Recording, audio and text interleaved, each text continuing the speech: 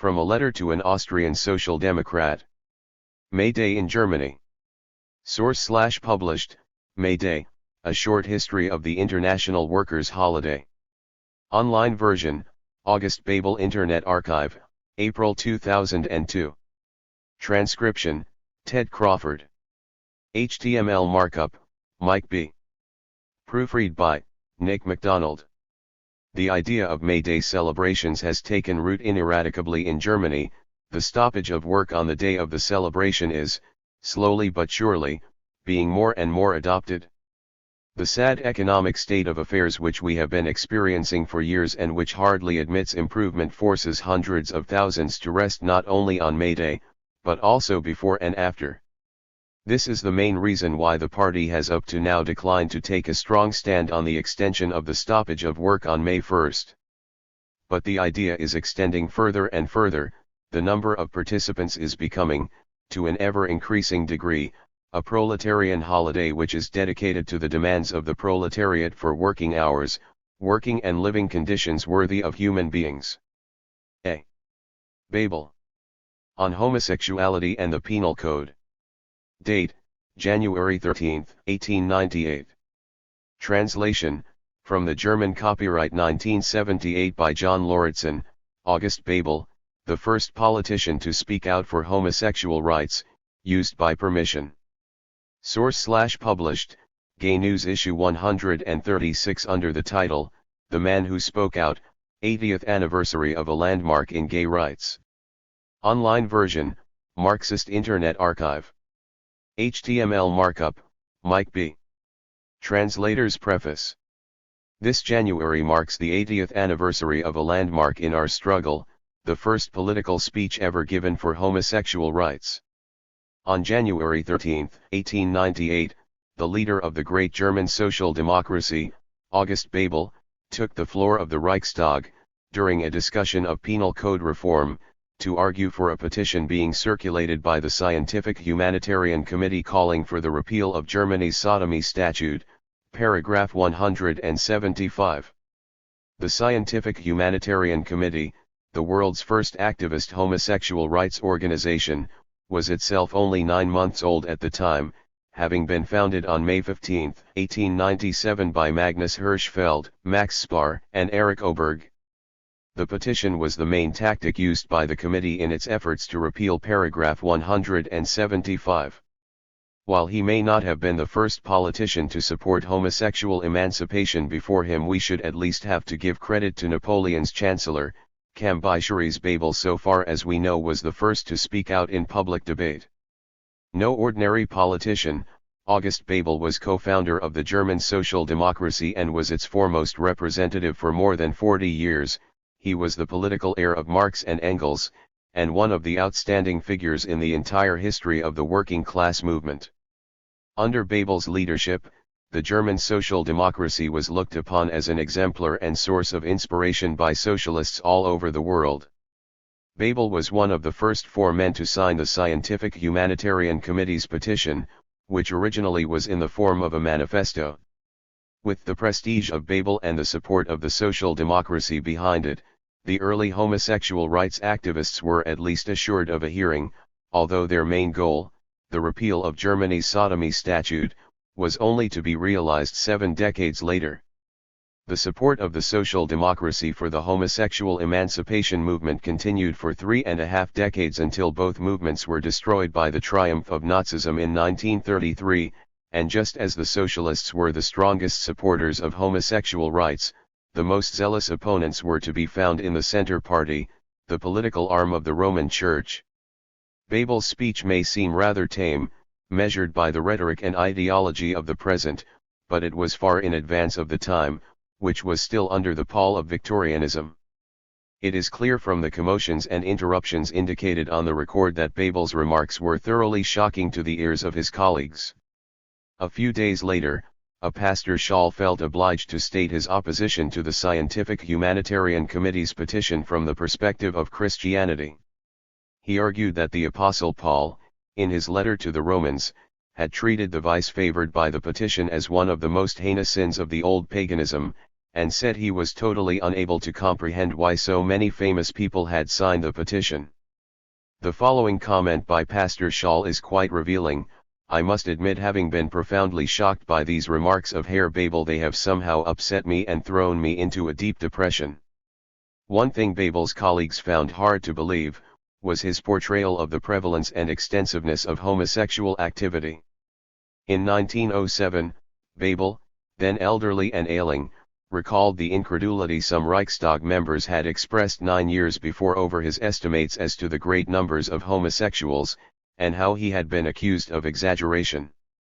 In retrospect, Bebel maintained, he had not exaggerated. If anything, he may have estimated too few. In light of the Kinsey findings, inter alia, Bebel was right.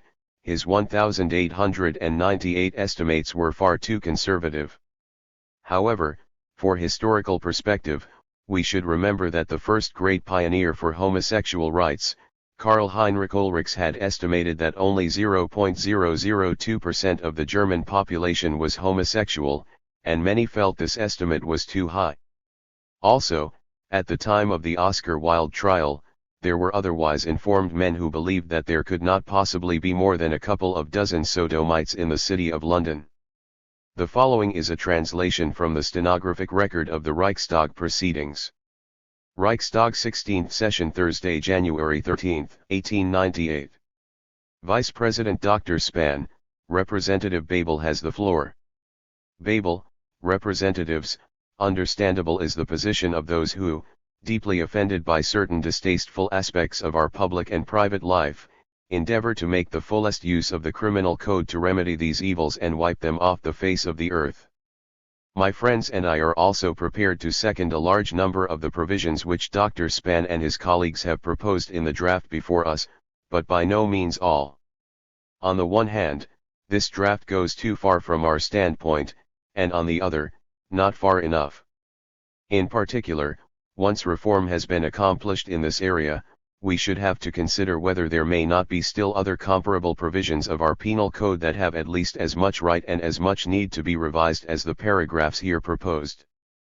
Gentlemen, the penal code exists to be enforced, that is to say, so that the authorities who have the primary responsibility for maintaining compliance with and respect for the law should be dutifully watchful for violations and act accordingly.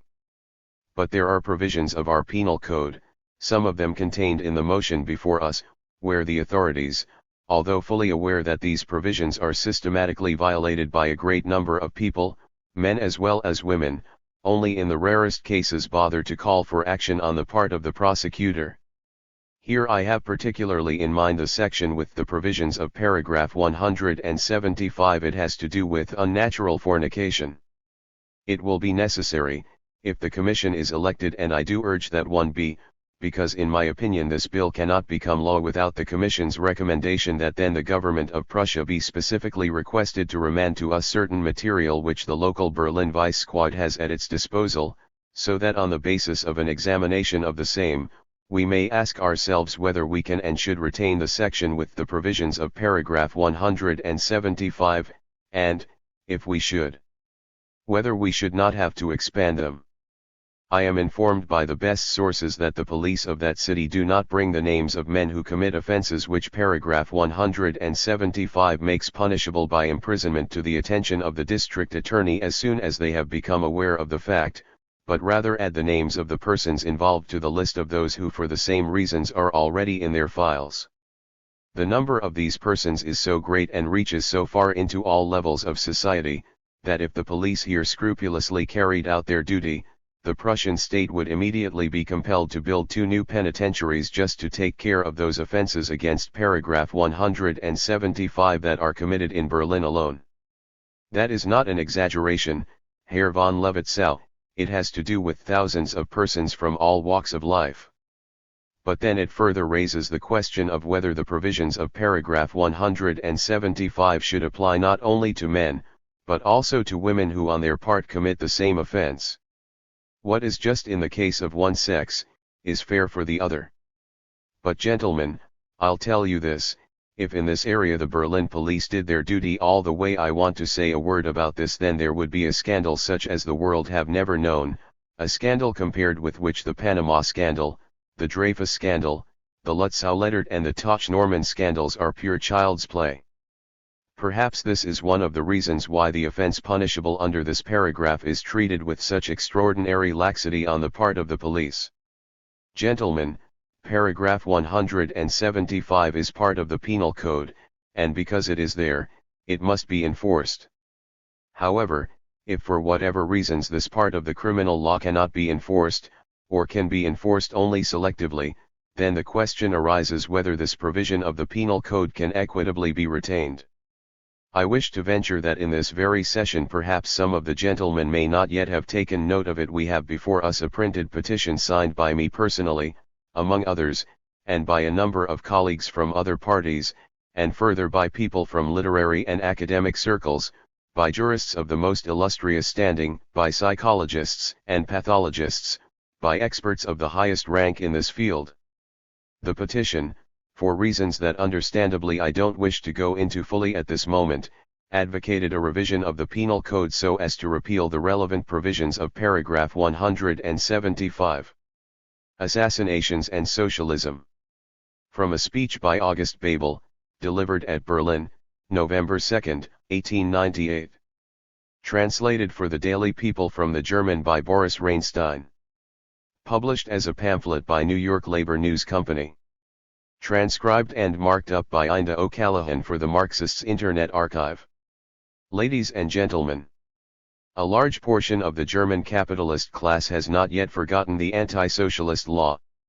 They grieved greatly when the law was revoked, and they are still fishing desperately for an opportunity to replace it by a new exceptional law, or to render the common law more rigorous. Their main support in this endeavor was Prince Bismarck. Differences of opinion as to the manner in which the social democracy should be treated led to his resignation. As he never forgot that fact, he faithfully preserved, to the end of his life, his old hatred for the social democracy. Bismarck caused it repeatedly to be stated in his personal organ, the Hamburger Nachrichten, that there is nothing left to be done but to provoke the Social Democrats to commit acts of despair, to draw them out into the open street, and there to shoot them down. Please, no indignation. Let us rather rejoice at the brutal frankness of our enemies. The summer of 1894 arrived with the assassination of President Carnot, of France, by Caserio, in Lyon. One is justified in asking, is it any of Germany's business if somebody is assassinated in a neighboring country? No German statesmen were either directly or indirectly concerned in the affair. Nobody from any quarter whatever had even attempted to insinuate as much. And still, the fact that a foreign anarchist in a foreign country committed the deed sufficed to set the German capitalists in motion against the small handful of German anarchists, but still more against the so much hated social democracy. At that hour a prince in southwestern Germany dropped the remark that the time had come to give the signal for a general campaign against the social democracy, and in September of the same year, at a convention of the National Liberals, held in Frankfurt on the Main, it was decided at a secret session to request the government to take action against the social democracy, if not with a new anti-socialist law, at least by rendering the common law more rigorous. And it was done even so. The downfall of Caprivi, Bismarck's successor as Chancellor of Germany, was undoubtedly largely brought about by his belief that any kind of a law against the social democracy would do more harm than good. He then held an opinion which in 1890 was shared by the Kaiser. But this opinion no longer prevailed in the highest circles of government. When Count Caprivi fell, Prince Hohenlohe appeared before the Reichstag with the so-called anti-revolution bill. In the plenary sessions of the Reichstag, as well as in the sessions of the committee, we did all we could to prevent the adoption of that bill. But the Centre, the Catholic clerical party of Germany, was fired with the wish of taking advantage of the law as it then existed, especially if made more rigorous, in order to smite the so-called spiritual fathers of the revolution, the liberal professors with their wicked, semi-atheistic views. The Ultramontanes, in conjunction with the conservatives, succeeded in forcing the slightly amended demands of the government through the committee, but their attempt to go further by incorporating additional clauses in the anti-revolution bill, by means of which they hoped to be able to get at science itself, finally brought on the shipwreck of the bill. In the face of the stormy opposition from the entire world of science and art, an opposition that was supported by the liberal element of the capitalist class itself, the government was finally compelled to withdraw its bill. But the purpose and thought of stabbing the social democracy to the heart remained. When, in September of this year, 1898, Empress Elizabeth of Austria was stabbed to death at Geneva, Switzerland, our enemies again believed the day had come. A few days after the murder, which naturally caused the indignation of the entire civilized world, our greatest manufacturers sent to the Kaiser that now well-known telegram, which was to inspire new exceptional measures. The telegram read: "The terrible deed, which caused the death of Her Majesty the Empress of Austria, is a new horrifying evidence of the aims of anarchism and of the tendencies that lead to anarchism. Under the impression of this deed, which shocks so deeply our hearts, we know that we are as one with Your Majesty in the consciousness of the duty to oppose with all the means of most severe legislation, the attempts to destroy our religion, our love for our exalted ruling house and for the fatherland. We, the undersigned representatives of German industry, therefore take the liberty to offer to Your Majesty, with our profoundest respect, the assurance that we stand faithfully by Your Majesty in the struggle against the impious enemies of our state and moral institutions. In our unshakable confidence in the power and wisdom of Your Majesty we shall advance and support with utmost energy all those measures which Your Majesty shall deem good for the suppression of the criminal aims of a conscienceless fanaticism and for the maintenance of the threatened authority of the state. With profoundest respect we remain. Central Federation of German Manufacturers. Association of German Owners of Iron Works. Mine Owners Association of the Upper Mining Districts of Dortmund. Association for the Economic Interests of Rhineland and Westphalia. By order. Von Hassler. Service. LUEG. Junk. Thus this telegram was signed by 4 representatives of the upper capitalist class of Germany, as typical as they can be picked together in the German Empire, and who are at the head of all measures directed against the working class. The gentlemen talk in the telegram about the protection of our religion. That makes us only smile. What is, then, the religion of those gentlemen? I don't think I am much mistaken when I say, the gentlemen have no more faith than I have, that is none at all. Religion must be preserved for the people, was once said, years ago, by a very high personage. But the gentlemen do not consider themselves belonging to the people. Religion is for them only the string by means of which the masses are to be held in contentedness, subjection, and dependence, during their sojourn in this vale of sorrows. The telegram speaks also of the love for our exalted ruling house. This passage puts me in mind of an article published in 1892 or 1893 in the Koelnisk Zeitung, the paper from which those gentlemen get their daily supply of political wisdom. At that time the Prussian Diet was considering the property tax bill. When Herr Miguel, the Secretary of the Treasury, reformed the direct taxes in a sensible way, he realized that a sharp declaration of property was necessary to prevent the capitalists from cheating the government treasury too much. Therefore, when the income tax bill was adopted, it was followed by the proposition of a so-called supplementary tax law, that is, by a moderate property tax bill with compulsory declaration of property. That bill does not by any means tax the capitalists severely. The property tax, compared with the one existing in some cantons of Switzerland, is exceedingly low. But this bill was sufficient to induce the Koelnisk Zeitung to strike an attitude of most determined opposition. When such tax bills get into the Prussian Diet, said that paper, one is compelled to subject one's own monarchistic faith to closest scrutiny. The gentlemen discovered then that they eventually could also be republicans. They are only monarchists for a purpose, that is, monarchistic only because this form of government, for the time being, happens to suit their interests in the best way. Such was at that time the love of the Rhenish-Westphalian capitalists for our exalted ruling house. And how is it with the fatherland that these gentlemen are talking about? Was it not Herr von Hassler, who stands at the head of the German textile industry, who declared himself in 1871 against the annexation of Alsace-Lorraine, the same as the Social Democracy did, only for entirely different reasons, namely, because he feared the competition of the textile industry of Alsace. And, as is well known, every socialist and democrat who was opposed to the annexation, was then considered a traitor to the fatherland. Still Herr von Hassler and the German manufacturers in the textile industry were opposed to it. Thus their love for the fatherland rests in their pocketbook.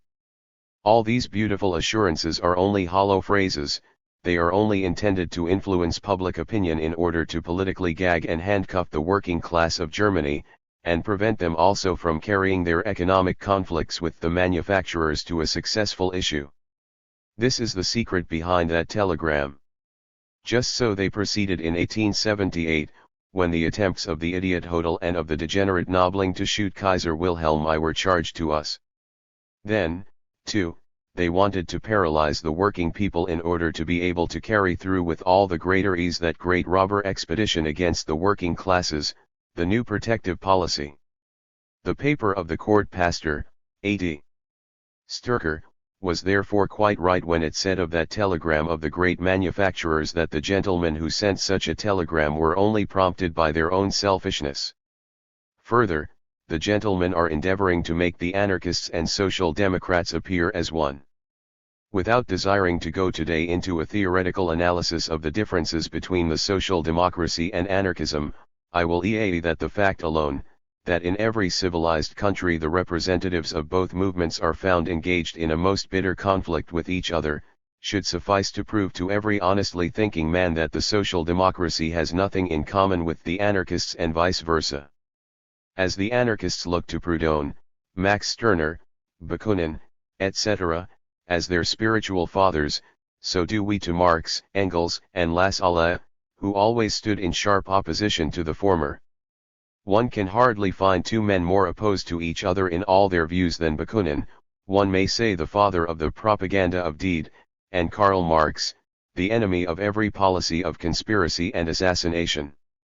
Bakunin, the representative of the most extreme individualism, the man who thought his social ideal could be realized by means of riots and acts of violence committed against individuals in power, and, on the other hand, Karl Marx and Engels, the founders of the materialist conception of history, according to which the power of single individuals, for good or for evil, is a limited one and can only be used by them in a certain manner so long as they act as representatives of certain class interests. The anarchists are the consistent, only extreme, branches of the capitalist liberals with whose philosophy they have much in common, while the social democracy, in accordance with the Marxian doctrine of the class struggle, is the political representative of the proletariat which, in the measure as it becomes class-conscious, organizes itself in the folds of the social democracy in order to conquer political power and with its help to establish a new social order, on the basis of complete equal rights and equal obligations of all.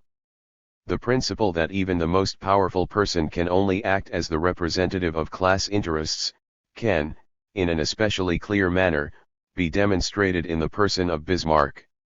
There is no other person whom the social democracy had so much reason to hate, as him, and the social democracy was not more hated by anybody than by just that Bismarck. Our love and our hatred were, as you see, mutual. But one would search in vain the entire social democratic press and literature for an expression of the thought that it would be a lucky thing if that man were removed. We shall never have such a thought in similar cases. But how often did the capitalist press express the idea that, were it not for Bismarck, we would not, to this day, have a united Germany? There cannot be a more mischievous notion than this. The unity of Germany would have come without Bismarck as well. The idea of unity and liberty was in the 60s so powerful among all the German people that it would have been realized, whether with the assistance of the Hohenzollerns or against their will. The unity of Germany was not only a political but an economic necessity, primarily in the interests of the capitalist class and its development. The idea of unity would have ultimately broken through with elementary force. At this juncture Bismarck made use of the tendency, in his own fashion, in the interest of the Hohenzollern dynasty, and at the same time in the interest of the capitalist class and of the Junkers, the landed nobility. The offspring of this compromise is the constitution of the German Empire, the provisions of which strive to reconcile the interests of these three factors. Finally, even a man like Bismarck had to leave his post. "What a misfortune for Germany," cried the press devoted to him. Well, what did happen to Germany since then? Even Bismarck himself could not have ruled it much differently than it was ruled since his days. The basic conception of the comparatively insignificant part played in history by the individual distinguishes us from the anarchists. Anarchism is, as I said, individualism developed to an extreme. Nobody showed that clearer than Stirner in his book The Individual and His Property. But this doctrine of the importance of the individual, developed to its extreme consequences, explains how people who have no capacity for keen thinking, who are easily led by passionate impulses, or are easily influenced by suspicious outside suggestions and whisperings, attack bodily single individuals occupying influential positions, because they hold such individuals responsible for the evils of society. Only thus is the thought possible. If we succeed in removing an influential individual, then a great, heroic deed is committed for the emancipation of mankind. And with this in the minds of morbid natures is associated the idea, it does not matter who is hit so long as the victim belongs to the highest spheres. If this distorted, insane thought did not inspire Lucchini, the man who stabbed in Geneva Empress Elizabeth of Austria, how could he have murdered in cold blood a woman who never played a part in political life, who, contrary to many other royal women, made no claim to political influence, whom nobody could help respecting, because she stood intellectually so much higher than most of the royal women and admired a poet Heine as only a social democrat can admire him? But it would be highly unfair if one wanted to hold all anarchists responsible for such a deed. The anarchist papers sneer at us, claiming that we see the hand of the police in every attempted or executed assassination. For example, their organ, The Socialist, which brands us in the bargain as reactionists, writes: "In any case it is well that it is we, anarchists, who first of all take the standpoint of critics regarding the assassinations or plans of assassinations, that the future may have in store for humanity. There is one thing that distinguishes us from the reactionists as well as from the social democrats, even if we were not to consider the latter class as reactionists, we do not judge of things from standpoints dictated by political considerations. On the contrary, we seek only one thing, the truth. I am not much worried about that papers characterizing us as reactionists. Herr von Puttkamer, former Minister of the Interior in Germany, notorious for his agent provocateur policy against the socialists, also characterized us as revolutionists in nightgown and slippers and claimed, "I like Johann most much better than you fellows." I readily believe that, should we have done what Most, himself in a safe port, advised to do, Bismarck and Puttkamer would have been tickled to death. The reference in The Socialist to the assassination committed by Lucchini is a very clumsy one. Should it ever happen, that a bill for a new exceptional law will be introduced in the Reichstag, I bet 1,000 to 1 that those statements made by the Socialist will be found in the preamble to that bill. I can tell you, my anarchist gentlemen, clumsier than you do, one cannot put his foot into it. How can you supply the enemies with such weapons? You must still be quite inexperienced. You will say, we did not say there anything out of the way. But people read between the lines, too. In the Neues Leben, another anarchist organ that I am entirely unacquainted with, the assertion is made that the attempted assassinations at Mitterwald were arranged by anarchists, and at the same time it is understood that it is out of sheer cowardice that the social democracy denies its identity with anarchism. That statement was in my opinion made for a deliberate purpose. If the author of that article had his quarters in the Great Red Building on Alexander Place, he could not have written it more suitably for his purposes.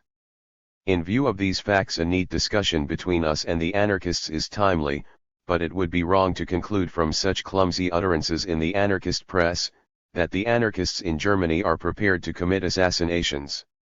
In what do our German anarchists see at present their main task? To organize the workers into unions and to set up consumers' leagues, to which they ascribe considerable influence on the social life. True, I don't believe that. May the unions be ever so necessary and useful, we agree in one thing, they alone will not do. And still less will the consumers' leagues do, which also have a certain usefulness, provided they are well conducted. I am not opposed to the organization of such leagues, but I also do not spend my time setting them up. 35 years ago I established a consumers' league, but since then I promised to myself not to do it again. However, there is no reason to oppose consumers' leagues as such. Many social democrats, especially in Saxony, belong to them, even if these leagues are no panacea for all ills. But to claim of men, who want to set up unions and consumers' leagues, that they practice assassinations is a shameless slander. We stand by the law of evolution. However natural the desire of the masses of the working people to free themselves today, rather than tomorrow, from social misery and economic and political oppression, we know it will not sooner be possible for us to reach our aim than when the general development, which we strive to accelerate by organizing the working class for the struggle, will have advanced to the point when we will be strong enough to transform society. From this standpoint we can and will consider as enemies and fight with determination all persons in power, who oppose us, but we will never imagine that by removing such persons by means of violence we gain any special advantage. Bather on the contrary reaction sails are furnished with wind. We see that to be the result of attempted or executed assassinations in Italy, France, Belgium, Russia, and, last but not least, Germany. On the other hand, our capitalist enemies have the least right to be indignant over the anarchists. The belief in the supreme influence of important personages in influential positions on the course of history is of an entirely capitalistic, bourgeois, origin. No other class in history, from the days of the ancient Greeks down to our own age, believed, as much as that very bourgeois class, that, to remove the person of an individual in power, means to commit a great historic act. Harmodios and Aristogiton, who murdered the tyrant Hipparchus 514 years before Christ, are even up to the present time glorified in colleges as heroes and deliverers of the people. I shall further remind you of Mariana, the Jesuit, who since became famous, he taught under what circumstances each individual had a right to take the life of a tyrant, as he called the prince who ruled with absolute arbitrary power. His work called De Regiti Regis Institute Ioni, in which he defended those views, was burned in 1609 in accordance with a verdict of a Spanish court. That Jesuit saw a tyrant in every ruler who persecuted the Catholic Church and her servants. And Schiller, how does he glorify the deed of William Tell? And what was that Tell of fiction? A cold-blooded murderer who from a safe ambush shot the unsuspecting Gessler, in whom he saw the enemy of his people and the cause of their oppression. Gessler was a tyrant the same as in the eyes of our bourgeois of the time before the revolutionary days of March, 1848, all autocratic rulers were tyrants. Then I wish to remind you of that poem of Schiller's Die Bürgschaft, which begins with the lines: To Dionysios, the tyrant, crept Damon, a dagger in his cloak. Not only does not a word in this poem show that Schiller condemns Damon for his contemplated act, on the contrary, he glorifies him for his heroism and the noble motives of his act. I have prepared a list of attempted or executed assassinations which occurred within the last centuries. The list is by no means complete, still I was astonished at the great number of assassinations that took place, especially during the 19th century. Among others, attempts were made on the life of Henry III of France by a monk of the Dominican order in 1589, of Henry IV of France by the teacher Ravaillac in 1610, Charles I of England was executed by order of the Long Parliament under Cromwell in 1649, Pope Clement XIV, it is alleged, was poisoned in 1773 by the Jesuits, whose society he dissolved. Damien made an attempt to assassinate Louis XV of France in 1757, in 1792 Gustav III of Sweden was assassinated by Count Ankerström, Paul I of Russia was assassinated in 1801 by a conspiracy of noblemen, headed by a Count Palin and a Herr von Bennigsen. Attempts were made on the life of Napoleon I by means of an infernal machine, when he was still consul in 1800, and by the German Staps in 1809. In 1819 Kotzebue, the Russian spy, was assassinated at Mannheim by Ludwig Sand, a student of theology. In this connection it is quite interesting to observe that approval in wide circles of German students and citizens. The assassination of Kotzebue by Sand was received with even more. A doctor of theology, Professor de Wet of the University of Berlin, even considered it as his duty to write to the bereaved mother of Sand a letter of consolation, in which, among other things, he says: "The fact that the general public will pronounce your son a criminal and will appear justified in doing so, compels me, after I formed an opinion of my own about the matter, to appear as his defender before you and to protect his memory from dishonor at least in the midst of his family." The king was informed that de Wet wrote that letter and he thereupon was dismissed as professor. He left Berlin after having written a letter to the king, wherein he said that he was in poor health, without means, having to care for his wife and 2 children who needed bringing up, but he would carry his cross with pride. Later de Wet secured a position as professor in Basel, Switzerland. Further assassinations or attempts at such were made on the Duke of Berry by Laval in 1820, on Louis Philippe of France, 7 attempts, among them that of Fieschi in 1835, which caused the death of 14 persons, among them Marshal Mortier, attempts on Friedrich Wilhelm IV by Mayer Tschek in 1845 and by the fireworker Seefloge in 1850, attempts on Franz Joseph of Austria in 1849 and 1853, on Minister Count Rossi in Rome in 1848, on Duke Karl of Parma in 1854, an attempt on Ferdinand III of Naples in 1856, on Napoleon III, 3 attempts, 2 in 1855 and the attempt by Orsini in 1858, which caused the death or injuries of 137 persons.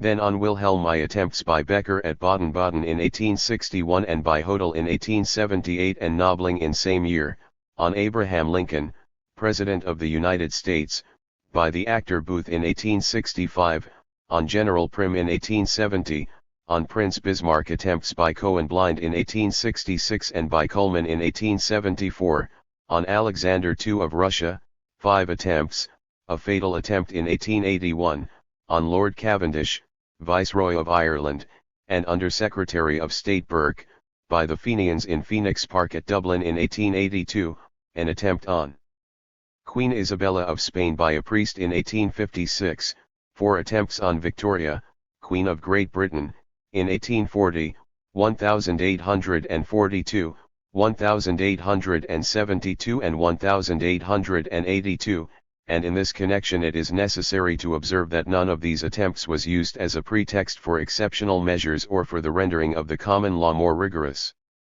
Then there was an attempt on Prince Michael III of Servia in 1868, on King Humbert of Italy by Passanante in 1878, on President Garfield of the United States in 1881, on Among Her Sons, She Is Not Poor. Marie Cours in a poem glorified Cohen-Blind for his act.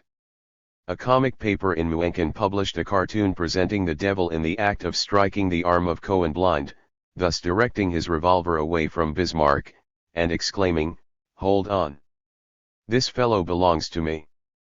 On December 8, 1856, a soldier, Agesilao Milano, made the above referred to attempt on the life of Ferdinand II of Naples, nicknamed King Bombo for his bombardment of the city of Naples. The assassin was tried by court-martial and shot.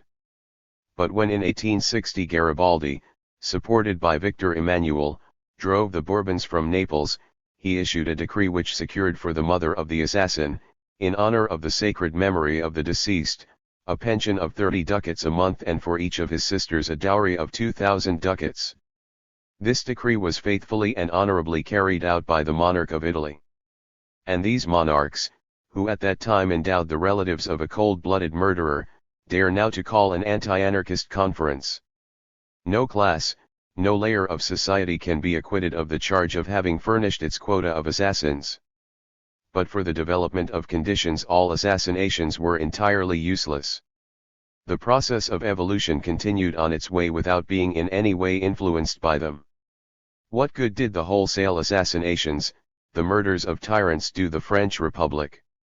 Louis XVI was indeed a very harmless little man, and still lie, and with him Queen Marie Antoinette, accused of being tyrants, had to lay their heads under the knife of the guillotine, and hundreds of noblemen and priests followed them to the scaffold. But all these executions and massacres could not prevent the monarchy from being later re-established, nor the clergy from acquiring practically more power than before. But one thing the later returned Bourbons could not change any more, although the bayonets of all Europe were supporting them, the reconstruction of the social order accomplished by the French Revolution, partly by the distribution among millions of the small peasantry of the estates of the clergy and noblemen, who ran away abroad, partly by the splendid modern capitalist legislation, which became the model for all progressive states on the European continent. This caused the total shipwreck of feudalism. 13 years after the Bourbons had returned, they had to get out of France again, to return nevermore. Change the social order from foundation up, give it a corresponding political superstructure, and you can leave the enemies with their heads in peace. It cannot be denied that there are anarchists who committed assassinations. For instance, the assassination of President Carnot, committed by Caserio, was a sincere anarchistic assassination. The same must be said about the assassination committed by Lucchini. But that does not bar the fact that men stood behind Lucchini, who took advantage of his weak mind and induced him to commit that deed. Reinsdorf, who on the occasion of the dedication of the monument at Niederwald wanted to blow up the German rulers assembled there, was also a sincere anarchist. But that did not prevent the secret agent of police, Weber Palm, from getting right into the thick of the conspiracy and being present when all the preparations were being made. I wish to add in this connection that in this case they wanted to cause the explosion with dynamite which they themselves had prepared, which they therefore had previously tested in Elberfeld, where they tried to blow up a restaurant, but failed, because the dynamite was no good. Fortunately at Niederwald the rain, too, came just in time and put out the fuse. Let us stop now and consider how many secret police agents helped along in the attempted or executed assassinations of the last decades. When Bismarck was federal ambassador at Frankfurt on the Main, he wrote to his wife, "For lack of material the police agents lie and exaggerate in a most shameful manner. These agents are engaged to discover contemplated assassinations. Under these circumstances the bad fellows among them, and no decent man would accept a job like that, come easily to the idea, if other people don't commit assassinations, then, we ourselves must help the thing along.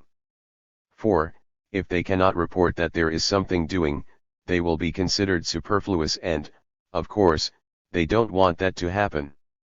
So they help the thing along by correcting luck, as the French proverb puts it. Or they play politics on their own score. To demonstrate this I need only to remind you of the reminiscences of Andrieux, the former chief of police of Paris, in which he brags with the greatest cynicism of how he, by aid of police funds, subsidized extreme anarchist papers and organized anarchist assassinations, just to give a thorough scare to rich citizens. And then there is that notorious police inspector Melville of London, who also operated on these lines. That was revealed by the investigation of the so-called Walsall assassination. Among the assassinations committed by the Fenians there were also some that were the work of the police, as was shown on the Parnell trial. Everybody remembers how much of such activity was displayed in Belgium by that prince of scoundrels, Porbea. Even the minister Bernard himself was compelled to admit before the parliament that Porbea was paid to arrange assassinations in order to justify violent persecutions of the social democracy. Likewise was Baron von Ungern Sternberg, nicknamed the Bomb Baron, unmasked as a police agent at the Ludick trial of anarchists. And then, our own good friends of the times of the anti-socialist law. About them I myself could tell you some interesting stories, for I was among those who helped to unmask them. There is Schroeder Braunwald, of Zurich, the chap who was receiving from Molkenmarkt, through police councillor Kruger, a monthly salary of at first 200 and then 250 marks. At every meeting in Zurich this Schroeder was stirring up people and putting them up to commit acts of violence. But to guard against expulsion from Switzerland by the authorities of that country he first acquired citizenship in Switzerland, presumably by means of funds furnished by the police headquarters of Prussia. Maybe he saved up that money. During the summer of 1883 Schroeder and the police anarchist Kaufmann called and held in Zurich a conference participated in by 13 persons. Schroeder acted as chairman. At that conference plans were laid for the assassinations which were later committed in Vienna, Stuttgart, and Strasbourg by Stellmacher, Kammerer and Kulmitzsch. I am not informed that these unscrupulous scoundrels had informed the police that those murders were being contemplated. Men like Stellmacher and Kammerer paid for their acts with their lives, on the gallows. When Johann Most was serving a term in a prison in England, this same police spy Schroeder had Most's Freiheit published at Schaffhausen, Switzerland, at his own expense. The money surely did not come out of his own pocket. That was a glorious time when our comrades unmasked the Schroeder and the other police organizer of plots, Haupt, to whom the police councillor Kruger wrote that he knew that the next attempt on the life of the Tsar of Russia would be arranged in Geneva, and he should send in reports. Was this demand not remarkable in the highest degree? And now Herr von Ehrenberg, the former colonel of artillery of Baden. This fellow was unquestionably for good reason suspected of having betrayed to the General Staff of Italy the fortifications of Switzerland at St. Gotthard. When his residence was searched it was brought to light that Herr von Ehrenberg worked also in the employ of the Prussian police. He prepared regularly written reports of conversations which he claimed to have had with our comrades, among them also with me.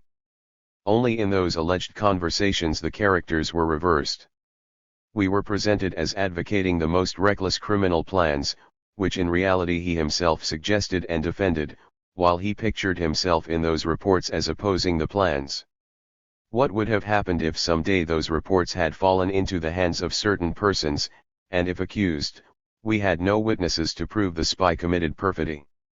Thus, for instance, he attempted to convince me, but in his records claimed that it was I who proposed it, that it would be but child's play to find out the residences of the higher military officers in all the greater cities of Germany, in one night, send out our best men and have all those officers murdered simultaneously.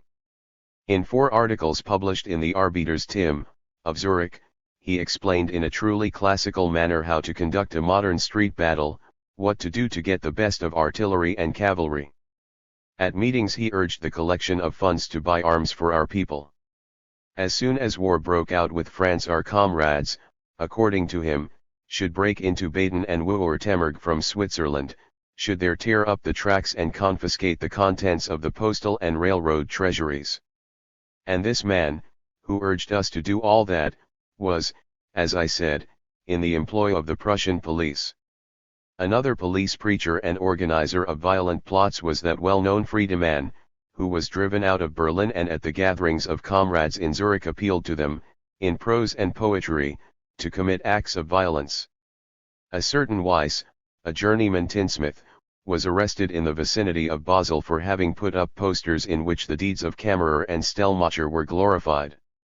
He, too, was in the employ of the German police, as was established during the court proceedings. A certain Schmidt, who had to disappear from Dresden on account of his crooked conduct, came to Zurich and urged the establishment of a special fund for assassinations, contributing 20 francs to start the fund. He also was a police agent. And then the secret police agent Ehringmalo, here in Berlin, who announced that he was prepared to teach the manufacture of explosives, for the parliamentary way is too slow. What I mention here is no gossip and no fiction, all these facts can be proven at any moment. After all this experience, is there not reason enough for us to ask, in connection also with an assassination like the one recently committed in Geneva, who is behind that? Of course Lucchini himself is an anarchist, but, the same as Hodel, he is a man, neglected from his childhood up, spoiled and demoralized by the miserable surroundings in which he lived. He is an illegitimate child and grew up at first in a foundling asylum and then outside, without education. Already at the age of 10 he had to earn his bread, today here, tomorrow elsewhere. Thus he grew up to be the man who was able to commit such a senseless murder, as the one that had the Empress of Austria for victim. However, whether he acted on his own initiative or upon suggestion from others, that is the question which, I hope, will be sufficiently cleared up by the approaching trial in Geneva. Long before Lucchini killed the Austrian Empress, Italian police spies of the worst type, such as Santoro, Mantica, Benedicti and similar individuals of the most reprehensible past and present, were carrying on their work in Geneva and Switzerland generally. In August of this year there was a series of strikes among the workers of Geneva, especially among those of the building industry. The leaders, Italian Social Democrats, endeavored to establish peace between the contending parties. They succeeded, but, strange to say, they were expelled for it from Geneva. Santoro and Mantica had evidently their hand in the case. Our Swiss comrades claim that these two Italian police spies, assisted by the Italian General Consul, Mr. Basso, were stirring up the police of Geneva against our Italian comrades of that city so long and so persistently, that they finally consented to expel them. But it is remarkable that the real instigators and troublemakers in strikes remained unmolested, although these two must have been known to the police of Geneva. Then came the murder committed by Lucchini and the police of Geneva got at last its eyes opened. The miserable creatures that were carrying on their nefarious work in Geneva were more closely examined from all sides, and edifying things were discovered. The past of some of these fellows was stained by crimes committed by them in Italy, still, many of them were in the employ of the political police of Italy. Is there any wonder, that our sister organ, the THIRD-WORLDISM, of Bern, Switzerland, declared in plain language that the murder committed by Lucchini was in fact committed by the Royal Italian Police. And the paper was not prosecuted for the statement. To judge by their personal career, these Italian secret police agents are ready to commit any crime and rascality. Who, for instance, is Santoro? He was a captain of police in Florence. In 1891 dynamite outrages were in Italy a frequent occurrence. One night the police of Florence arrested a suspicious-looking individual who carried some object under his cloak. That object proved to be a bomb, but the cloak under which the bomb was carried belonged to Santoro. The arrested individual, De Angeli, was put behind the bars, but Santoro was appointed by Minister Crispi to the office of Director of the Porto Ercole Penal Colony. Here he maltreated the convicts in the most outrageous manner, so that some of them died. He stole funds appropriated for the food of the convicts, and pocketed monies sent to these unfortunate creatures by their relatives. When his crimes became known, the only punishment he received was removal from the office. Then he placed his services at the command of the radical deputy Cavallotti against Crispi, revealing to the former the various iniquities committed by Crispi. The upshot of it was that Santoro was placed on trial for the rascally and crooked work committed by him while director of the Porto Ercole Penal Colony, and he was sentenced to 8 years' imprisonment. But he got a chance to escape, and, reaching Switzerland, he again entered the employ of the Italian police. In Switzerland, too, he continued his criminal swindler's record and is now in jail awaiting trial. And now Mantica. This fellow was expelled from the corps of Italian officers for reasons unknown to me. At a trial of Sicilian barons, involving an estate, he attempted to bribe the juryman and in February of 1898 was sentenced to 13 months' imprisonment.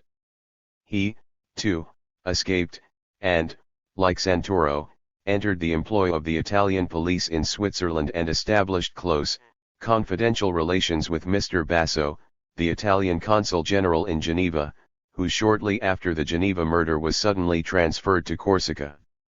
In Geneva Mantica was hanging around using an alias, lived in grand style and busied himself with amateur journalism and the work of a secret police agent, and was in position to report the Geneva assassination to Italy at a time when nobody knew anything about it. His chief acquaintances were anarchists, whom he was madly persecuting, and socialists in bad odor. Whether or not it can be proven about the Italian police anarchists, that they had a direct hand in the murder committed by Lucchini, his trial will show. However, in Switzerland, no more than formerly in England, does anybody think of using the Geneva murder as a pretext to demand exceptional laws, and that demonstrates the tremendous difference between a democratic country and Germany.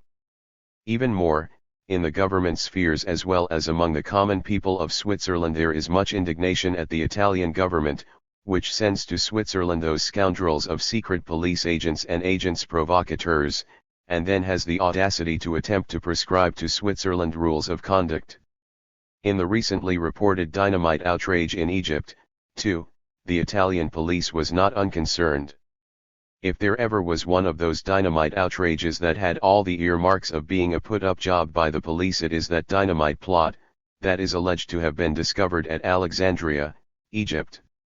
It was characteristic that the first news of it came from England. According to TL at Dispatch, a case of bombs was about to be found on the premises of an Italian saloon keeper. And I really believe that the case was soon found. Why not? They knew just where it was. The Dispatch reported that that case was deposited on the premises of a saloon keeper by the name of Paranai, who, thinking that it contained whiskey, proceeded to open it with a hammer in the presence of the police. The police papers write that he evidently intended to blow himself up. Oh, no. He, in his innocence, might have honestly intended to open the case, but the other fellows knew what it contained and they did not care to be blown up. It is alleged that only Italians participated in this conspiracy. How handy. That gives the Italian consul a chance to conduct the investigation all to himself. It is also alleged that the arrested suspects had in their possession copies of the Agitator, published in Neuchâtel, Switzerland, which urged the assassination of King Humbert. That is an impudent yarn. If this allegation were true, then the Swiss federal government at Bern would not merely expel the editors of that paper but, on the strength of the well-known Swiss law, the latter would have been sentenced to so and so many years of penal servitude for inciting to acts of violence. In short, silly lies are being circulated in a most outrageous manner. But even if all those stories were true, what has Germany to do with what happens there, in Alexandria, the meeting place of the most suspicious characters of all Europe? Evidently the notorious police inspector Melville, of London, too, again had his dirty hand in the affair over there. But there would be nothing surprising even if we should suppose that some Italians really had a hand in such an affair. Unfortunately, it cannot be denied that many Italians readily incline to acts of violence. That is the cause of the bitter animosity which predominates in Switzerland against the Italian workmen. Many of them are really too quick in drawing their knife. As you remember, there was 2 years ago a riot in Zurich against Italians because one of them had again stabbed a Swiss citizen during a quarrel over trifles. Such and similar cases occur in Switzerland every week. On account of such occurrences, the prisons in Switzerland are filled with Italians. Thus it happens, that the reports of such occurrences, read every week in the press, have created an exceedingly bitter antagonism against the large number of Italians living in Switzerland, although the bulk of them are very industrious, sober workmen. That is what makes the employers like them. But are the Italians bloodthirsty by nature? One cannot claim that. But they are very superstitious, ignorant, and neglected in their education. In addition to that, the horrible legal conditions, which existed for centuries, which inoculated among the people the conviction that the people have absolutely no rights, have developed among them the idea of self-help. Thus the man of the people takes his law into his own hands in his home country, and then practices the same thing abroad, even in a country where well-regulated legislation exists, for according to the belief acquired at home he sees in self-help the best protection. It is thus that the idea of self-help degenerates into its extreme, into unbridled license, and brings forth evil fruit, which causes much trouble, especially in Switzerland. One should always remember that every year tens of thousands of young Italians are compelled by the extremely miserable social conditions prevailing in their home country, to go abroad in search of a job. When United Italy was established in the 50s and 60s of this century, most of the nations of Europe rejoiced at the event, for it removed conditions from the Italian states, including the church state, which were a disgrace to the civilized world. It appeared to be the mission of the reigning House of Savoy, in whose interest this unity of Italy was primarily established, to establish modern civilized conditions. But no country in Europe was so thoroughly ruined by misrule in the course of a few decades as was the Italian kingdom. Aristocracy and the capitalists have so robbed the country that the conditions there are now worse than ever. The high indirect taxes levied in Italy exceed by far those paid in Germany. In southern Italy there is a tax of 18 centimes on a kilo of bread. Wages are miserable, agricultural conditions shocking. Wide stretches of land are left uncultivated. The owners of the land, the noblemen and capitalists, are too lazy, too indolent, and too dissipated. They prefer to squander away in the beautiful cities and other places of the country the fortunes that they squeeze out of the peasants and workmen as tenants. The peasant is groaning under the worst imaginable rent conditions. 300 million francs are collected yearly in Italy as land tax. But the amount must be paid by the poor peasant and tenant. In Lombardy there is a land tax of 26 francs on each hectare of land. When one considers all these circumstances, one knows also who are the true authors of those assassinations. Right near the sacred Rome, the ancient seat of European civilization, are the Pontine marshes, the fever-breeding breath of which destroys all life. Still the Italian government has no money to transform them into flourishing fields. But there are plenty of officials to rob the people, and, to maintain a great army and a great navy, there are hundreds upon hundreds of millions squeezed in taxes almost exclusively out of the hard-working laborers. In view of such conditions, that cry to heaven, the Italian government should be the last to presume to call an anti-anarchist conference. Not the anarchists, but the ministers of the Italian government should be placed on trial. They are the ones that should be placed behind the bars. I am through and recommend for your adoption the following resolution. The mass meeting held November 2, 1898, in Keller's Festival Hall, resolves. The meeting emphatically protests against any attempt to use the cold-blooded murder, committed at Geneva, Switzerland, on the Empress of Austria by a morally degenerate Italian, as a pretext for oppressive measures against opposition parties and factions in Germany, like the measures that were in vogue under the exceptional law.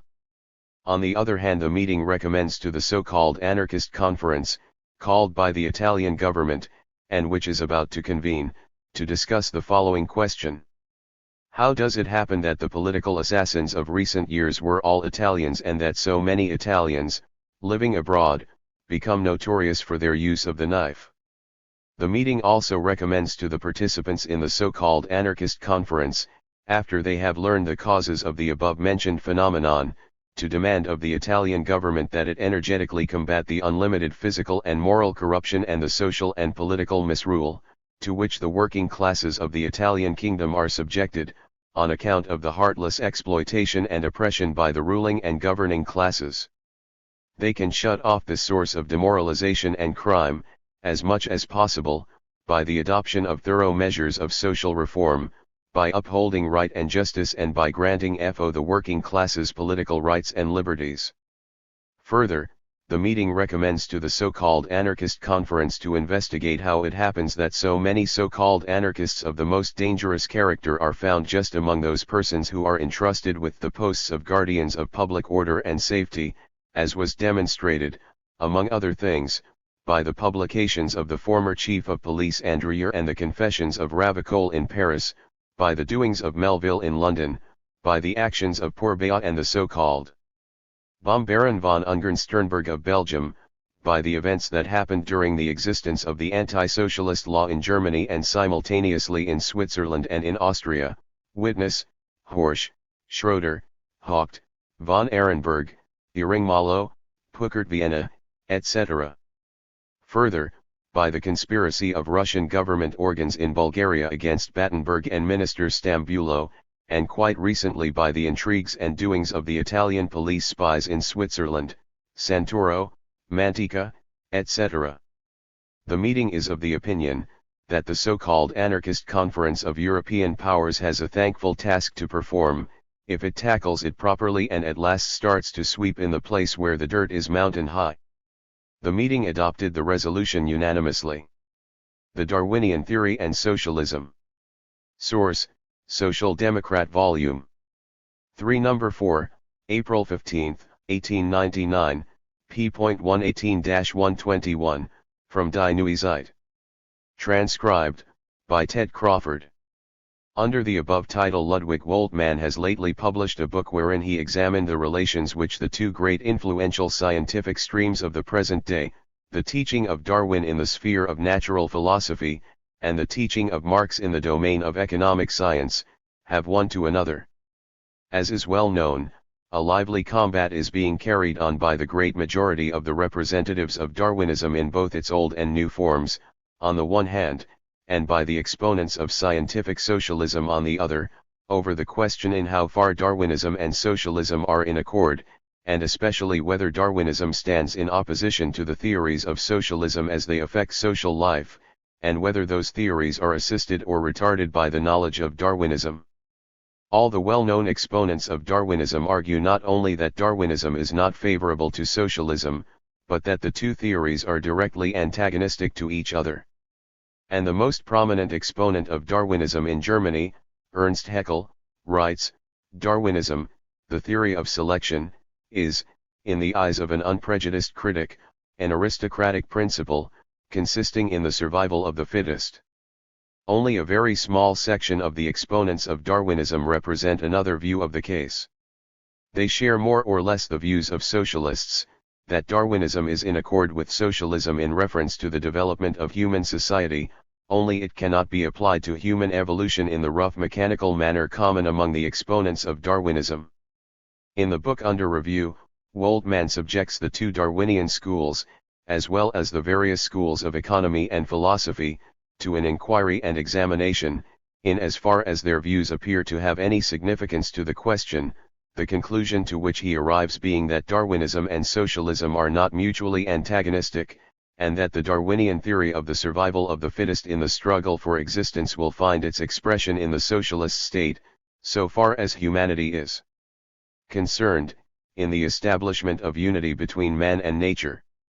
Woltmann has placed the arguments and material, for and against, in such a manner that the exponents of Darwinism, who are usually ignorant of social science, cannot fail to comprehend the actual position of the question.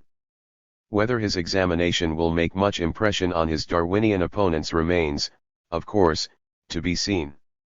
In their ignorance and neglect of the study of social problems, the present-day representatives of Darwinism follow, almost without exception, the example of their lord and master. But the colossal work which Darwin accomplished offers an excuse for him which, however, cannot be extended to his followers. Moreover, the social movement and social problems have, since Darwin's death, attained an importance and extent which no one in his time could have conceived possible, and, on the part of the socialists, the question of the significance which Darwinism has for social evolution has been so repeatedly discussed that the exponents of Darwinism have ex cathedra every reason to concern themselves a little with political economy. The reader is reminded of Darwin's ignorance of economic phenomena by the reproduction of the letter sent by Darwin to Marx wherein he thanks the latter for the gift of his book, Das Kapital, and among other things says, "I heartily wish that I possessed a greater knowledge of the deep and important subject of economic questions which would make me a more worthy recipient of your gift." Darwin here admits in plain language his ignorance of economic questions, but he never allowed himself to pass judgment upon socialism. It is quite otherwise with his successors, especially with Ernst Haeckel, who became enlightened on the antagonism between Darwinism and socialism before he had ever read a socialistic writing. An amusing instance of this is quoted by Woltmann in a note to the book. He says that when in the spring of 1894 he as a young student visited Haeckel in order to consult him upon some question bearing upon Darwinism and socialism, he discovered that Haeckel had no real conception of the economic and historic doctrines of socialism, and up to the summer of 1893 had only read my book, Die Frau der Socialismus, and this probably but little, as I had sharply attacked him in it. That he stands no better than other representatives of Darwinism is manifold. If, as Woltmann says, socialism must be brought into closer relationship with the teaching of natural evolution than has hitherto been the case, the fault of this cannot be laid against the socialists, who have not failed to understand it, but is due to the exponents of Darwinism, for whom, as the author amply proves, the warning is very necessary. Woltmann further on says, in order to comprehend the progress in human culture, considerations, other than economic, must be taken into account, and these can be furnished by physiology and general biology, example the comprehension of the laws of differentiation, adaptation, and transmission, and at least a special study is necessary to find, whether natural selection has exerted its influence in the individual and class struggle, why it has been inoperative, and what may have taken its place. These questions have not been considered by Marx and Engels. This, however, is not quite so, for in the Anti-Düring Engels has fully discussed the connection between the results of natural philosophy and the laws of the evolution of society, and Woltmann himself devotes a large space in his book to this work which gives an answer to his statement. The position according to Engels is that the sphere of labor becomes within society an arena of combat of ever-increasing dimensions. It is the Darwinian struggle for individual existence in which nature, with potential wrath, envelopes society. The natural standpoint of the animal appears as the summit of human society. In human society the individual holds a dual position which no other creature, ever so highly developed, can possess. Man is, at once an individual and a social being. As the latter, he is again a member of a class with separate and special interests, which are more or less opposed to the interests of other classes, and influence the situation and development of separate persons in a higher degree than their personal nature. This distinguishes man from the other animals and makes it impossible to consider him in his evolution from the same point of view as them. The work of Woltmann brings out another thought. Independent of Darwinism, one can comprehend the evolutionary laws of society in their various degrees of development, but the Darwinian, as such, can never understand the evolutionary laws of human society, if he does not understand scientific socialism, and with it its basis, historic materialism. Without this one remains in the rough, purely mechanical conception of Darwinism, which still dominates the majority of the exponents of Darwin's theories. Woltmann is of opinion that the logical help which modern socialism has received from Hegelian philosophy is not sufficient, and that socialism would obtain greater scientific power if it returned, so far as its abstract propositions are concerned, to the philosophy of Kant. That the teachings and conceptions of Marx and Engels are not of a solely tangere order, that they are not dogmas laid down unchangeable for all time, is admitted on all sides. Social developments, whose single phases the most clear and exact prophet could not foretell, may effect modifications in them, but they will still remain the firm basis upon which we shall strive, in which respect they are in a position analogous to the teaching of Darwin. Woltmann has made a systematic investigation of the socialistic and Darwinian ideal worlds from the standpoint of the history of social development and social politics, and he has done this in a diligent and praiseworthy manner. In the course of his inquiry he comes upon the long-disputed question of the transmission of acquired character, in which the great majority of Darwinians follow Haeckel, L. Buchner, and W. Hacke, whilst a minority took the side of Weismann. With regard to this discussion I have to make an explanation. After Woltmann has briefly reviewed my conception of Darwinism in reference to human society, which I have stated in Die Frau der Socialismus, he continues, Bebel may be reproached that he does not understand Darwinism, and puts falsely the claim of socialism. Doubtless there are breaks in Bebel's order of ideas, for example, not to recognize that the previous history of the evolution of the human species is drawn from the same laws as that of animals and plants, and he argues further as if this thought was in reality mine. This is because he evidently has not understood what it is that I have said in reference to the relation of Darwinism to the evolution of human society. But Woltmann goes further, and here our opinions sharply differ. He says, but Bebel, and with him all the dogmatic supporters of historic materialism, overlook the fact that man has not only a scientific reasoning, but is also a moral and practical being, and that the reaction of moral consciousness on present conditions engenders the idea of a higher form of society and will bring the realization of it. Most certainly man is a moral being, he has perceptions which we name moral. But when these moral perceptions are brought into relationship with society, we find that moral views depend upon class interests. The influence which social morality produces is also of a very materialistic nature, and therefore my estimate of the reaction of the moral conscience on the conditions of the present as of the future is different to that of Woltmann. The idea that moral consciousness has hitherto caused the transformation of the economic and political forms of human society will be disputed by us dogmatic supporters of historic materialism until our opponents are in a position to give us another and clearer basis of explanation for the phenomena in question. To us it appears that the explanation of historical materialism is completely sufficient, and finally nothing more can be asked of a method than that it does what one desires of it. Again, I have not said that existing conditions are suitable for humanity, but that the classes injured by these conditions have strived to make them suitable to their interests and necessities. This is the difference which exists between man and the other animals. Further on, Woltmann again directs his attention to me when he says, we must decidedly oppose Bebel when he infers that polygamy and polyandry were universally practiced.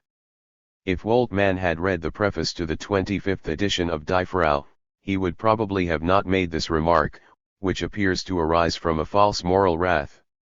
In that preface, dealing with Ziegler, I have written, in the 20th chapter of Darwin's book, The Descent of Man, dealing with the secondary sex character of man, he says that he had thought the existence of common marriage, and its preceding condition of promiscuity, incredible. He had, however, found that all those who had most thoroughly studied the subject were of the opinion that promiscuity was the original and general form of sex connection throughout the whole earth, including sexual connection between brothers and sisters. Farther than this, we have the very instructive legends of the ancients, from which it appears that in primitive times sexual connection was common between parents and children, and not simply between brothers and sisters. The legend of Lot, who committed incest with his daughters without having incurred the wrath of the Bible, shows that this was no unusual occurrence, although at that time the Jews had reached the intermediate stage of barbarism. Other examples of incestuous connection have been cited in an early number of Die Neuzeit, by Paul Lafargue, example the legend that Brahma was married to his daughter Saravasth, the legend of Ammon being the spouse of his mother, and the similar connection between Uranos and his mother Gat. We need not wonder at the irregularity of sexual commerce among the hordes, as the term horde itself conveys that impression. In the satisfaction of sexual passion the modern man often sinks lower than the animals. I refer to the worst sexual excesses. In primitive times, however, man was an animal. Bebel, in Die Neuzeit. The situation in Germany. Source/published, Justice, May 3, 1902. The May Day festival, for which Social Democrats and trade unionists make the necessary preparations, may be made the occasion for making propaganda on a large scale for the next general election to the Reichstag. In the natural course of events this election would take place in the month of June of next year. But this is not certain. The internal affairs gradually come to a point in such a manner that a dissolution of the Reichstag in the course of this year is not improbable. Then an election struggle will take place, such as the German Empire has probably never witnessed before. The struggle will, under any circumstances no matter at what time the elections may take place, center round the tariff bill, which the Reichstag has now under consideration.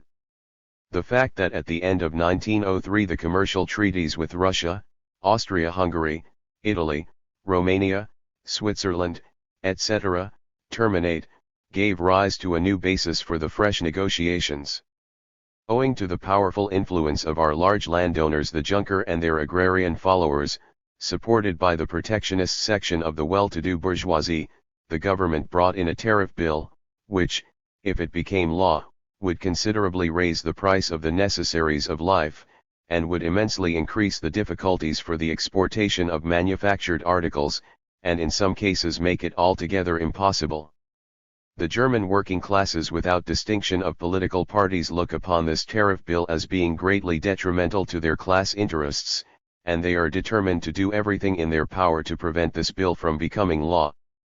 The petition against the bill drawn up by the Social Democratic Party received within a few months 3.5 million signatures, and in Parliament the 58 representatives of the party are leading the fight against the bill, the deliberations on which in the parliamentary committee are making only slow progress. On the other hand, the fanatical agrarian and industrial protectionists are conducting a campaign against the government bill, as the rates to be fixed by some do not satisfy their greediness. And as they are in a majority, they have raised a number of the most important rates, principally on wheat and other necessaries of life, to such an extent that the government have repeatedly declared them to be unacceptable. But an open conflict, followed by a dissolution of the Reichstag, is not to be expected until the House itself has endorsed the decision of the majority of the parliamentary committee, which will hardly take place before the autumn. But an arrangement between the majority of Parliament and the government is by no means impossible. But in that case, the Social Democratic Party is resolved to use all parliamentary means at their disposal to prevent the bill becoming law. The party demand that the electors shall be consulted on the question, and this object they will doubtlessly attain. The chances of the party in that case are the very best, for the masses are enraged about the planned usury in breadstuffs, and will give expression to their feelings at the ballot box. It is not impossible that in this case the 2,100,000 votes obtained by the candidates of the party at the first ballot in the year 1898 may be increased to 3 million votes, and a corresponding increase in the number of Social Democratic members of the Reichstag will follow. Besides the question of the increase in the duties on bread and foodstuffs, there are other political demands of the government, which will influence the elections, such as the new military and naval bill, and the introduction of new indirect taxation, in consequence of the imperialism and world power policy of the government. In opposition to these demands of the government, the party will bring forward the demands mentioned in their program for reforms in the various spheres. The existing economic crisis, the end of which can, at present, not be foreseen, will demonstrate to the masses the necessity for some, and will make them still stronger supporters of our party than ever. In this way the 1st of May will be the day when our regiments will prepare themselves for the great battle, which we shall have to fight, and which, without doubt, we shall fight in honor. A. Bebel. Clericalism and the Socialist Attitude Thereto. A Symposium. Source, Social Democrat, Volume 7 Number 11, November 15, 1903, pages 669 to 671. Transcribed, by Ted Crawford. The following short piece is from a symposium conducted by the Social Democrat, organ of the British Social Democratic Federation, where leading socialists in all countries were asked their views about the conflict between religion and socialism, with the main focus on the Roman Catholic Church. The best answer that I can give to your question is to send you the chief passages of the speech which I made in Munich on this question. Comrade Welker, in the course of the discussion of the tactics to be adopted with reference to the Catholic Center, had quoted several passages from a pamphlet of mine, Christianity and Socialism, written in 1874. I thought it advisable to make the following remarks. Welker has referred to some phrases of my pamphlet on Christianity and Socialism. I have never been able to understand how these conclusions, which are very clear, could be thus interpreted. I must really put you on your guard against that, and if the remainder of Welker's speech did not afford me an opportunity, the words with which he concludes it, écraser l'infâme, would compel me to do this. Those are the words which Voltaire used when he was inciting men to destroy the Church. It would indeed be a fine thing if the Social Democratic Party used these words as a watchword for the elections. In the beginning of his first speech, Welker expressly declared that it was necessary to show what contradictions there were in religious ideas. In other words, as Vollmer has said, we ought to engage in a kind of Kulturkampf. Our party would lose its character, we should become a kind of church council. No one can doubt that this attitude contradicts the very words of our program, religion is a private matter. This formula is found in our program because it is our opinion, and nowhere do we say that we interfere with religious convictions. Each one may believe what he please. If he is a social democrat, he may be a Catholic, a Protestant, a materialist, or an atheist. That is no one's business in the party. It is only when, as a social democrat, he wishes to make a propaganda in the party in favor of his religious convictions that we energetically protest, for then he interferes with the principle that religion is a private matter. Moreover, our program explains precisely and clearly what we think when we make this declaration. We protest against the confusion of the public and religious powers, we ask for their complete separation, we ask that the state should be secular, and that religious communities should be private societies. We are opposed strongly to the state, either by legislation or coercion, compelling anyone to subscribe to a religious body, or that the state should endow the same. I think, therefore, that when we shall discuss later on the propositions that we should have pamphlets attacking the center, that we shall insist on that part. It is desirable that in a pamphlet we should say clearly and distinctly what we mean by Article 6 of our program. We must declare that religion is a private matter. We must take care not to shock the religious idea of any member. It is our opinion, on the contrary, and we cannot hold it too strongly, that in religious questions we must observe absolute neutrality and nothing but neutrality. And I protest most energetically that Welker should have seen in my words what was not in them. I beg him to remember that, and not to make the same mistake again. I can assure him that if he is to be a candidate in a district where there are many Catholics, his methods would not ensure his success. What Welker held to be a defect in our party is really a great advantage. He thought that our propaganda had been badly directed, and that this was the reason why we had not had much success in the electoral districts where the center is influential. But what advantages have he and his friends gained during the last 10 years? Does he not see that they are losing ground? Bavaria is a Catholic country where the center is largely represented. But the attitude adopted recently in the Landtag by the Social Democratic deputies on the question of money allowances for inferior officials, has done much more for the influence upon the Social Democratic Party and has so far injured the center, and 1,000 speeches of Welker, like the one of which we had a sample today, would not have brought about this result. This is not only evident in this question, but in others also. In practical questions our point of view is quite clear.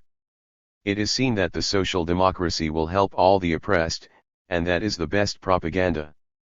That is my opinion on the question which you put to me. August Bebel, Deputy to the German Reichstag. Bebel's answer to Jors on political tactics. Source, English translation from Spanish El Heraldo de Madrid, Socialist Standard, London, September 1904. Transcribed by Adam Buick. When the German Social Democracy discussed at the Dresden Congress the proposition that is being now debated, nobody thought of bringing it before the International Congress. Nevertheless, I am pleased that the Parti Socialiste de France have submitted it to the consideration of the bodies which form the great International Socialist Party, because, contrary to the opinion of Jors, this proposition is applicable, in the same manner as it is to Germany, to Belgium, France, Holland, and all other countries. When Koski and Singer drew up the Dresden proposition, they took into consideration not alone the conditions under which things exist in Germany, but also certain circumstances that are inseparable from the social ambient created by the system of capitalist production in all the countries where it reigns. Jors pretends that there is such an enormous difference between Germany and France that it is absolutely impossible that an international congress could adopt rules of socialist conduct practiced with success in one of these nations so as to apply them to the other. Jors suffers from a sad error, because although there are differences between France and Germany, they are not so great as he supposes. I must point out that in the treatment of this question I do not consider it from a particular standpoint which the country where I live supplies me with, but from a general standpoint. All nations may see themselves very soon attacked by this illness that we want to put an end to now, Switzerland as Holland. Troelstra, we are not ill. Bebel, you are not, but you could be so tomorrow, and it is necessary to avoid this happening. Two perfectly defined tendencies exist in the German social democracy. The two were discussed in the Dresden Congress, and afterwards the proletariat decided in favor of that one which it considered as having best hit the mark. Once the subject was resolved upon, nobody has been found wanting in respect to what was agreed, nobody has produced disagreements in our great party. In France the situation is very different. Between socialists there are serious disputes which do not exist in Germany. Jors admits, like ourselves, the class war, and considers its antagonisms as irreducible, but he also believes that the proletariat ought to work with the radical elements of the middle class, to ensure its own emancipation, if these elements lend themselves to help them in their struggle for liberty. These words of Jors enclose a censure for those who do not march in unison with the so-called progressive forces of the middle class, since we spurn a means of serving the cause of the proletariat. The censure is not just, we avail ourselves of all means for bettering the condition of our comrades the workers. We do not spurn reforms, but what we do refuse, and that in the most explicit manner, is the coming to an agreement with any faction whatsoever of the middle class, no matter by what name it may go. An agreement of this kind cannot be of any other consequence than to make socialism responsible for the oppression which the capitalists exercise over the masses of the working class. Besides, this agreement would give rise to an error that, being persevered in by the workers, would lead them to abandon the saving camp of socialism to throw themselves with closed eyes into the abyss of anarchism. The policy adopted by the French Socialist Party has had two effects: to throw from its bosom the best elements for the fight, the most self-denying, and give entrance to those who accept the attitude of this party in relation to the minister Combes in order to reach high political posts. As you see, the results of the revisionists' policy could not be more disastrous. In the most flourishing period of French ministerial socialism, France has given spectacles which incite the passions of all those who feel the flame of socialism burning in their breasts. Millerand, the socialist Millerand, who received, as the most correct of courtiers, during his occupation of the ministry, kings and queens visiting Paris on the occasion of the exhibition of 1900, did not remember that an international socialist congress was about to be held at approximately the same date. More, he consented that the free exercise of the right to public demonstration should be denied the socialists, a thing that was permitted to them in 1889. Strange paradox. The liberal ministry of Waldeck-Rousseau did not permit in 1900 the exercise of an individual right which the conservative ministry that ruled France in 1889 authorized. I cannot understand how all the delegates did not uprise possessed of the same anger, to protest against the cynicism of those governors that call themselves democratic.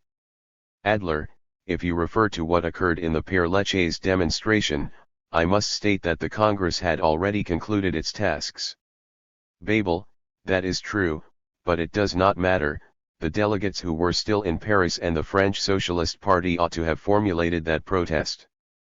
Jors, in order to explain his reasoning on the diversity of proceedings that should be applied in France and in Germany, tells us Germans, you cannot compare your situation with ours. You live under an imperialist regime, while the regime to which we are subject is the republican. The observation is correct. We must confess that did it depend on us, the imperial government of Germany would not have another instant of life. But this does not justify the attitude of the ministerial socialists, because the proceedings of the French Republic are so dull and arbitrary that I find myself in the sad necessity of becoming an advocate of the monarchy. In Germany we have liberty of union and of association, which the authority respects. In our strikes armed force never intervenes.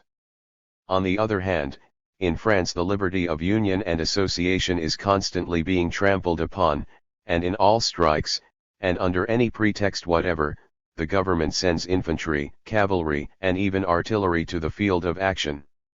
Now, before this conduct which shows how great is middle-class precocity, I ask Jors, How is it possible to explain that a government which proceeds in this manner has included amongst its number an individual socialist, and now has the aid of a parliamentary minority? The exterior clothing with which the monarchy clothes itself does not hide its pretensions. At first sight all of us know what a government of the capitalist class symbolizes. Nevertheless, sometimes conscience pricks, and abandoning being logical with itself, realizes acts of justice to the workers, which injure the masters. The bourgeois republic decks itself out in raiment which cajoles the masses, lulls them with fine words, makes them promises which are on the lips but not in the heart, and this acts so that later, when workmen are assassinated in Chalons-sur-Marne, in France, in Colorado of the USA, or in Vale, of Switzerland, the cynicism, the shamelessness and criminality of these actions appear in greater relief. As you can observe, there is not the difference that George establishes between the monarchy and the republic. And this, I say, in reference to the economic system, takes place as well with militarism, clericalism, and other problems.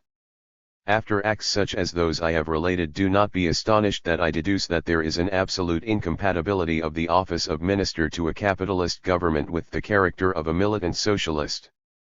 The force of working class emancipation has taken root in the class consciousness that the workers possess. I remember very well when on a certain occasion Marx and Engels were asked how was it that England, being a country where industry was so developed and having so liberal and progressive a government, how was it that under such conditions socialism was so little evolved? They answered that the English middle class was so astute and intelligent, that they had arranged everything so that historic and social acts were mystified, introducing confusion and division into the ranks of the working class. I think it to be my duty to affirm that in questions of greater importance, in those of more interest for public life and national prosperity, Germany has nothing to envy France. On the contrary, in what concerns the navy and colonial question, etc., which affect the productive classes in so great a manner, France has made no concession whatever, and in Germany, yes. Further, in the fiscal system, the income tax in Prussia is an ideal compared with what exists in France. Although it may appear strange, on account of what is now going on in France, the capitalists will never destroy clericalism, because it is an arm which in crucial moments can be used against the workers. I agree and applaud the work now being accomplished in France, but it must not be forgotten that in 30 years' time nothing worthy of note will have been done in this sense. If a fight of this nature were undertaken tomorrow in our country we would assist with vigor, but we would take good care not to contract any compromise that might diminish our independence, and would not abandon the defense of working class interests, not even in moments when the struggle may be hottest. The George method is of use only in making anarchists. It cannot be denied that this Congress is competent to give judgment on the question of tactics. George himself maintained this opinion when the Koski resolution was voted upon at the Congress of 1900. Moreover, if we can discuss protection and free trade, the general strike, etc., why cannot we treat of tactics? With respect to the design which guides us in asking that the Dresden proposition be voted upon, everyone who knows us will say what is true, that we do not attempt to whimsically impose an opinion, but to give an advice, to furnish a rule of conduct that is the outcome of 36 years of experience.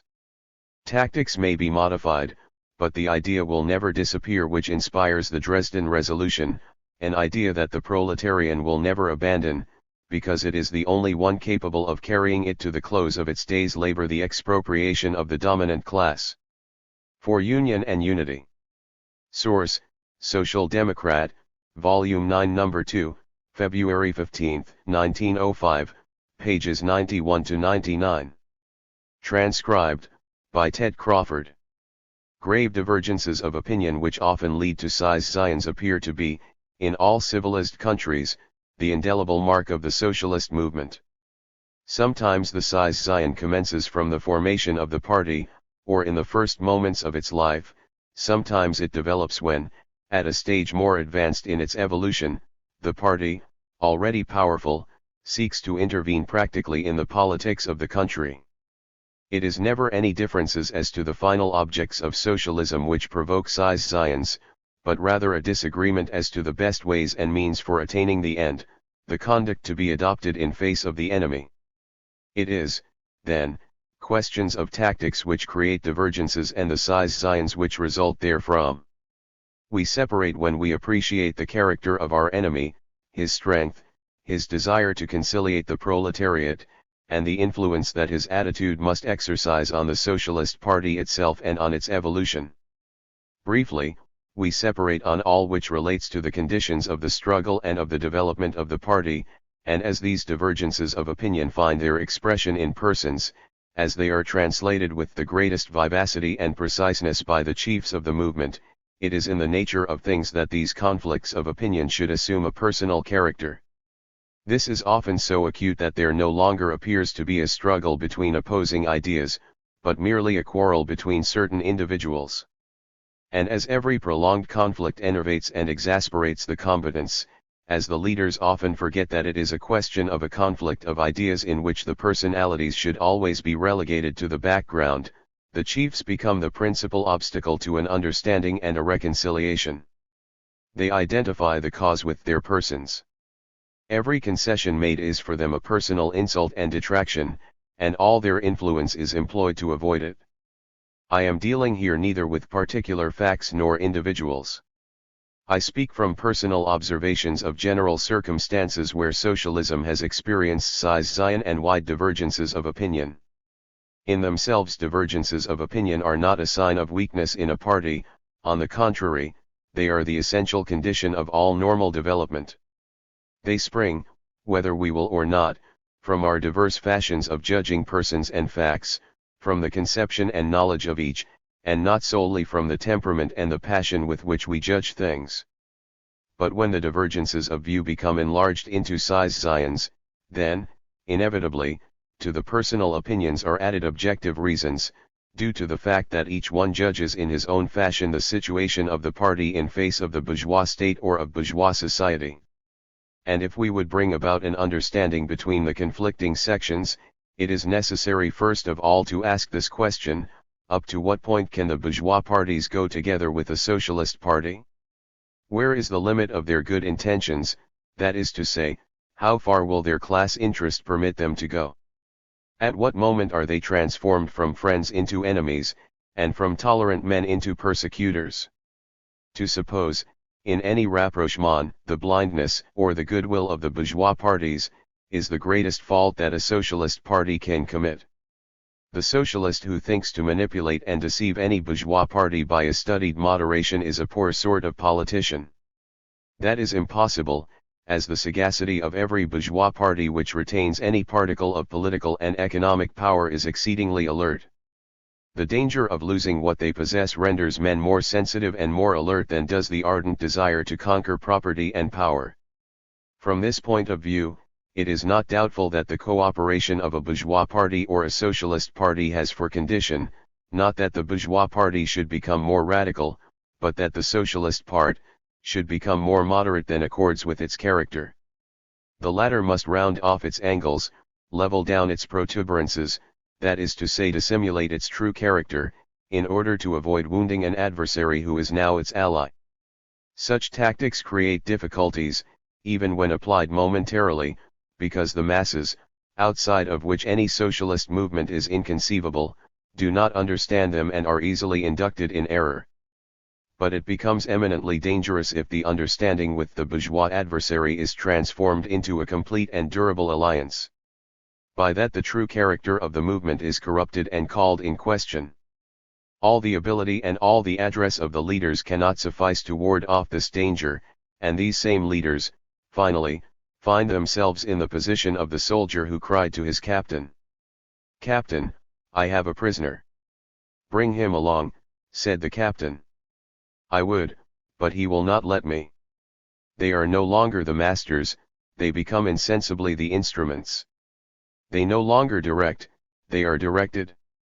They are no longer the hammer, but the anvil. We will and we must energetically push at the wheel, but it is necessary, at the same time, not to tighten the bridle. In any case no doubt must ever arise in the masses as to the final end. They must always remember that the ally of today will be the natural enemy of tomorrow.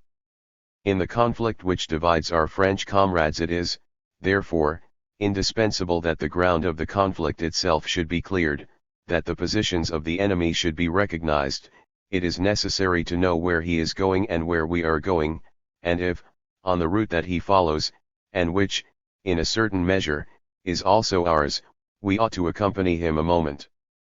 If the two contending socialist fractions have the same object, and to doubt it for either of them would be unjust, with reciprocal goodwill they will certainly arrive at an understanding for establishing the rules of tactics which should guide them in the great political conflict which animates France at the present time.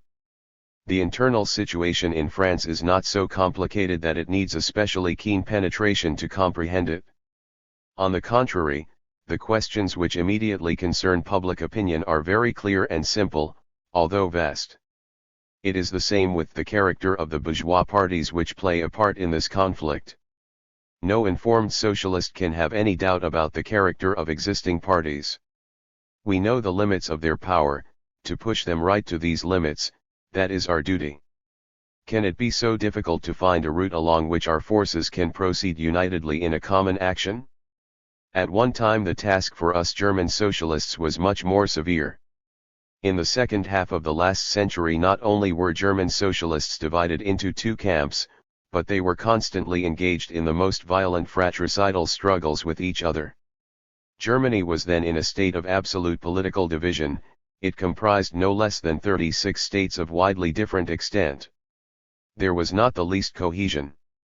The nation sighed for national unity, which would find its expression in a parliament, similar to that which the revolution of 1848 had created, but which the reaction had afterwards overthrown. Should we have a liberal constitutional monarchy, or a democratic republic? Such was the question over which the bourgeoisie quarreled furiously. The Socialist Party of Germany, organized by Ferdinand Lassalle in 1863, had to take up a position. It would seem that logically it ought to rally to the democratic republic. It did nothing of the kind. However, Lassalle was dead in 1864. One of his successors, Dr. von Schweitzer, was a man of great intelligence and an agitator of consummate ability. He possessed to a marvelous extent the art of inspiring and exciting the masses.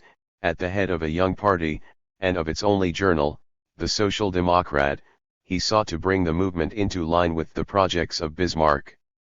When Marx, Engels, Liebknecht, and others perceived this, they turned their backs on the young party and refused their collaboration to the Social Democrat. This was at the beginning of 1865.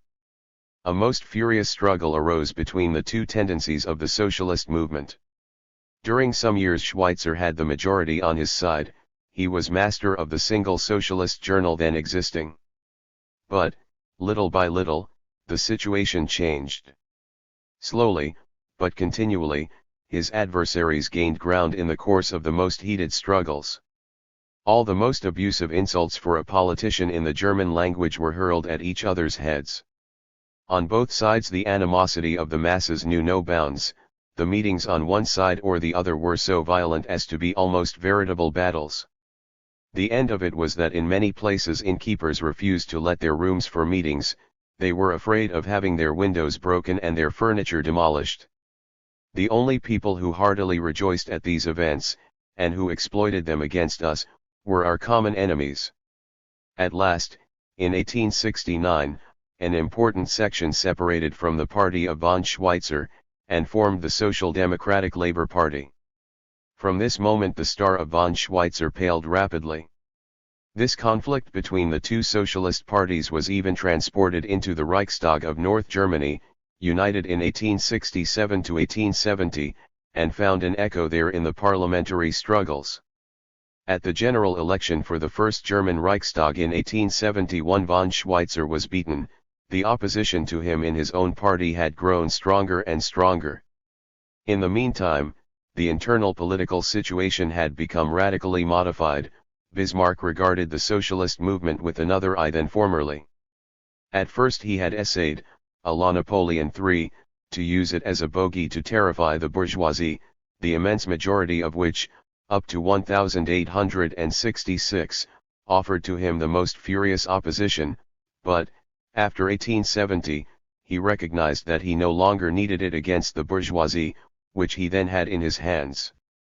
On the contrary, the Commune of Paris and the sympathy it had found in the German social democracy had shown him that it might be dangerous to play with fire. The mission of Schweitzer was ended, he retired into private life. But the anger and hatred excited during some years lasted for a long time yet. The fratricidal struggles continued, although attenuated, between those who succeeded Schweitzer in the leadership of his party. But then the masses revolted. On the one side as on the other, they recognized that the Size Zion profited no one but the common enemy, and that they were exhausting in a fratricidal struggle the best of their forces and of their means. At last, in 1874, commenced the attempts towards union, which had a brilliant result in 1875. After a duration of more than 8 years, this war between brothers was terminated, and from that moment the United Party increased every day in power, and acquired an influence hitherto impossible. Already, since 1872, police and judges had undertaken a persecution of increasing severity against the party. Now that socialist unity was realized, the persecution became so much more energetic. Bismarck replied to the Congress of Unity, which met at Gotha in May, 1875, by submitting to the Reichstag an addition to the German Penal Code. He proposed that all criticism of property, of marriage, and of the family should be punished by many years of imprisonment. But these measures appearing too draconic, even to the servile majority of the Reichstag, they were rejected, almost unanimously, in the winter of 1875–76. On January 10, 1877, the general election for the Reichstag took place. The Socialist Party saw its votes and the number of its delegates again increased. Bismarck was beside himself. Then in May and June, 1878, came the attempts on the Emperor of Hodel and Nöbling. These attempts provoked immense indignation, of which Bismarck at once took advantage. By the journals at his command, and his influence with the press was at that time enormous, he worked up the public feeling against the social democracy to a white heat. Then he dissolved the Reichstag and proceeded to a new election in the hope of crushing the party. Although we lost some votes, and also some seats, the party brilliantly resisted this furious assault. It would certainly have succumbed, however, if it had still been divided in two camps. Bismarck succeeded in getting past, and in maintaining for 12 years, an exceptional law, the famous law against the subversive doctrines of social democracy. But by his persecutions he only welded the party more solidly together. Its resistance became more invincible, and at the last general elections for the Reichstag, which took place under the exceptional law, on February 20, 1890, the candidates of the party received 1,427,000 votes. Social democracy had become the most powerful political party in Germany. The law against the socialists, crumbled to the ground. Its author, Prince Bismarck, followed it. Some weeks after these elections he was constrained to hand in his resignation. From then the party has grown continually. On June 16, 1903, it grouped around its candidates more than 3 million electors, and today it forms an invincible army in face of its enemies. Certainly there are in the German social democracy great differences of opinion on the subject of the tactics necessary to adopt in face of the state and of the bourgeois parties. That fact is sufficiently well known. But a new Size Zion is impossible. He or those who essay to provoke it would be followed only by an infinitesimal minority, the butt of general ridicule and of profound disgust. His role would be forever terminated. The social democracy has learned too well, in the struggle of the last 30 years, how to appreciate the price of unity of the party ever to permit a new Size Zion.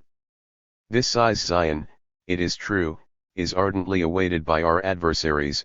They hail, with cries of joy, every little dissension between us, and with all their forces they apply themselves to aggravate it. but the latest recruit to the party knows that Assize Zion would profit only our enemies, and he will make any sacrifice to render it impossible. We socialists can have in our midst wide differences of opinion, but we can, nevertheless, remain firmly united in face of the enemy, the bourgeois parties. After loyal discussion, it is for the majority to decide the tactic to follow, that is the majority of the socialist group in the Reichstag, in the last resort, the majority of the delegates of the party. That is the position of a party which has the principles of democracy in its blood. That which was and which is possible in Germany should be possible in France. Certainly the situation there is different from ours, and the tactic may vary here and there. That is not what the Amsterdam Resolution on Tactics would prohibit. That resolution only exacts that no permanent alliance should exist between socialists and the bourgeois parties, that none of our declarations should be abandoned, even momentarily, that no effacement of the class antagonism should be attempted. The contrary tactic causes in our ranks uncertainty and irresolution, it weakens the combative ardor and enthusiasm for our ideal, without which the party can secure no durable advantage. The conscious international proletariat has its eyes fixed on our French comrades with an anxious attention. On all lips is this simple question: the promises made at the International Congress at Amsterdam, in a solemn hour, by citizens Renaudel and Valiant, will they be realized? If they are, it will be the most significant event at which the socialist world has assisted for some years and will provoke everywhere immense joy. Socialists of France, do not disappoint the hopes we have all founded on you. A. Bebel. Socialism and Internationalism. Source: Social Democrat, Volume 9. Number 8, August 15, 1905, pages 491 to 493. Transcribed, by Ted Crawford. This was from a symposium on patriotism and war that the Social Democrat ran at this time, partly provoked by discussions over attitudes to take to the Russo-Japanese War of 1904-05. August Bebel, leader of the German Social Democratic Party in the Reichstag, writes as follows. First, what do we mean by patriotism? That every nation which has its own language, its own customs, its own civilization, and its history has the right of developing in its own way, and of governing itself. The man is a patriot who tries to obtain for the nation to which he belongs by his birth, his language, and his customs, without hurting or injuring any other nation, the highest civilization in the interest of all. If he follows this ideal, without any idea of self-interest, and without helping the governing class, but in the interest of all, he is working for the highest ideal open to any man. Second, what do we mean by internationalism? Not the suppression of nationalities, not the violent fusion of nations, but the upholding and the progress of pacific relations of civilization among nations. Side by side with the national civilization of a nation, there exists all international civilization in which each nation participates in the measure of its moral and intellectual development.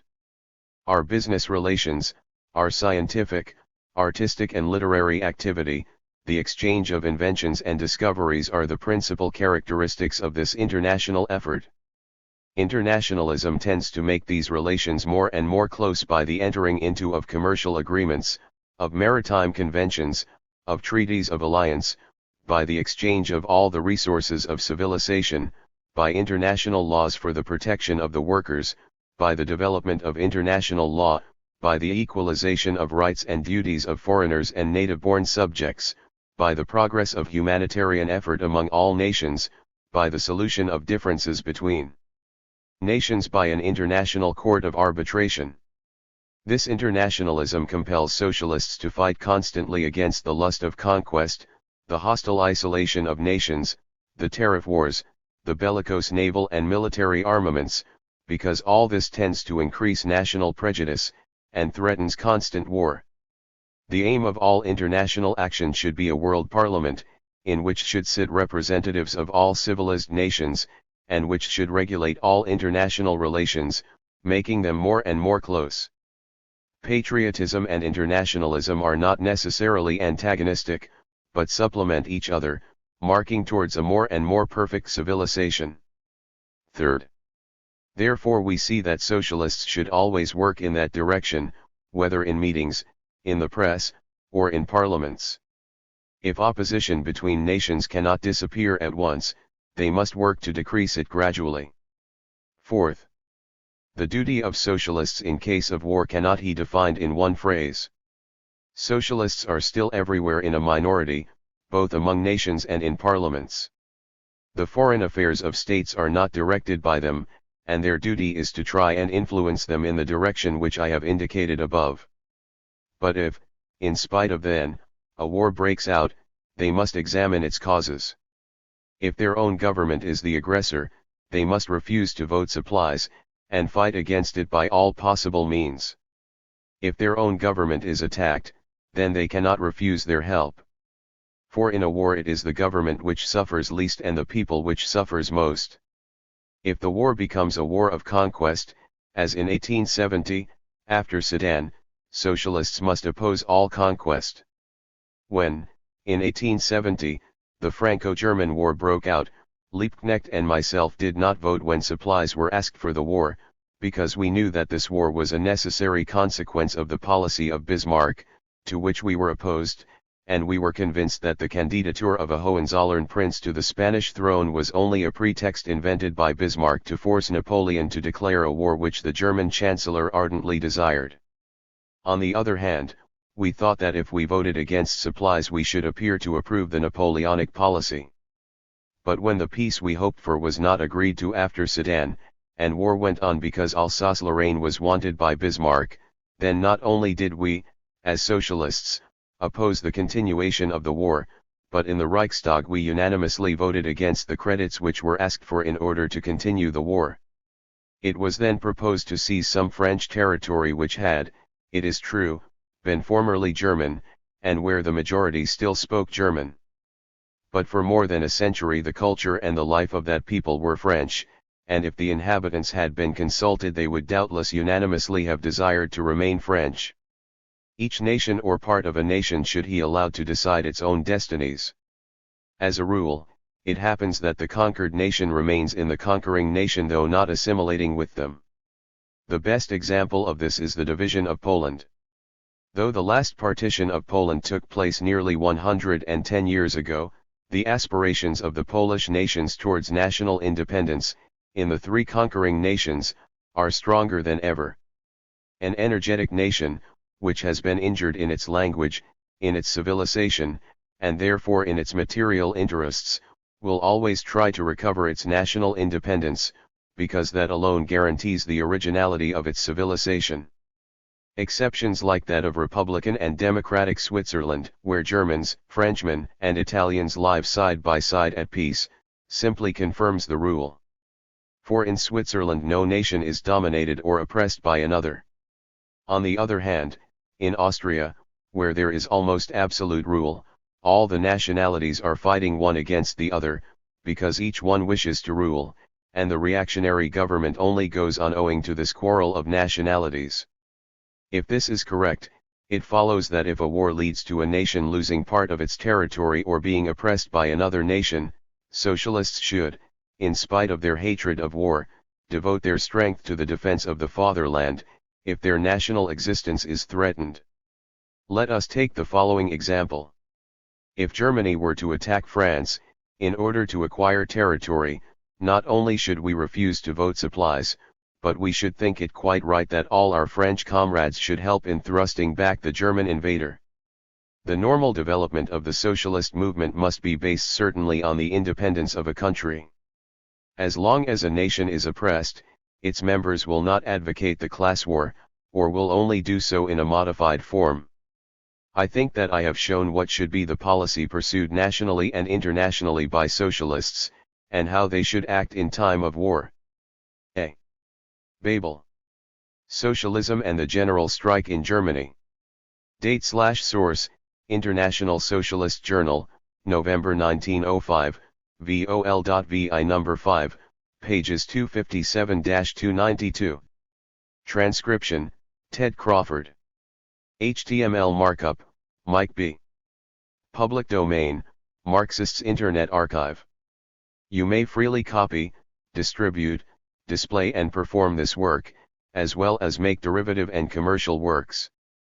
Please credit Marxists Internet Archive as your source. August Bebel. August Bebel. As we pointed out in our last number, the Congress of the German Social Democracy at Jena was by far the most important ever held in the history of the socialist movement. Affairs in Europe, and indeed all over the world, seemed to be approaching a climax. The German socialists had been taunted by the workers in other countries with a caution which almost amounted to cowardice. Even their enemies had begun to mistake quiet determination for weakness and were making preparations to disarm them. All this constituted a condition which required action from the German wing of the international socialist movement. Bebel's great speech was the answer. It is indeed in many ways an epoch-making document, calm, cold reasoning through a large portion of its length. It nevertheless constitutes a warning to the encroaching capitalist class, a rallying cry to the workers of the world. As such, it is one of the most important historical documents of the socialist movement. The immediate subject under discussion was the general strike, but in entering into the discussion of this new weapon and the new alignment which it presupposed and the new conditions it was intended to meet, he swept over a wide ground. Following is the speech. Comrades, we are well nigh unanimous in agreeing that the question now under discussion is not only the most important before this Congress, but one of the most important ever before the party. It is a question that has been discussed in meetings in the press and in our scientific and propaganda literature. Undoubtedly a large portion of the comrades have already taken a position for or against it. Nevertheless, it is very necessary, not only that the question should be investigated from all sides, but that we should especially determine how it came about that we were compelled at the present time to give this question a place upon our program. What has happened that has forced us to take this position? What are the political conditions, especially those hostile to the working class and the social democracy? First of all, it is necessary to have a clear idea of what is to be investigated, of what this especial situation requires us to do, and whether our previous methods of fighting are sufficient, or whether we must evolve new methods, and if so, what form these shall take. The Reichstag election of 1903 undoubtedly brought about great changes in our political relations. The great vote of our party at this election, while undoubtedly causing the greatest rejoicing among our comrades, brought forth the opposing emotions among our opponents. This one fact alone throws a significant light upon certain tendencies that have recently appeared within our party. We have said to ourselves a dozen times, when you are in doubt as to whether your actions are right or wrong, then turn to your enemies, and if they regret, fear and denounce what you are doing, then you are on the right way. Accordingly, there has arisen within the party all sorts of movements which, as I shall show later, in many cases had not the slightest justification. The attitude of our enemies toward the result of the election is perhaps most characteristically shown in an expression of one of the leaders of the Center, the Representative Trimborn, in a great meeting held at Cologne. He said, "Think of it, 3 million social democratic votes, what an enormous number. What will be the result if this goes further?" Our opponents have shown since then that this fear expressed by Trimborn concerning the result of the election has struck deep into their bodies and especially into their stomachs. Within our own ranks it was self-evident that this success would have an effect. This would express itself not alone in general rejoicing, but it was very characteristic and also very natural that in the most diverse wings in the party, whose existence I by no means deny, and this all the less since diverse tendencies inside the social democracy have existed since the very first days in which it began to be a significant force, I say also that it is natural that within these tendencies the question arose as to what the social democracy would now do. In the Neue Zeitkost I raised the question as to whether this tremendous number of votes would not require us to adopt other tactics. You know that this question occupied us at the Dresden Congress. It gave rise there to very violent discussions, and even today there is still a little circle in the party who think that such discussions greatly injure the party in outside circles and perhaps even in its internal management. We have indeed seen divisions in our central organ which continued even until the last month to express regret concerning such discussions. and indeed even in the opposing press a cry was raised about the Dresden Congress, as if these gentlemen were sorry that disagreement existed, while in truth they were rejoicing. Now what has the Dresden Congress actually done? In the course of discussion a whole row of divergent points had arisen and the Congress has simply taken a clear position on these questions, and by means of an enormous majority once more established the tactics of the party with a clearness that left no doubt as to the position of the party, whether among its friends or among its enemies. That is the great historical work of the Dresden Congress, in spite of all the mudslinging, which occurred. That was its historical significance. No historian of the party will fail to give due weight to the actions of that Congress. At one blow all the host of doubts within and without the party were settled. I well remember with what words those of our friends were criticized who voted for the Dresden Resolution, who had been expected by bourgeois circles to vote against it. It showed that these circles were fundamentally mistaken if they thought that the comrades ever intended to make a fundamental question out of such minor differences of opinion, or that it could ever lead to a division within the party. Things have now begun to clear up in this direction. To be sure we have seen some signs of disapproval concerning the action of a few of our friends who have been furnished with much advice from bourgeois scholars. Even Prince Bülow changed his tactics from this moment. He now outlines the funeral speech of the social democracy. It appears to me as if Prince Bülow entered upon his office with certain liberal inclinations which he had brought back from his long sojourn abroad. He seemed to believe that he could do something with the social democracy if he only handled them with gloves, until perhaps a portion of them would come over to him, after which the party would be broken up. When his hopes and wishes were destroyed by the Dresden Congress he sent up a wail of disapproval. Even our radicals in Dresden proposed a plan for a commission which should present factory legislation to the Reichstag in the hopes that that body would take it up. I warned against these hopes at Dresden and have been justified by what has happened since then in the Reichstag. What is it then that has changed the attitude of all bourgeois parties towards our party since 1903? Our votes grew from 2,100,000 to around 3 million, and our representatives from 51 to go then 81. A very significant increase. But our votes are still only 1/3 of the whole and our representatives make up only 1/5 of the Reichstag. We are still far from a majority. The relative strength in the Reichstag remains as before. As of old the center is still the decisive party. It still has the power to form two majorities, either an agrarian reactionary one with the right, or a liberal one with the left and us. Only yesterday Bernstein complained about the increased powerlessness of the Reichstag. That is fundamentally false, the opposite is true. I have seen the whole matter develop and I now declare that the power of the Reichstag as a whole, when it once raises its voice, obtains far more consideration, is a far more decisive force than in any earlier period. It was true to speak of the complete powerlessness of the Reichstag, under Prince Bismarck. Indeed even under the rule of Count Caprivi, and even with Prince Hohenlohe it was still true, but since then the Reichstag has gradually conquered a position in opposition to the government. In a great number of questions it leads, and after it has decided the government adjusts itself. It is only unfortunate that those who have control are not our friends, but our opponents. I need only refer to the questions of the tariff policy or of the marine or the navy.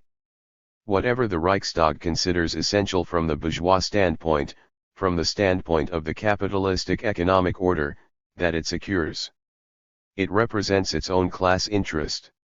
Whoever still believes that we, the strongest party in the country, the second strongest in the Reichstag, are about to exercise a corresponding influence on the government is very much deceived, for the party so long as it is not in control cannot exercise any significant influence. If you wish to exercise any influence of this character then you must stick your platform in your pocket, forsake your fundamental positions, occupy yourself with purely practical things, and then we would be very welcome as fellow workers and I tell you that the best of us could then easily become secret councillors, or indeed anything else that we wished. Oh! Paris is worth a meal, and to win the goal of socialism is well worth a few ministerial seats. Do not deceive yourself on this point. I have expressed myself thus strongly in order to once for all get rid of false views on all these subjects and to show you that for us I do not see everything from so rosy a side. Furthermore, since the Dresden Congress, the home of a great liberal party to be composed of the right wing of the social democracy, and including the national liberals, has been destroyed, you need only to ask Naumann, Gerlach, and Barth what they really think down in their inmost hearts about the German bourgeoisie and German liberalism. If they tell you the truth, they must say, hopeless, even to despair. The Liberal Party, whether large or small, is today only a creature of imagination. The class antagonisms have in a way sharpened since 1903, sharpened I say, not grown milder, and capitalism and its political representative, liberalism, whenever it is confronted with the question of whether, on even wholly unimportant things, it shall go with or against the social democracy, always goes against it because of the fear of socialism. For proof of this we have only to turn to the statement of a capitalist from Saxony in the last campaign. He declared in a meeting, "I am a national liberal, but I vote conservative." How is that possible? The man said to himself, if I should vote liberal, it might easily happen that the Social Democrats may thereby win another seat, and that would be such a horrible thing that I would rather vote for the conservatives. This is how things stand. Therefore it is a fact that at the very beginning of the first session of the Reichstag a regular race for the favor of the workers begun. An enormous mass of social reform schemes were brought in simultaneously, as many as had been presented in several of the previous sessions put together. The Centre especially went into this race because it saw that it must do everything possible to stop the ever-increasing mass of workers from deserting its flag. Consequently it presented these schemes, which were wholly displeasing to the inmost souls of the greater portion of its representatives. If there had not been tactical reasons for these schemes, a majority of the Centre would certainly have been against them. These schemes increased the attracting power of the city for the country worker, and thereby the danger that the Centre would lose more and more of its backward country laborers. Just a word here concerning the anarcho-socialists. It is necessary to consider for a moment the historical materialism which they have so much abused in order to understand this development. This standpoint enables us to comprehend what is otherwise unintelligible. The Centre has been compelled to surrender a whole row of its positions. At the Strasburger Catholic celebration, one of the speakers gave a speech so radical that with the exception of a few sentences it might easily have been given by any of us. Still further, the Centre has been firmly an enemy of science. The Catholics are very scantily represented in the ranks of German intellectuals. The Centre has discovered at last that reforms are here necessary in the very head and members of its own ranks in order not to fight modern science. The Centre does not do that, for it well knows that victory would be impossible, but simply to reconcile and to explain away. So it was that another speaker appeared at this Catholic celebration and said, "Make yourself familiar with science, conquer it, make its fruits your servants." Even Haeckel could not have given a more beautiful speech on this point. So it is that we find concessions are also made in this direction. And even if Kalb did but yesterday declare in a most indisputable manner that a situation had arrived in which we sought by means of our schemes to attract the young from the Centre, this was simply because he had seen that the Centre, in spite of its relation to the Catholic Church, which for a century has had control of the school and the church and thereby the training of the young, was not able to hold its young followers. This privileged position has enabled it, however, to obtain a very important position in the state. It is this position also which causes the Centre to be looked upon so sympathetically by our evangelical schools of thought, since they see in it a power, which, even if the bayonets should fail, might still help the ruling classes. From this point of view also it is necessary for us to win the young to our humanity-freeing ideas. On the other hand, however, there is no doubt that especially since the protective tariff struggle in the Reichstag, antagonisms have seemed to be sharpened.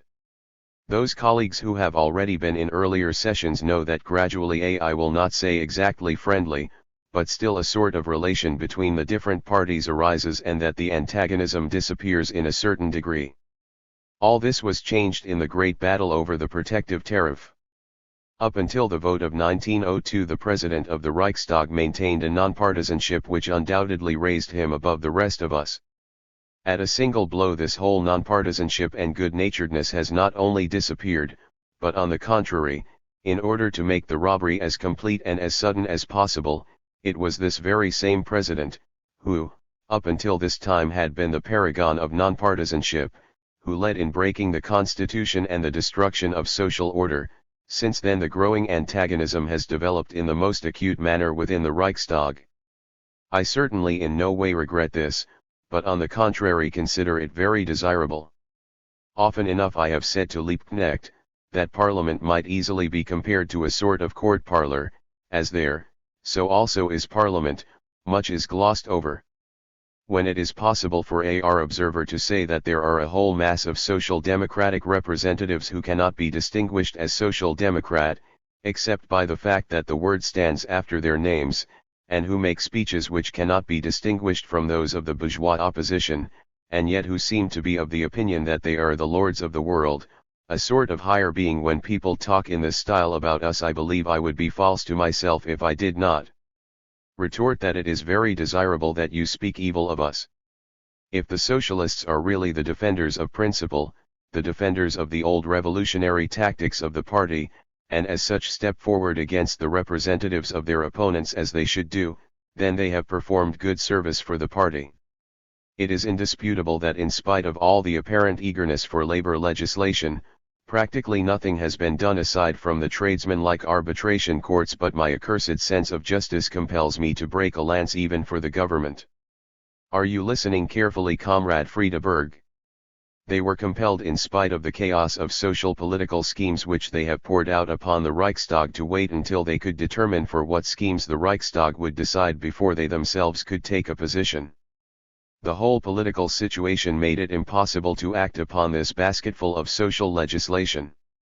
After a short time the Centre saw that it was impossible for the Reichstag to do anything with these measures, and consequently they transformed their schemes into resolutions.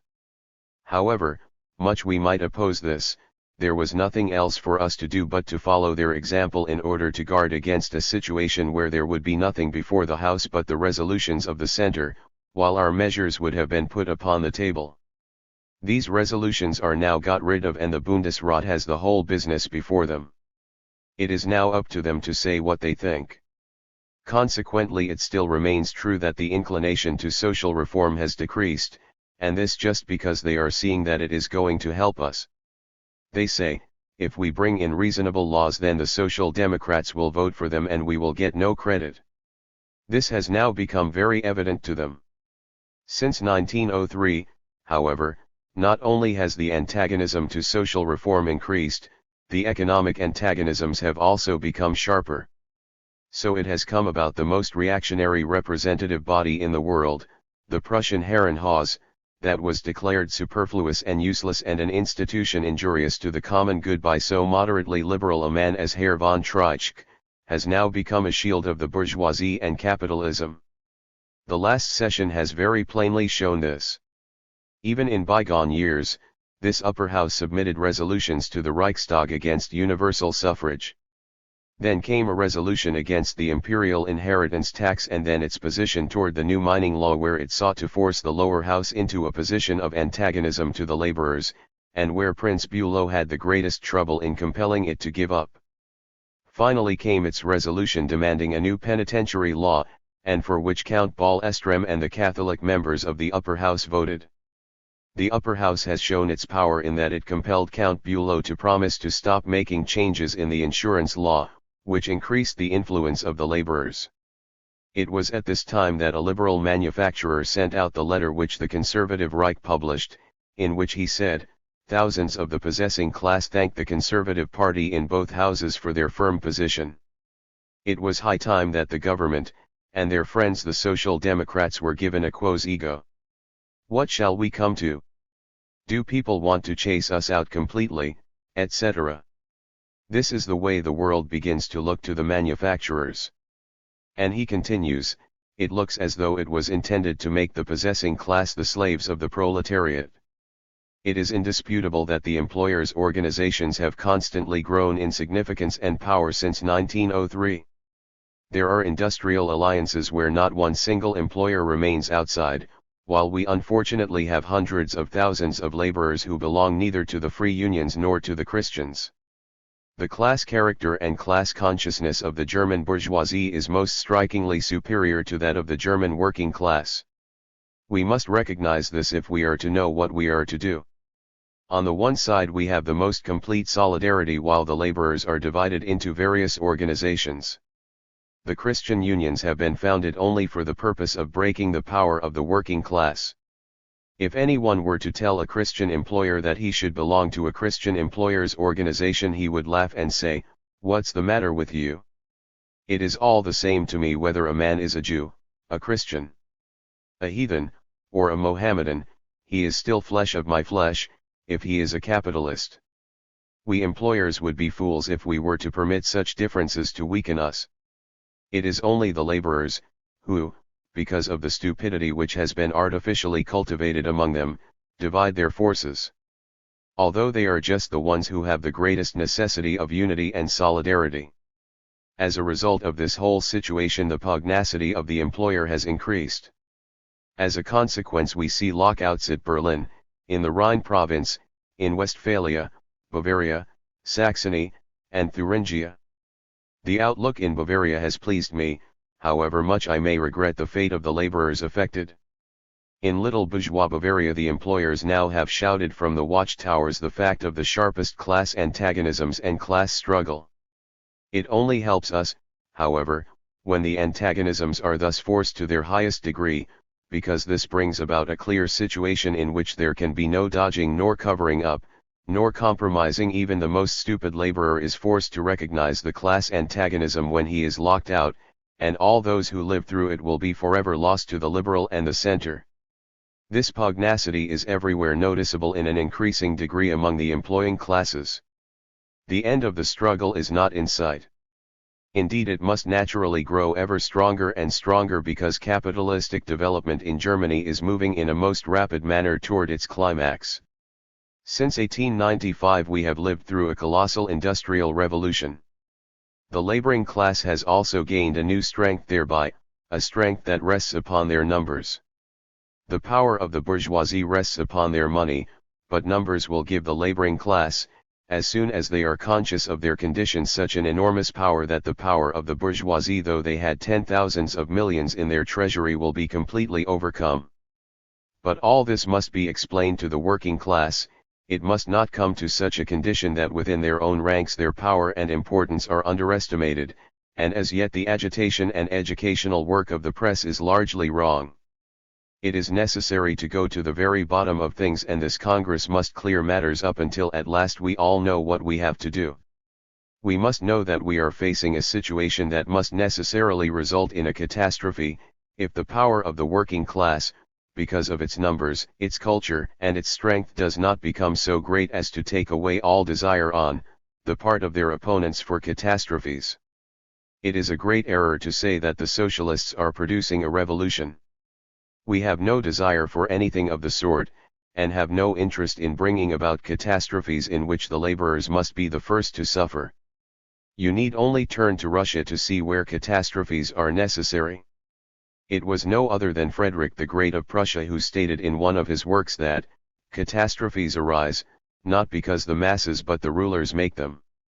This is the same position that von Bluntschli took during his years as a teacher of political philosophy. Even a paper like the Catholic Echo wrote in May of this year that it was a completely unhistorical position to claim that revolutions were made by a few scoundrels and demagogues. Revolutions can only occur when the historical conditions have arisen, and be successful only when evils exist that bear heavily upon the mass of the people. Such revolutions are always successful. Whatever we may have to say against the social democracy, we can only overcome them by reform, and if we do not meet the just demands of the laborers, they will finally become socialists. A very intelligent view. Thoroughly correct. Just what we have always said. But it is ever the curse of a ruling class that at the decisive moment of their own history they never have the right insight, and that no one does what he should do. We socialists find ourselves in the very favorable position that whatever our opponents do to oppose us, we grow continually larger. We must grow because the capitalist society grows and constantly creates the conditions that produce socialists. Just as little as they were able to master us under the laws of exception, just as little will they be able to master us when someday they make new force laws. Oh! I know that there are many in our ranks who would rejoice if this should happen. Then we would show them again what sort of confounded rascals we are. What did we not show the police power during those 12 years? But it is not alone the economic class antagonisms which are increasing, but the political also. The ruling class, the bourgeoisie, because of its power has come to look upon its social position as self-evident, as something ordained by God, as representing the state and wielding the power of the state. They consider that they, as Bismarck has said, have the key of legislation in their hand in order to legislate according to their will, that is according to their interest. They say to themselves, we represent a colossal property interest, and pay the taxes, therefore we must also represent the state. To be sure, if this property was produced in the sweat of their face, then they might talk about it, but this property is produced by your sweat, it is from the monstrous surplus which you create for them that they pay the taxes. This humbug, this hocus pocus is continually repeated, and the great mass of the people do not yet understand it, else they would all be socialists. The economic power of the bourgeoisie has increased with giant strides during the last 15 years and especially during the last decade. You can scarcely have any conception of the amount of property which the syndicates, rings and trusts have brought to the employers during the last 10 years. It is necessary only to see how the bourgeoisie of today squanders and wastes the wealth because they no longer know what to do with the money. How they do this can be seen in Berlin, and the scenes there are even worse than those of the days of decay of the Roman Empire, when men fed their guests with the eyes of peacocks. I have been repeatedly told that at the great feasts of Berlin it is nothing uncommon to spend 20 or 30 and even 40,000 marks for a single meal. Those are sums beside which the salary of a prime minister is insignificant. So it comes about that the bourgeoisie simply buy the officials by paying them 3 or 4 times the salary which they once received, and as a substitute for their right to a pension supply them with capital, the interest on which is greater than what they would have received as a pension. Through these officials a great influence can be exercised upon their former colleagues in the service of the government and the ministry. So it is that they have legislation completely in their hands. The great masses do not even dream of the influence of capital, which we, however, must cry out through the country, knocking at every door until the people know how hopelessly they have been betrayed and exploited. I tell you also that the bourgeoisie do not comprehend how such class antagonisms can continue with universal, equal, direct, and secret suffrage. Shall the best of the nation be turned over to the rough, crude, unthinking mass to have their fate determined by a mere counting of heads? In this best of the nation are included not simply the nobility, but first of all, our plutocracy, the aristocracy of money. It is not in vain that a Baulein or a Krupp and a whole row of similar great ones have found a more welcome entrance to the court than many a noble old lord who can look back upon an ancestral tree 600 or 700 years old, older even than the Hohenzollern. This is but another example of the power of the bourgeoisie, the power of money, which has everything in its hands. Here again are proven the words of our great leaders, Marx and Engels, as stated in the Manifesto of 1848, the government is only a committee to represent the interest of the ruling class. That this is the case was shown by the fact that 16 years ago, when I made a similar declaration in the Reichstag, the then Secretary of the State, Herr von Boetticher, supported me with a low "That's right." Naturally I did not forget to announce this quiet testimonial of sympathy of Herr von Boetticher aloud to the whole Reichstag. An agrarian policy is necessary in Germany, perhaps not so stupid and foolish a one as the present in regard to the raising of the cost of meat, but the government must be agrarian in the interest of the ruling class. Where else can the young bloods of aristocracy find the resources to maintain a suitable, social position if not from the colossal agrarian tax and the other revenues of the state?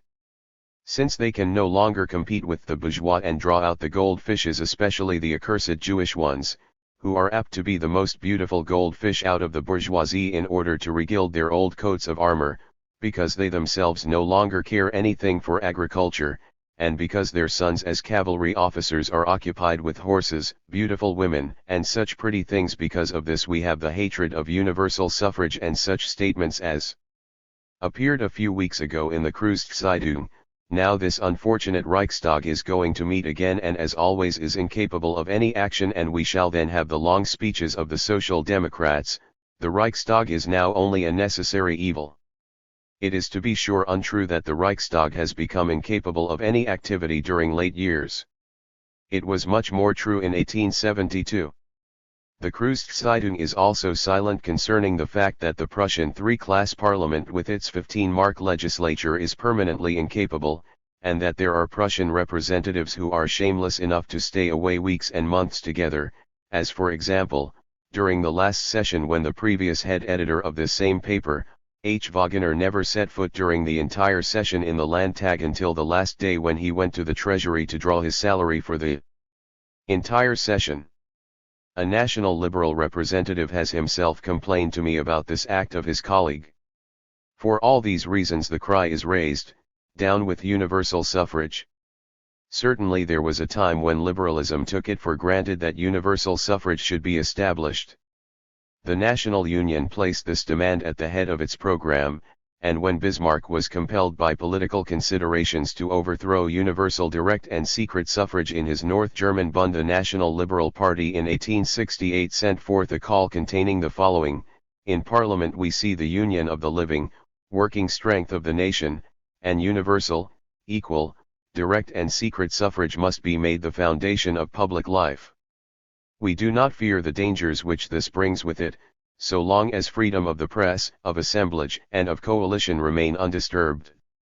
At that time then the danger to universal suffrage was simply that there were not enough other forms of freedom. The National Liberals at that time also referred to the non-payment of members, because the year before Bismarck had sought to take away salaries. It went on further: the restricted class suffrage has outlived its usefulness. The next Landtag will show in what manner and under what conditions the transition can be made to universal suffrage. So spoke the National Liberal Party officially and proudly in the year 1868, and up until the present time this party has, in accordance with its well-known Mameluke character, continually trampled its own platform underfoot, and worked in opposition to all extension of universal suffrage. In 1887 it used its majority with the Conservatives to extend the legislative period from 3 to 5 years. During late years pamphlet after pamphlet has been issued against universal suffrage. I would recall also how Count von Zedlitz forced the Bundesrat to oppose the extension of universal suffrage in the South German states, and how in the North they sought to make still worse the most abominable of all electoral systems. I need only refer to the attack on the electoral system in Saxony, Hamburg, and Lübeck. I would also call attention to the fact that these attacks have been made in just those localities where the socialists are strongest, such as Hamburg and Saxony. Why the party has not taken the action in these localities that many expected from it I shall explain later. I can prove further that it has been the liberals especially who have been engaged in these attacks upon the suffrage. In their inmost hearts nearly all liberals are opponents of universal suffrage. The number of bourgeois who are really supporters of universal suffrage can be counted on the fingers. What then have the liberals done in Prussia to universal suffrage? Rickert has a few times brought in schemes in this direction and as a consequence has been sharply attacked by his friends. In Nuremberg the magistrate is chosen from the majority of the Freethinkers party, and this free-thinking magistrate has misused his power in order to gerrymander the electoral district, so that 15,000 bourgeois have been able to outvote 22,000 social democrats. In view of all these events it is a lie to assert that liberalism is a supporter of this most important of all the popular rights. And how is it with the center? That center with which our comrades of Bavaria have made a momentary alliance to secure universal suffrage? This does not in any way contradict the facts that I have set forth. If you believe that the center has any political principles, then undeceive yourself at once. It has absolutely no firm position except to strengthen the power of the Church at any price. The center stands for the God-ordained order. This divine order is always that which is useful to the center. It is the order which supports the power of the Church and the center. Through thousands of years, as I have indisputably shown at Strasbourg, this center has been capable of adjusting itself to all forms of state and all economic stages, and I can tell you now, comrades, that when it comes to the final decision and the center says to itself, we can no longer successfully oppose socialism, that I will bet 1,000 to 1 that the preachers of Christian love, who now stand for bourgeois order as they formerly stood for feudal and ancient orders of society, will begin to stand for socialism. Then they will show to you with a keenness and a clearness beside of which all of you will be bunglers that the New Testament in such and such places clearly stands for socialism. So will the center act on the day when it cannot act otherwise. To be sure, it will then have to settle with us. Just now the center has certainly worked to secure universal suffrage in Baden and Bavaria. Why? In Bavaria the center is not capable of obtaining power on the basis of the existing suffrage. It seeks a power that will give it absolute domination in the administration and the representative bodies of the state, and since our comrades in Bavaria are interested in breaking the back of the present electoral system at any price, and since further, liberalism, true to its position as the representative of capitalism, will not yield any concession and opposes every reform, therefore a coalition between the social democracy and the center becomes a necessity. The very moment that the goal of this coalition is obtained, the battle between the social democracy and the center will naturally break out even sharper than it has ever been between the liberal and the center. The center wishes universal suffrage in Bavaria because only in this way can it utilize the votes of its peasants and little bourgeois adherents. Things are much the same in Baden, where the power of national liberalism can be broken only by universal suffrage. Because of this, and not because of any principle, the center stands for universal suffrage in Baden and Bavaria. While in Prussia, since 1875 when Windthorst lived, it has never moved a finger in order to introduce universal suffrage. Indeed, the center has done just the reverse. In the so-called electoral reform of 1892-3 it so reformed things that it even injured itself and was crushed under the abuse bestowed upon it by the advocates of universal suffrage. And how is it in Württemberg? There the constitution is about to be amended. It has already had universal, direct suffrage for several decades, although to be sure in very unequal and badly divided electoral districts. Now it is proposed to introduce a reform which shall throw out the 24 privileged members, but the center would also receive these 24 votes through the help of universal suffrage. But the leader of the center in Württemberg, the Reichstag member, Grober, came forward and declared that this should not happen, for it meant the giving of great additional power to the social democracy. That's the tune the center plays in Württemberg. Then it was that Grober, who is a gigantic and skillful man, painted a picture on the walls of the chamber on the danger of the introduction of universal suffrage in Württemberg, that made the shivers run over the honorable gentleman, saying this would enable the Social Democrats to capture 24 seats. Oh! If that was only true! But Grober knew as well as I that it was not true, that it could not be true, because the economic conditions in Württemberg did not yet exist. Grober proposes, to be sure, that these 24 representatives should be elected by universal suffrage, but in such a manner as to retain his domination in the chamber. You see how correct I am when I say that the center always acts in the manner that will best secure its own interest. Furthermore, I would refer to what the Cologne Volkszeitung said in April of the present year concerning the attack upon the rights of suffrage in Hamburg. It is proper, it wrote, that every state, whenever it is threatened with a social democratic majority in its legislative chamber, which would bring the whole nation to a standstill, should prepare to introduce protective measures. Now we see the program of the center. It is for universal suffrage, so long as the present majority is sure, but when universal suffrage will create a social democratic majority, then it is for something different. We would bring the machinery of the state to a standstill. No, not at all. On the contrary, we would speed it up to a hitherto unheard of speed, while we cleared away the old rubbish. The Cologne Volkszeitung continues, let the Social Democrats cherish no illusions on this point.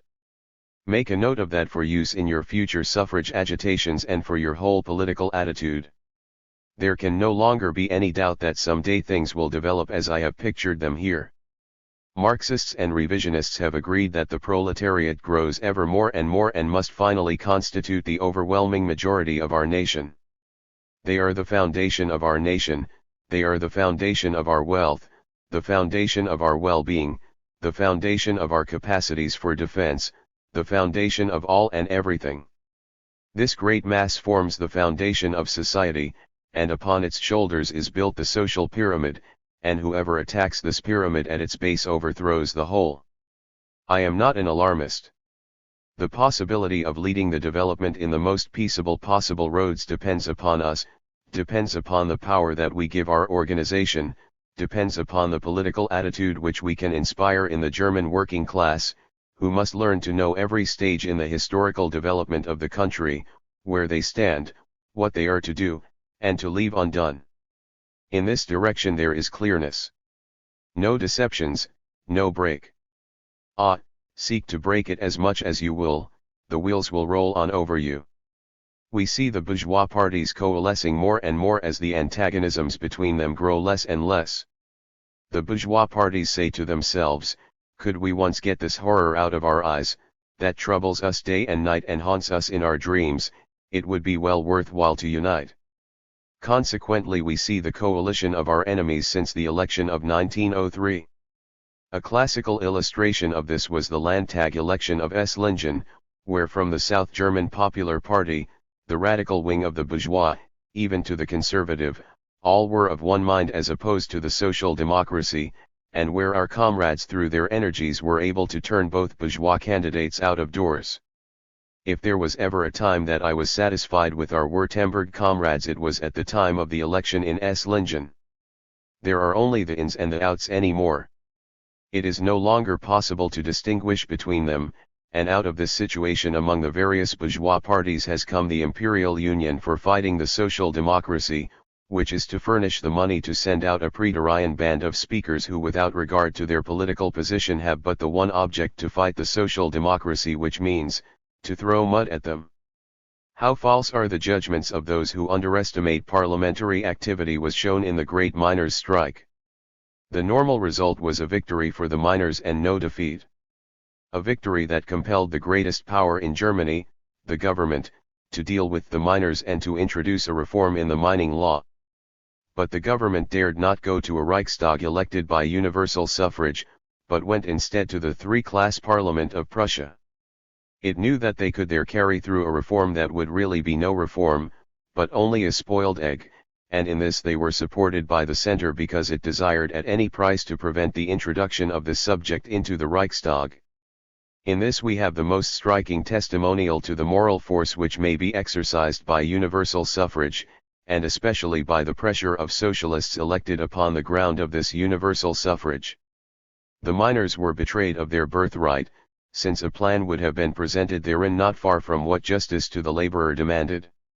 It was there that we grappled with the resolution demanding a new penitentiary law, and there came Bülow's promise to reduce the self-government of the insurance organizations. Another proof of what might happen if there were no socialists in the Reichstag. And in the face of such misuse of the miners, people dare to demand of us that we renounce parliamentary activity. Over in Russia a terrible struggle is going on whose primary purpose is the attainment of political rights in order to erect a modern political system. There are comrades with joyous eagerness for battle rush to the barricades while men and women offer up themselves and all that they value highest, their lives even, in order to finally obtain a modern state. Even the conservative General Liebert, a man who would be the last to grant any concessions to socialism, expressed himself as convinced that a war against the proletariat was impossible. Still they tell us that the proletariat has no power and no significance. It is said upon one side, and that from which I had never thought such a thing possible, that the power of the party has been reduced to a minimum.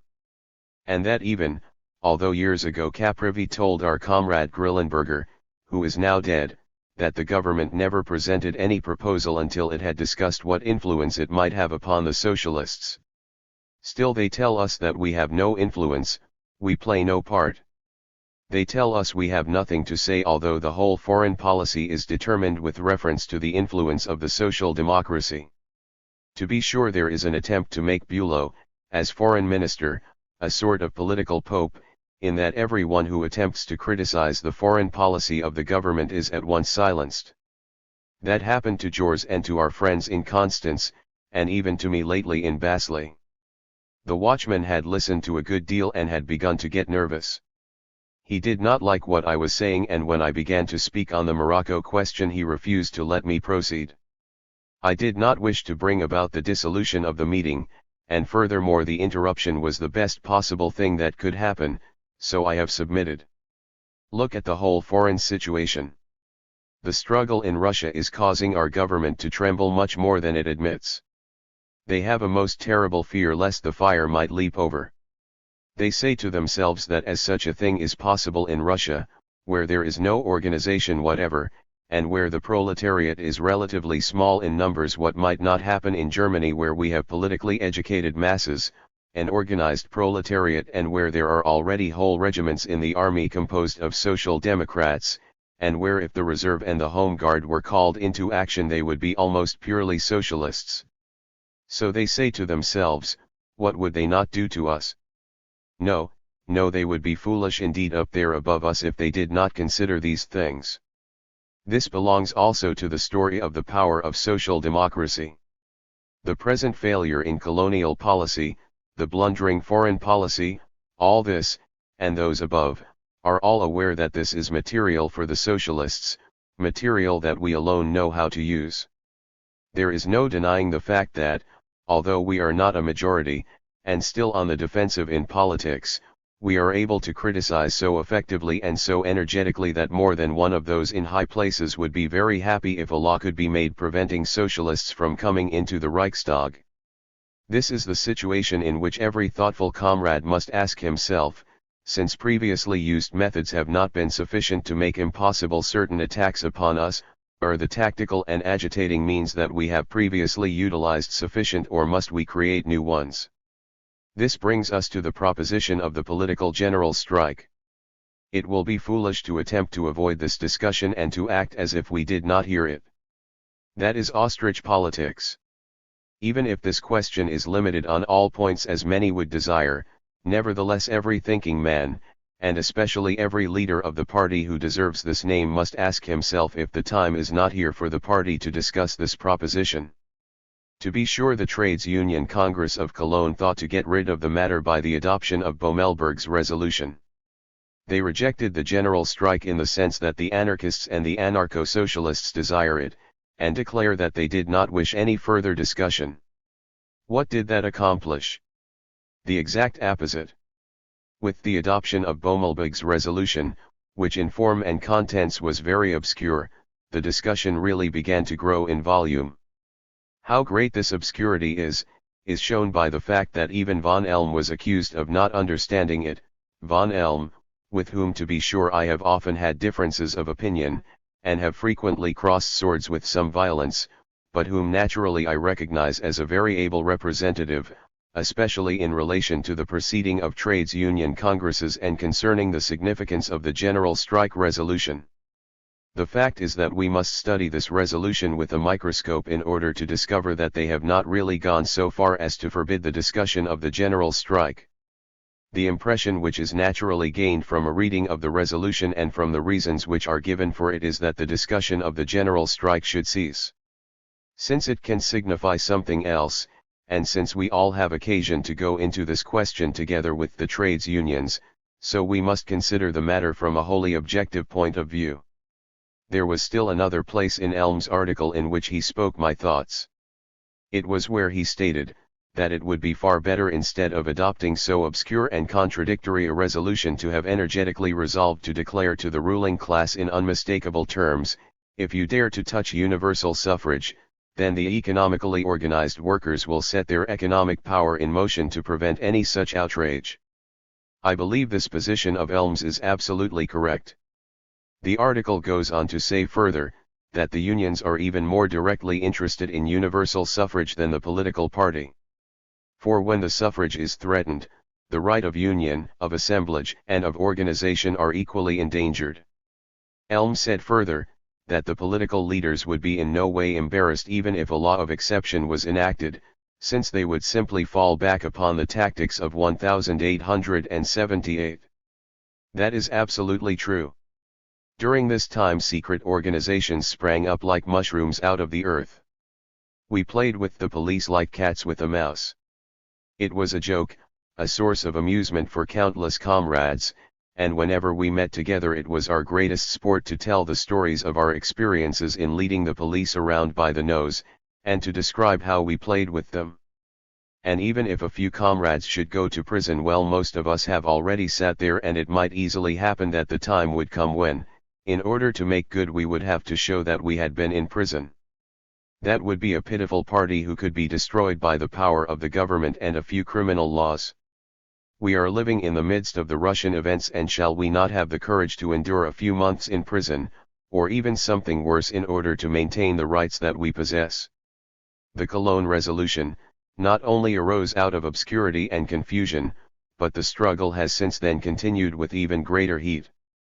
The reason which Comrade Bommelberg gave at that time for placing the question on the program is at least interesting. He declared that it was done in order to avoid the danger of the unions adopting resolutions later which might be misinterpreted in some other place.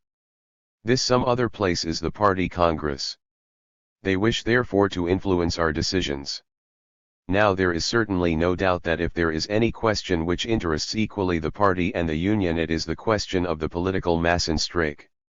For the union members are not simply unionists, they are also citizens, and as such they have the greatest interest in the political condition of the state, and not simply in the economic conditions of society. What is then the state? Whoever wishes to thoroughly inform himself on this question can read the work of Engels on the origin of the family, private property, and the state, and if he does not understand it when he reads it the first time, let him read it twice or three times. He will then discover what the state is, and that the state first became necessary when private property took the place of communistic primitive families. As soon as this development appeared, class antagonisms arose, and property owners became the enemies of non-owners and vice versa.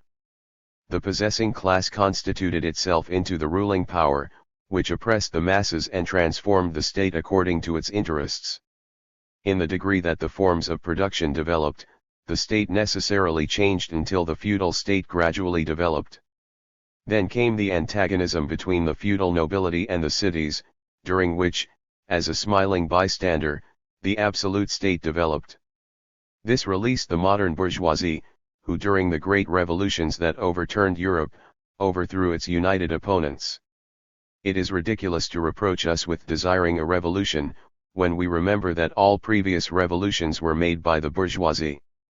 The bourgeoisie granted numerous rights to the laborers, but the most decisive right, that of suffrage, it withheld as long as possible.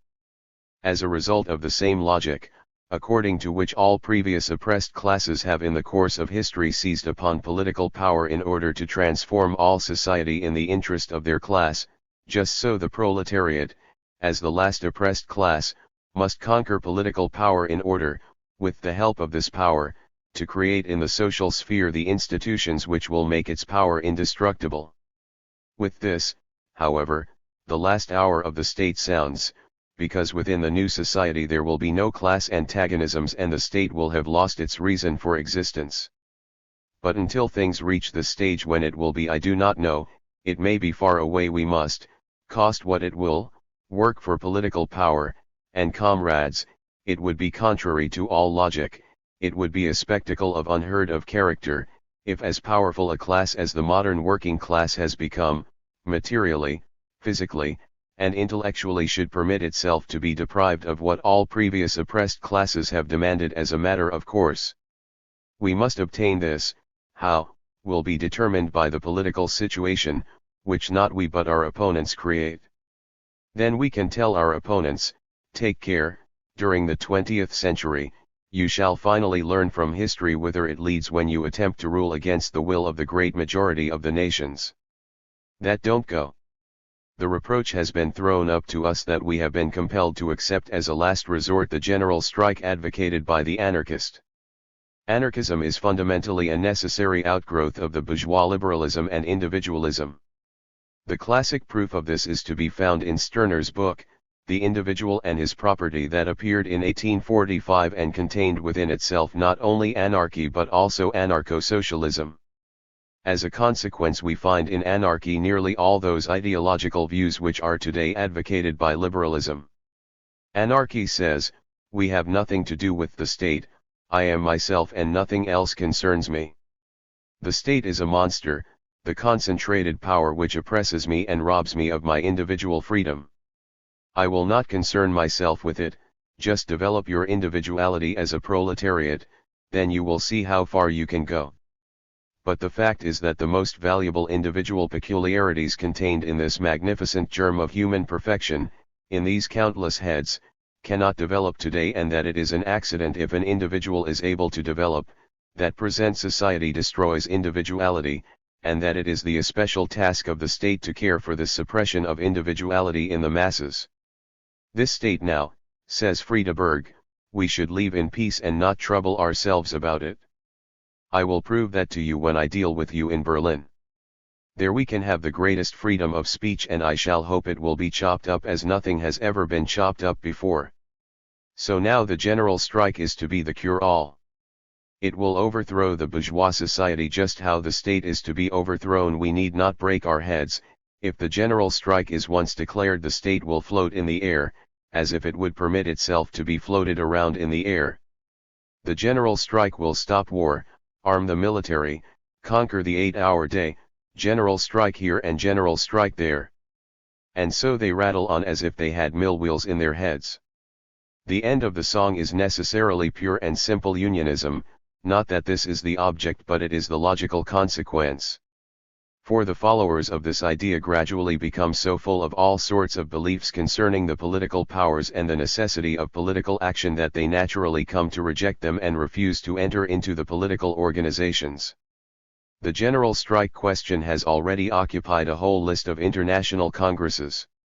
It first came up in 1889 in Paris. There it was that Tressaud de Marseille thought that the demonstration of the 1st of May would be ineffective unless supported by a general strike. The Congress must declare the general strike as the beginning of the social revolution. His motion in support of this was, however, rejected by a great majority at the International Congress at Brussels. Domlenhuenhuis moved that the socialists of all countries issue a sort of declaration of war with a call to the people for a universal cessation of work. This motion also was defeated. The International Congress of Zurich of 1893 appointed a committee to consider the general in the sense of the world strike. This commission submitted the following resolution, which, however, only gave rise to a discussion. Whereas, strikes can only be successful under certain definite conditions and with certain definite objects which cannot be determined in advance, and whereas a world strike, because of the diverse economic development of different countries, is impracticable and in the moment that it would become practicable would be no longer necessary, and whereas, even in one country the limited universal strike, if peacefully carried out, is hopeless, since hunger of the strikers first of all would compel their capitulation, while a violent strike would be mercilessly suppressed by the ruling class. Therefore the Congress declares that under present social and political conditions a general strike of individual industries may be successful in the most favorable cases, and further that sympathetic strikes under certain conditions may be most effective weapons, not only in the economic but also in the political battle, weapons, however, whose application presupposes an effective economic and political organization of the working class. The Congress recommends therefore to the socialist parties of all countries that they further this organization with all energy and pass over the question of a world strike for the consideration of the regular order of the day. This resolution is especially interesting in that it rejects the world strike but maintains that the political Massenstreik is still worthy of consideration, and especially under the conditions that the corresponding organizations were sufficiently extensive. I find that this portion of the resolution is clearer than that of the Amsterdam resolution. Again, in London, in 1896, the general strike came before the International Congress. In the resolution concerning the economic policy of the working class, the reporter was Molkenbuhr, we find, the Congress considers the strike and the boycott necessary means for the attainment of the purposes of the unions, but does not consider that the possibility now exists for an international general strike.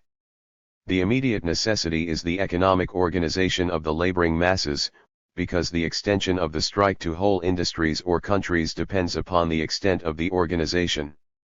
The International Congress at Paris in 1900 had the general strike as the last matter on its order of business. The chairman, Legian, declared, "We have brought in once more the not entirely satisfactory resolution of London in order to testify that our view concerning the general strike has not changed. So long as strong organizations do not exist, the general strike is not even subject to discussion. A general strike of unorganized masses would simply be an opportunity for the bourgeoisie. In a few days they would have overthrown the strikers through force of arms and thereby destroyed the work of decades." The Congress finally accepted, by a vote of 27-7, the resolution of the majority of the committee which repeated the London resolution. We see that this question has in no way been neglected. Finally, we have the resolution of the Amsterdam Congress. Between the observations which Robert Schmidt made as representative of the unions at Amsterdam and those of Legian in 1900 at Paris there is a very significant difference. Legian said, "If you Italian and French wish to have a general strike, then see to it that you build up corresponding organizations and then we will discuss the matter." Robert Schmidt declared, "On the contrary, in Amsterdam, the great German unions do not consider the general strike as debatable." Schmidt in no way refers to the Massenstreik in this connection. The position of Bryans at Amsterdam in regard to the Massenstreik is also very interesting. He held it to be necessary as a defense against the attacks on the suffrage in Germany. The resolution was finally adopted in Amsterdam by a vote of 36-4. At our Bremen Congress the question was also discussed. Many speakers like Zetkin, Liebknecht, Koskai, and Bernstein spoke in favor of further discussion of this question at other conventions. Finally came the events in Cologne where Bommelbug took the same position as Schmidt and argued against the theoreticians who lacked any practical comprehension of such questions. Robert Schmidt compared the Massenstreik to a string around the neck of the working class, which the bourgeoisie were told to pull. Bommelbug referred to the fact that the labor movement demanded peace in order to build up its organization, while the question of the Massenstreik would bring unrest into its membership and lead to divisions. Now the question has been discussed further, especially by Comrade Heine in the September number of the Minutschrift. He attacked in the sharpest manner the work of Comrade Mrs. Roland Holst on the general strike. I would have liked it much better if he had not sharpened his pen quite so often. He attacked Comrade Holst in a manner that I very much regret.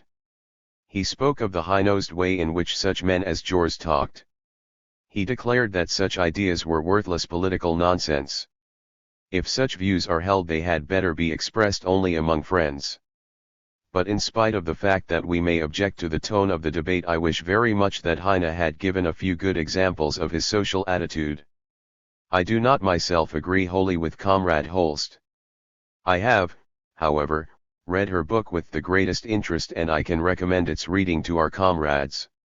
The book was written with the heart's blood of Comrade Holst. She is one of the ablest women that I have ever come to know.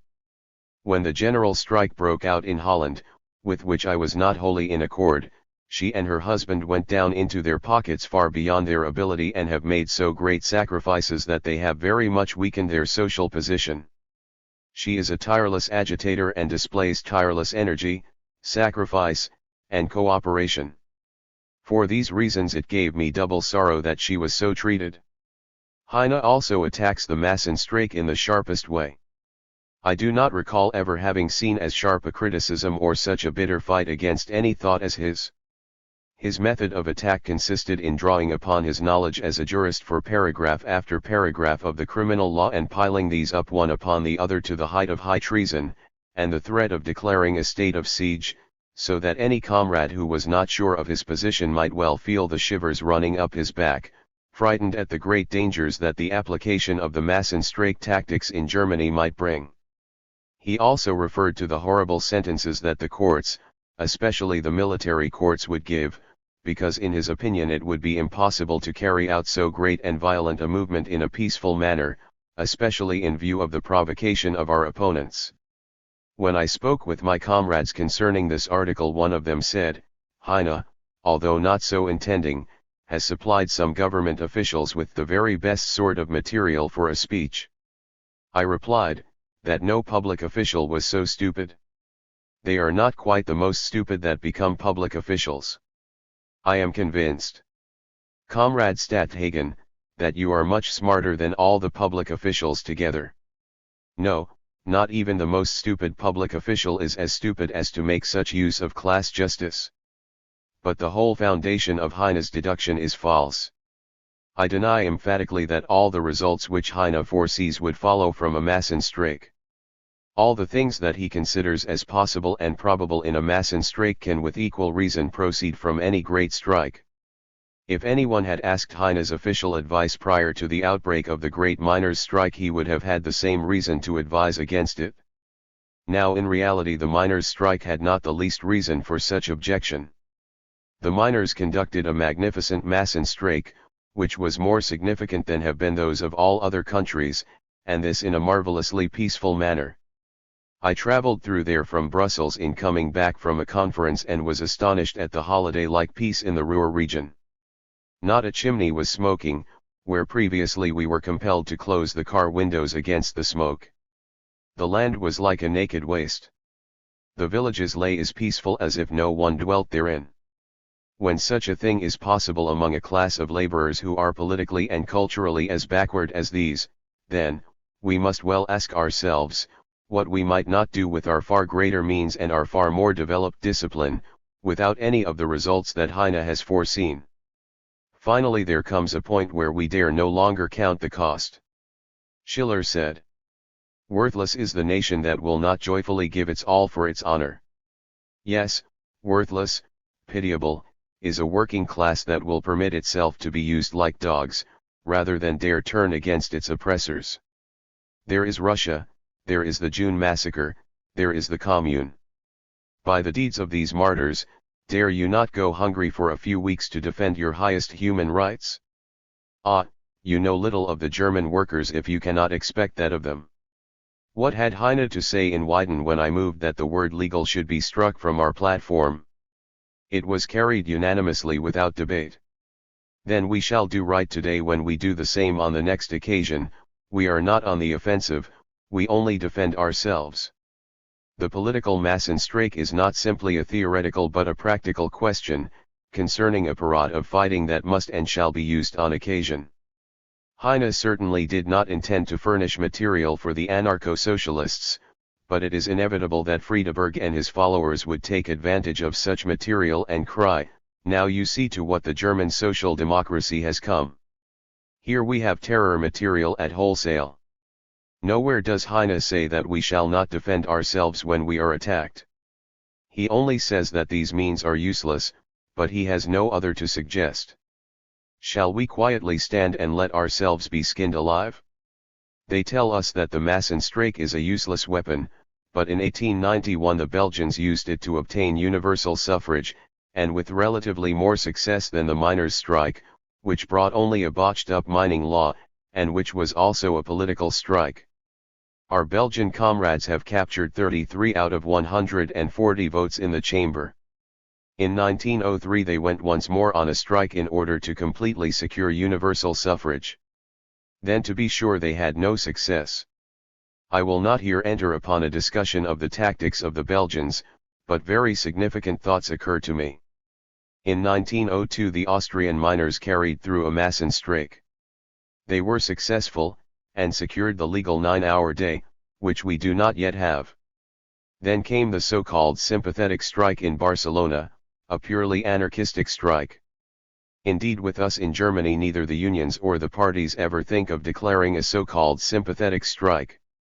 This so-called strike, that in order to secure the demands of a certain portion of the laborers calls out on strike the whole laboring class in a great industrial circle, is doomed to failure.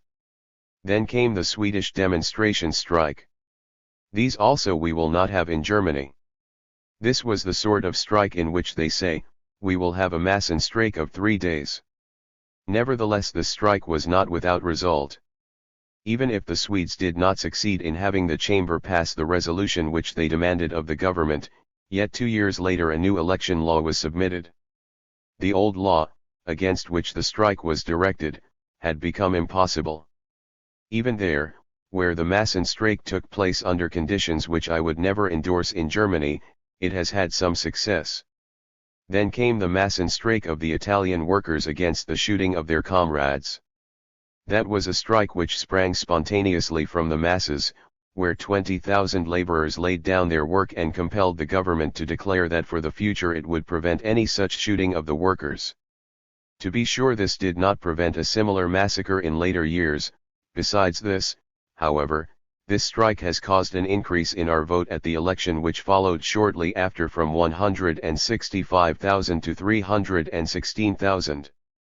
And must therefore have produced a by no means unfavorable impression upon the masses, as a result of this strike, although all the bourgeois parties were aroused to the highest degree and united against us. Finally, then, came the railroad strike of last spring. I was myself a witness of this in North Italy. It miscarried, and the blame fell mainly upon our members, with I know not what justice. But no one had thought of such a strike.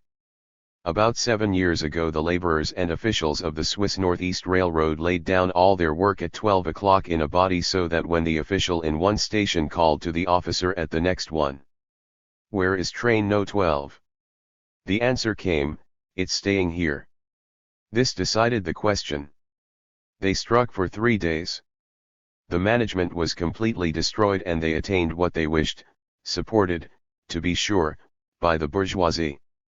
Finally, I recall the Massenstreik in Russia. There, where our comrades have no political rights and power, strike after strike is carried through, 3 or 4 at once in the same place, with an energy that calls forth the greatest astonishment. Meanwhile, the conditions in Russia are so abnormal that these strikes can scarcely be offered as an example to us. It is certainly no accident that since the year 1893 these political strikes, these Massenstreiks have first begun to be utilized, beginning in Belgium. Then the question rested until 1902, and from then to 1905 there have been a large number of such strikes. It is also by no means true, as has been said, that Massenstreiks are all failures. I question your trades unions. How many strikes did you lose even when you had a strong organization? Countless, and even today many are lost. Here we are dealing with wholly insufficient means, with unorganized laborers, incensed to Massenstreiks.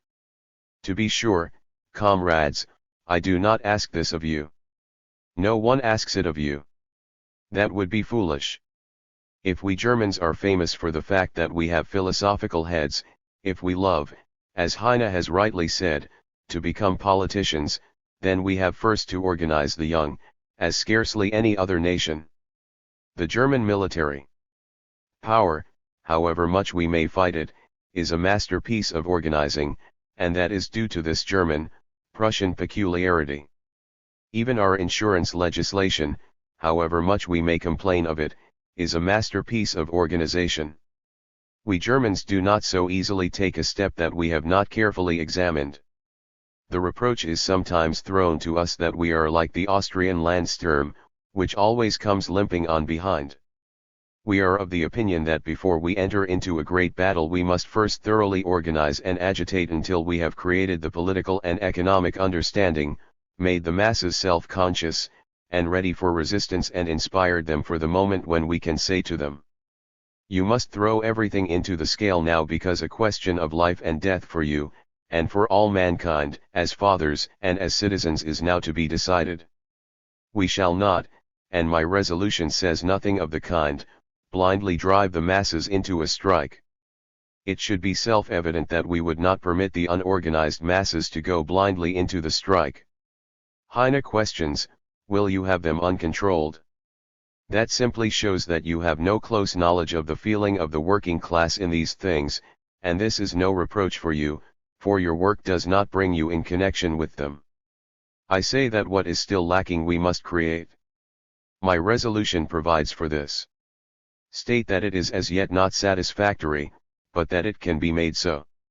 If you are all agreed to act in the sense of my resolution and go out from this Congress into the country to the comrades in a solid body, acting in the sense of this resolution, and if the party press does its duty in the far higher degree, and if not only the party press, but also the trades union press explains to the masses, and proves to them that they must occupy themselves politically, and points out what is at stake for them as citizens and as trades unionists and what tremendous significance the suffrage, for example, has, then the conditions for a general strike will be created. But if, like Robert Schmidt, they state in cold blood that the anarcho-socialists will henceforth be clung to by the trades unions when one gives himself up to this sort of fatalism, that is the end of the song. They will merely make the trades unions pure and simple unions. So, for example, Comrade Bringman, in a reference to an expression of Koskai's in the Nuizite, of which I also, when I read it, said, that is a dangerous expression, which can be easily misused, so Bringman said in his brochure, The Fifth Trade Union Congress and the Class Struggle in Germany, in which he quoted Koskai, still less than ever before can the proletariat expect anything from the imperial government. All significance and life have been taken from the Reichstag. From this he draws the following conclusion: parliamentarism is simply played out in Germany. The 3 million victory of our party in 1903 has changed nothing, but has only accelerated this process. I therefore maintain that it was absolutely correct for the Fifth Trade Union Congress to not concern itself any further with social political matters. The fact is that we cannot expect any improvement in our economic condition through legislation within any perceptible period. For the immediate future at least our attention must be given exclusively to our unions. We can improve our economic condition only through our organizations and by means of hard economic battles. Then, again, on page 12 of this brochure, we read as follows: the whole political and economic situation points the German working class to the trade union movement. Under present conditions it is the only means to improve the condition of the working class. The class struggle of the future will be fought out on the economic field. The unions are the bearers of this class struggle. When he thus looks upon political activity as useless, it amounts to nothing that at the close of this speech he gives utterance to this very beautiful expression: if it should become necessary to defend political rights, then we may be sure that these laborers will be firm in their defense of political rights. When such a situation shall present itself, the economically organized laborers will know how to fight bravely, conquer manfully, and, if necessary, to die like heroes. All very pretty, to be sure, but when said in this manner by a man holding an official position in his union, and who also says, we are not in a condition to obtain anything through politics within any conceivable time, then I ask you, we have nothing to do with Bringman's intention. Will not the unionists say, why should we pay our pennies to a political party? And the younger trade unionists will say, then I will not unite with the party organization. This question will lead to a more and more one-sided activity among our trade union leaders, until at last, and wholly unintentionally, it ends in anarcho-socialism. Furthermore, I would call your attention to the fact that while the Congress in Cologne was considering the question of the Massenstreik, in a conference between the Social Democratic Organization and the Trades Union Committee of Hamburg as to what we should do in reference to the attacks upon the suffrage by the Hamburg Council, old party comrades and trade unionists said, you have no idea how bad the situation is with many of the younger trade union leaders, in that they sneer at the party and at socialism, and the future state. They even deny that we are leading a class struggle. Comrades, I am only quoting what was said there, and those who said it are tried comrades from the Trade Union Committee. I was simply struck dumb when I heard it. It was further confirmed by the editors of the Echo. When after this the opinions of Bringman find sympathy in this place even from Legion, then I am forced to say, to your posts, consider what you are doing. You are traveling along a very dangerous road, which may end in your own downfall, without your being aware of it. Of course, there can be no talk, such as we often hear, of the general strike coming, instantaneously, overnight, with no chance of discussion. Such a great democratic party as ours can have no secret politics. It must fight in broad daylight. How shall we ever be able to direct the masses, if we do not bring them morally and intellectually within our influence, until we shall arouse their enthusiasm and their confidence, until we can say to them, now there is no other way, on to the battle, if you but do your duty, victory is certain. And now to something else. We do not fight for utopias nor to demand the cooperative commonwealth. We do not believe that the general strike will transform the capitalist society into a body of angels, but we fight for very real rights, which are the essentials of life for the working class if they are to live and breathe politically.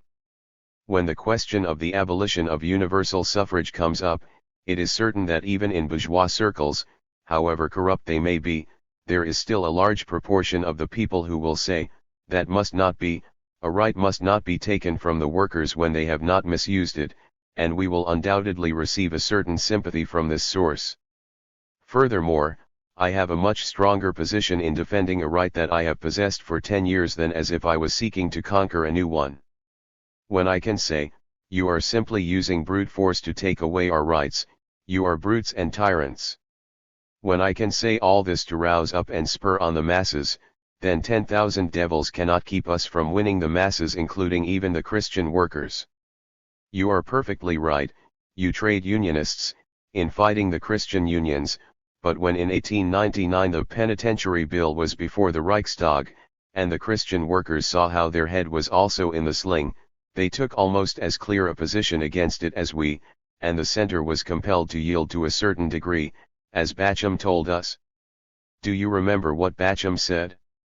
He did not claim that the center had become the defender of the right of free coalition because of a principle, not at all, he said, and that was his principal reason, that the Catholic workers were aroused over the attack upon them, and that if this attack was pushed, the Catholic laborers, to the last man, would desert them, and they could not stand that. Just let them try to take the suffrage from us, or to abolish the right of organization. Just as during the miners' strike, the Catholic workers have fought side by side with the free trade unions, so would they range themselves with us when their vital interests as a working class are at stake. Finally, there is always a force of circumstances and conditions stronger than the strongest will. Furthermore, is it not the greatest, most unheard of scandal that the party which polled by far the largest vote at the Landtag elections in Prussia has, because of the miserable, disgraceful three-class system of elections, not a single one of the 433 representatives in the Prussian legislature? There I agree with Bernstein that we must someday ask ourselves, shall this continue? Shall we permanently permit aristocrats, priests, and capitalists to stand with their feet upon our necks, in order to destroy the right of municipal suffrage, in order to destroy the right of assemblage and organization? Recall to mind the coalition law of 1896. Remember the mining law, and the proposal for a new penitentiary law. I do not say that the question will actually come up tomorrow, for a public opinion is necessary, and this opinion must first be created. There will probably be first a few violent attacks to set everything in an uproar. But the question must sooner or later appear upon the program. In this connection we are far behind the bourgeoisie of the 50s, they continuously fought for their rights. But we stand like I will not use the word but like people, to whom everything is the same. As a consequence blow after blow falls upon our shoulders. That cannot always keep on. While on the one side we have Heine as an opponent of the Massenstreik, on the other hand we have the anarcho-socialists, who have left our former position and declare we are on the wrong road. Friedeberg, who has repeatedly spoken in great detail on this question, in Berlin, has printed his first speech, and has honored me with a copy with a very flattering dedication. We can certainly say that whatever we find therein is the sentiment of Friedeberg. On page 3 we read, the economic advantages which parliamentarianism is capable of conquering from the class state, could easily be secured by the proletariat through its own efforts within their trade unions, and by the erection of cooperatives of consumption and production. The ideal motive in parliamentarianism, the spreading of socialist thought, the increase of class consciousness, can be much more effectively accomplished through the general strike idea, and much quicker and stronger by the application of the energy, which is today expended in parliamentarianism, in direct and immediate instruction and agitation by word and writing among the masses of the people. We are conducting no political battle, and consequently need no political organization. Our battle is an economic and a psychological one. Therefore our weapons must be economic and psychological. On page 15, where he criticizes the party and its activity, it reads as follows: "We must never forget that the state in reality is actually nothing but an abstract word, no more, that the state has a meaning, only so long as there are oppressed, and that the moment the proletarian social order is installed there will be no more oppressed, and it will therefore cease to exist." The idea of state and political power necessarily presuppose a contradiction of rulers and ruled. Consequently it is not our object to conquer political power, but to so formulate the economic order and the industrial life of the proletariat that exploitation and slavery shall cease.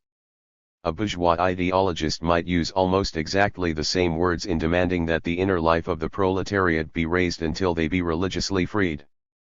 Friedeberg thinks further that the party is in a position to prevent attack and continues, and I can tell you that, when the attacks which are today being made against the right of suffrage are carried through, the German proletariat will be made completely helpless. That will simply give the proletariat courage to fight. We shall shed no tears over universal, equal, and secret suffrage. On the contrary, we cannot but marvel at the stupidity and poor tactics in our opponents, in that they have at last opened the eyes of the German working class to the way that the German proletarian must go, and on page 19, 99% of all things with which Parliament is occupied are of absolutely no interest to us and will disappear the moment that the proletariat overthrows class rule. In complete contradiction with this position, however, he complains on page 10 of class justice. Certainly, class justice does exist. To denounce it, however, we must be in the Reichstag. In our meetings the public officials stop us. Once universal suffrage is gone, then the right of organization and assemblage is also gone, the right of coalition is gone, all rights that we need are gone. When once our enemies have taken away universal suffrage, they would be the greatest fools if they left us any other political rights, however small they might be. A battle will be begun to rob us of all our rights, in which we are certain to be defeated.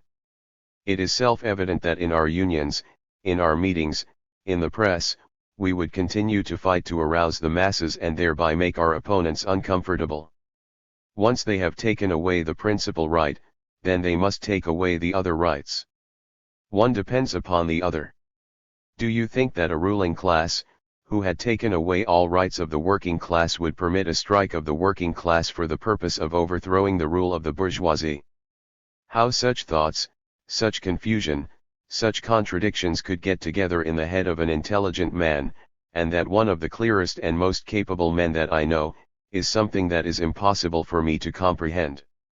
In Berlin Friedeberg spoke, it must be read in order to be believed, of a fifth estate. That is certainly of such colossal foolishness that it is almost impossible of belief. He said that, it is questionable if the party still stood upon the base of the class struggle. Marx and Engels had through their dogmatic teachings deadened the whole movement. When I read that, I asked myself whether Friedeberg had forgotten the whole literature of the Socialist Party, and whether he had read the Communist Manifesto.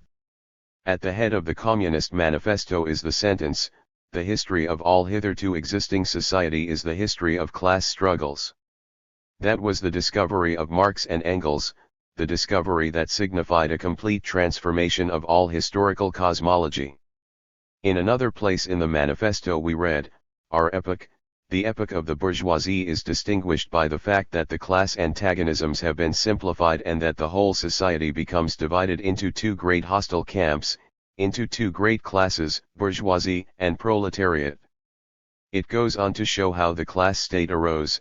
The executive of the modern state is but a committee for managing the common affairs of the whole bourgeoisie. Then comes the proof of how the bourgeois continually creates greater and greater numbers of the proletariat and compels them to organize as a separate class, but, this organization of the proletarians into a class and consequently into a political party is continually being upset again by the competition among the workers themselves. In short, it is only necessary to read the Communist Manifesto. It staggers one's intelligence to hear it said that we are not standing on the base of the class struggle. Even our platform, which still holds good and whose sentences in this connection have never been attacked, definitely expresses our character as a class party. How anyone in view of this expression in the fundamental writing of our leaders, and in view of our platform, and in view of a whole list of statements, writings, and periodical articles, can still tell the masses that the party has ever forsaken the base of the class struggle, that is impossible to understand. Friedeberg referred to Liebknecht, but we must know that in the later editions of his writings concerning the political conditions of the social democracy, that Liebknecht declared in plain words that the views therein contained were applicable only to the North German Union. He had changed his position since the foundation of the German Empire.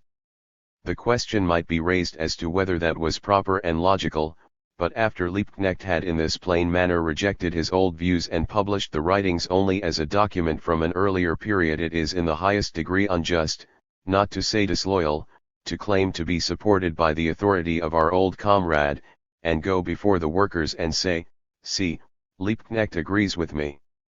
This whole method of fighting is absolutely monstrous.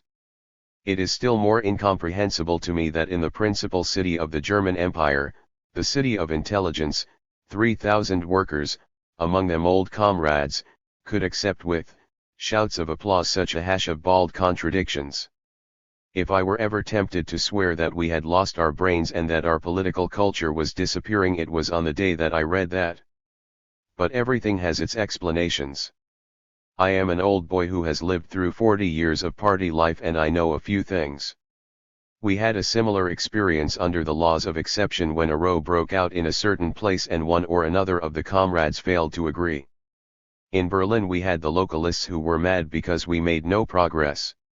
They could naturally not overthrow the centralists, and so they were angry at the unions, angry at the party officials who should have taken them across their knees and spanked them. So long as old Kessler lived, who in spite of all his failings was still a strong social democrat, he was able to hold them within bounds. But old Kessler is dead, leadership has disappeared, and now Friedeberg comes and raises an opposition against the party and the unions, and at once the cry is raised, "Friedeberg is our man." So much for the psychology. But to be sure there are comrades who said, "Hold on, that smells too much like anarchism." They sit down together and talk very wisely and give you resolutions with interpretations, which it is self-evident that no one else in the world can read out of it, but the condition may possibly develop further. I have often stated that the subject had no great significance. We have had plenty of such instances. We had an outbreak of anarchy once in St. Gallen, then came the Volkstribune with its battle against the Reichstag members. Then the Jungen were born, and Robert Schmidt became so famous in speaking about them that now he seems to have joined them himself. He is once more back in the sheepfold. I mean that only in the biblical sense, since in heaven there is more rejoicing over one repentant sinner than 100 righteous ones. The movement of the Jungen soon broke up, and I believe that anarcho-socialism will do the same thing. My further reply to Friedeberg will be postponed, and I will only make a few remarks concerning the 99% of the questions discussed in the Reichstag that are of no interest to the workers. So the freedom of union and assemblage, class justice, education, punishment, condition of the prisons, taxation, navy and military questions, colonial policy, tariff and commercial policy, abuses against the workers, world politics, labor legislation, workingmen's insurance, freedom of industry, freedom of migration, right of cooperation, public health. In view of all these questions and many others, comrades still comment, "Humph. 99% of all the questions discussed in the Reichstag have no interest to the proletariat." Certainly when such things can be said and be applauded by our comrades, then it is time that we went to our posts and question whether we were not in some way to blame. During the last few years we have discussed all possible things theoretically, and the final result has not been a clearing up but ever greater confusion. Seeds have grown up in this ground that we must now pull out. Such a complete confusion concerning fundamental principles has never existed in the party as it exists today. If this was only true of comrades who had just come into the party, then I would not wonder. But it is partly old comrades who have taken to this way of thinking, and so contribute to the corruption which has arisen in regard to the fundamental principles of the party. It necessarily follows that it is our task from now on to work more energetically than ever before to educate the comrades. I was criticized yesterday for my position with regard to neutrality, and I hope that Robert Schmidt will give different references to the places to which I refer in my pamphlet. I have never stood for a neutrality of the trades union in political questions, but only said that a union should not be considered as an appendage to the political party, because it is necessary that they should include all laborers and not make adherence depend upon political belief. The trades union papers and speakers all have the same duty to continually repeat to their members, you are laborers and as such, citizens, and as citizens you are interested in all great questions of state and of legislation. When such an educational work is carried on among the workers, then I will guarantee to edit a trades union paper a whole year without using the word social democracy, and yet the readers will become socialists. That is one of the riddles, and that is a form of agitation that must be carried on.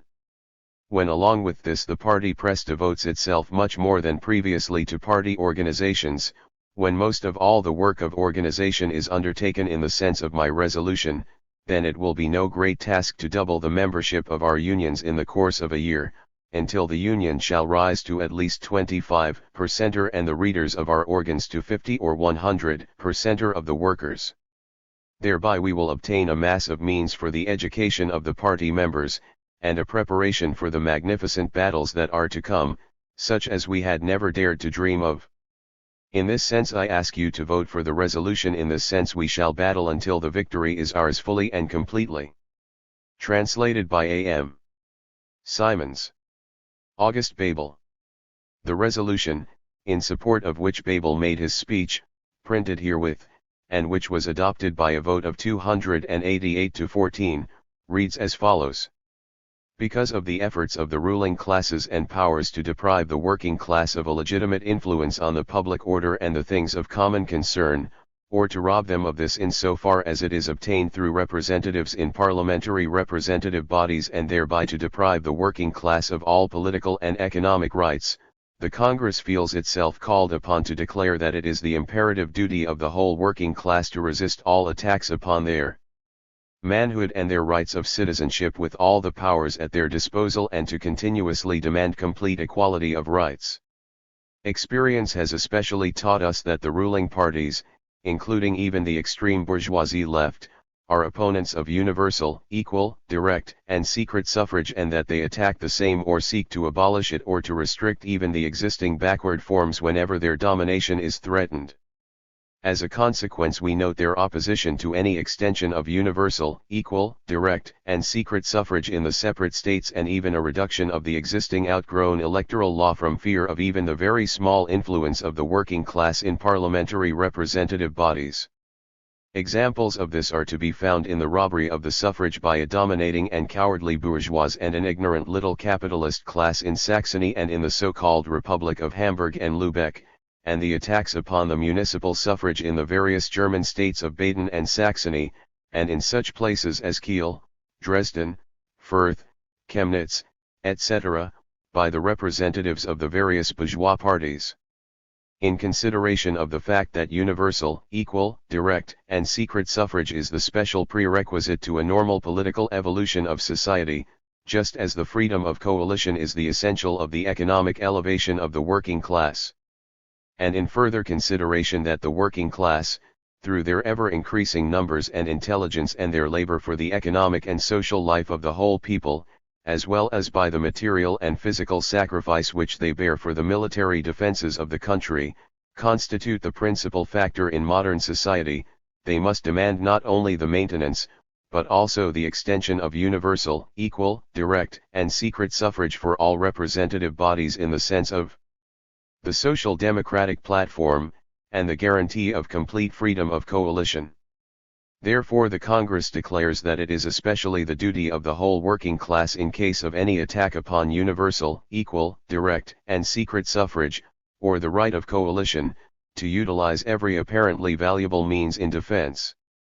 As one of the effective methods of fighting in averting any such political outrage upon the working class, or in order to conquer such an essential basis for its liberation, the party considers under certain conditions the comprehensive utilization of the stoppage of work by the masses. The application of this method of battle is only possible with a great extension of the political and economic organization of the working class, and the continuous education of the masses by the labor press and the oral and written agitations. This agitation must set forth the importance and necessity of the political rights of working class, and especially the right of universal, equal, direct, and secret suffrage, and the unrestricted right of coalition, with regard to the class character of the state and society, and the daily misuse which the ruling classes and powers perpetrate upon the working class by means of their exclusive possession of political power.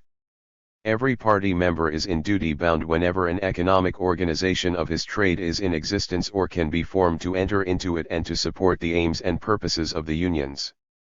But every class-conscious member of a union has also the duty of uniting with the political organization of his class, the social democracy, and to work for the extension of the social democratic press. The conference urges the Central Committee of the party to prepare a pamphlet founded upon the above resolution and its demands, and to arrange for its distribution throughout the whole German working class. Socialism and the Student. Source/published, Wilshire's Magazine, Justice, December 1905, pp 6 and 15. Translated by Henry Bergen of Munich. Online version, August Bebel Internet Archive, August 2004. Transcription, Ted Crawford. HTML markup, Mike B. Proofread, Nick MacDonald, September 2005. I have no great expectation of being able to carry you by storm and of making you all good socialists. Certainly, it would give me great pleasure to succeed in convincing any large number of you of the justice of the ideas of socialism, and of the necessity of putting its ideals into practice. But what I am most anxious to do, is to convince you how necessary and important it is for you at least to take an interest in the socialist movement and socialism in general, to step beyond your circumscribed sphere of activity as students, to open your eyes to the world around you, and for once to realize that what you have in all probability been told about social democracy is to a large extent based on exaggeration, lack of understanding, or ignorance of the nature of the movement, and perhaps also on ill will. There is no question but that the labor movement has become the most vital of all the problems of civilization, a problem, moreover, which occupies the thoughts and endeavors of our statesmen and diplomatists to a far greater extent than they are willing to admit in their official capacity. When Count Caprivi declares, "I admit openly that there is no question of legislation which comes up before the confederated governments that they do not consider first of all from the point of view, what will be its effects on social democracy," what else is this statement than the acknowledgement that every man must take an interest in politics and in socialism? It is indeed true that a large number of your professors are of the opinion that you ought not to take any interest in politics, but I have a strong suspicion that their very reasons for saying this are political.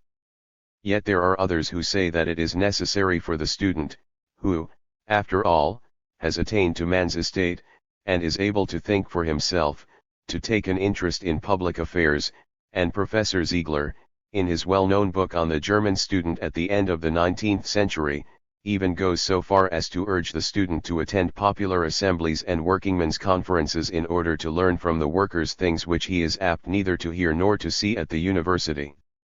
What is politics?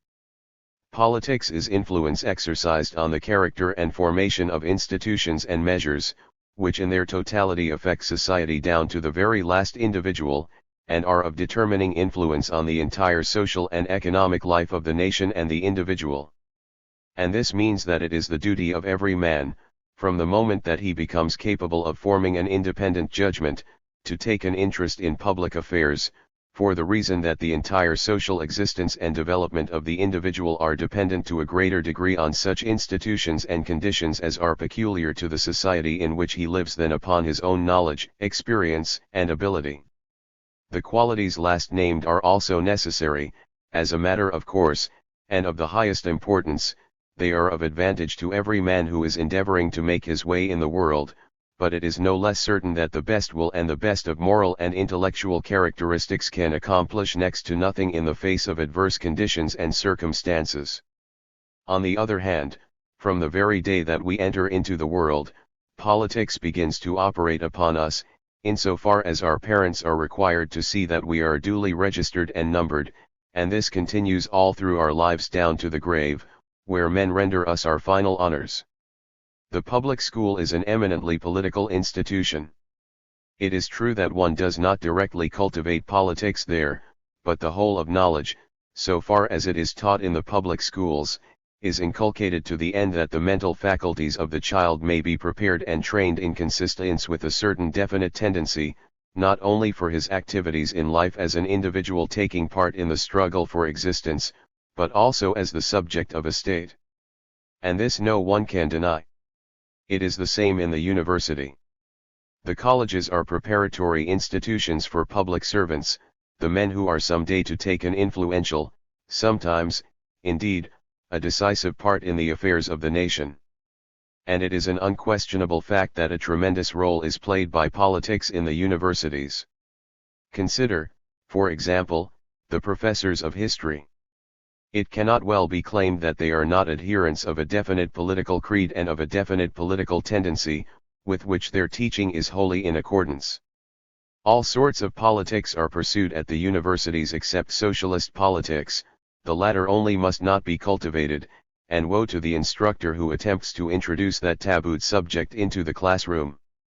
And this only shows how tremendously one-sided and biased these institutions are, which have such a vast influence not only on the individual but on the entire development of our public life.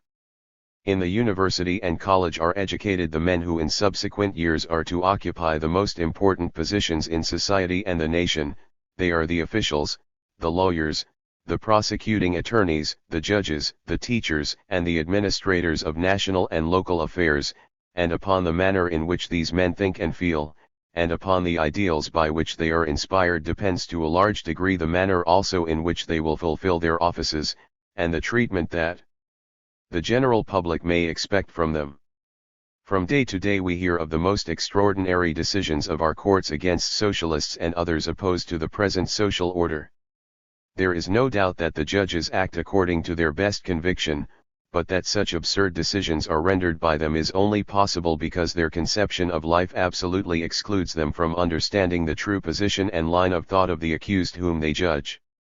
They cannot look upon things from the same point of view as workingmen, nor can they recognize the true relations of the interests which the socialist represents, and since they are unable to do this and cannot understand, so it is that as public prosecutors they demand the heaviest penalties, for which they decide as judges, and as attorneys for the accused are unable to set up a proper and adequate defense.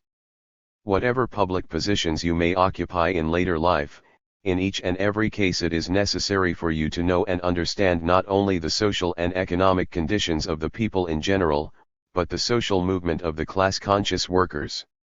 In regard to socialism and its aim, you have no doubt often been told that it consists of fantastic, nonsensical attempts toward the destruction of every good thing that civilization has called into being, as something that at the very best can merely contribute towards the creation of general confusion, which under no conditions can realize its ideal and even in the most favorable circumstances is capable only of doing serious injury to the public and society in general.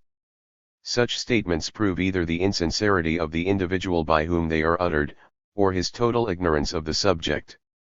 A social movement that is steadily advancing in every civilized country of the world and is constantly broadening and extending the sphere of its influence and activity, ought really to awaken at the very outset a suspicion that it cannot be due to mere chance, and that it can by no possibility be the work of single individuals, who, perhaps out of hatred for the existing state, the present social order, and the wealthier classes, propagate the ideas of socialism, and by the power of their utterances and oratorical ability draw the masses over to their side.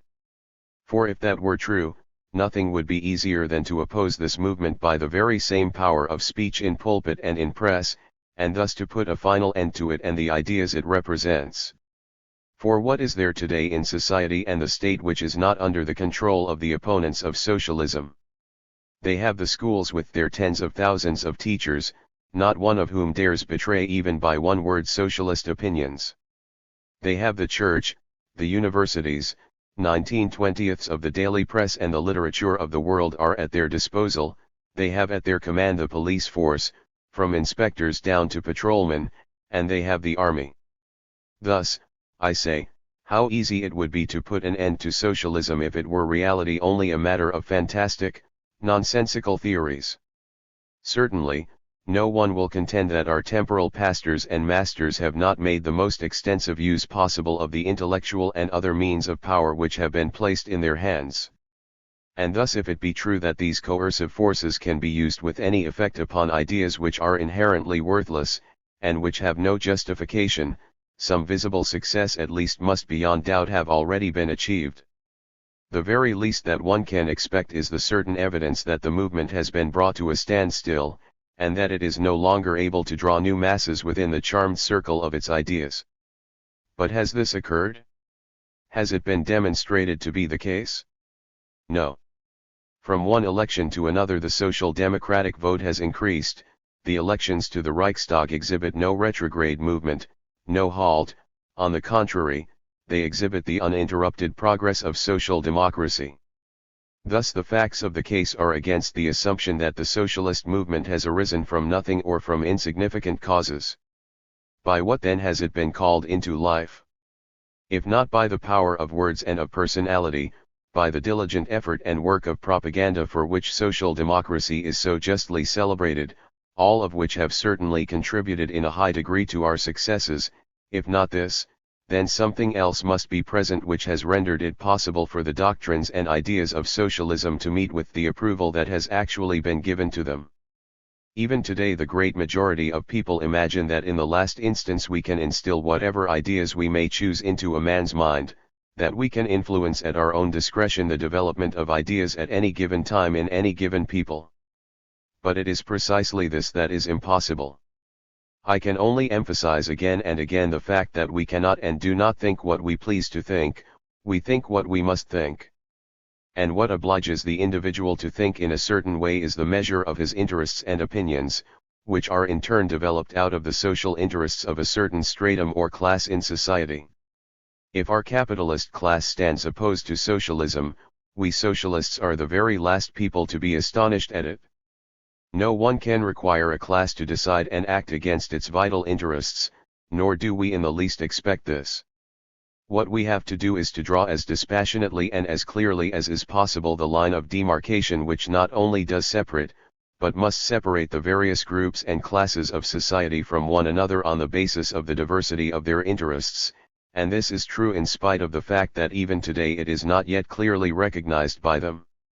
How is it that our German socialist movement, which was at the beginning extraordinarily small and numbered only 2,000 or 3,000 members at the time of Lassalle's death, has in the course of a few decades developed into the vast party that it is today, by far the strongest of all the political parties in Germany? If it had not been that in the meantime the modern capitalistic method of production had been steadily gaining ground and expanding in all directions, and that with this capitalistic method of production the modern proletariat also came into being, namely, that class of men who, by reason of their position in society, condemned for their entire lives to remain proletarians, to toil in the service of capitalism from early morning until late evening for a bare subsistence, and of whom the great majority must depart from this life in misery and want. If it had not been for this, socialism would certainly not be the power that it is today. With the increase of the proletariat, that class of society, which, as I have just said, laboring in servitude, sell their labor power, and at the same time are compelled to renounce the right of free disposal over their own persons, among this class of men the ideas of socialism spread with amazing rapidity.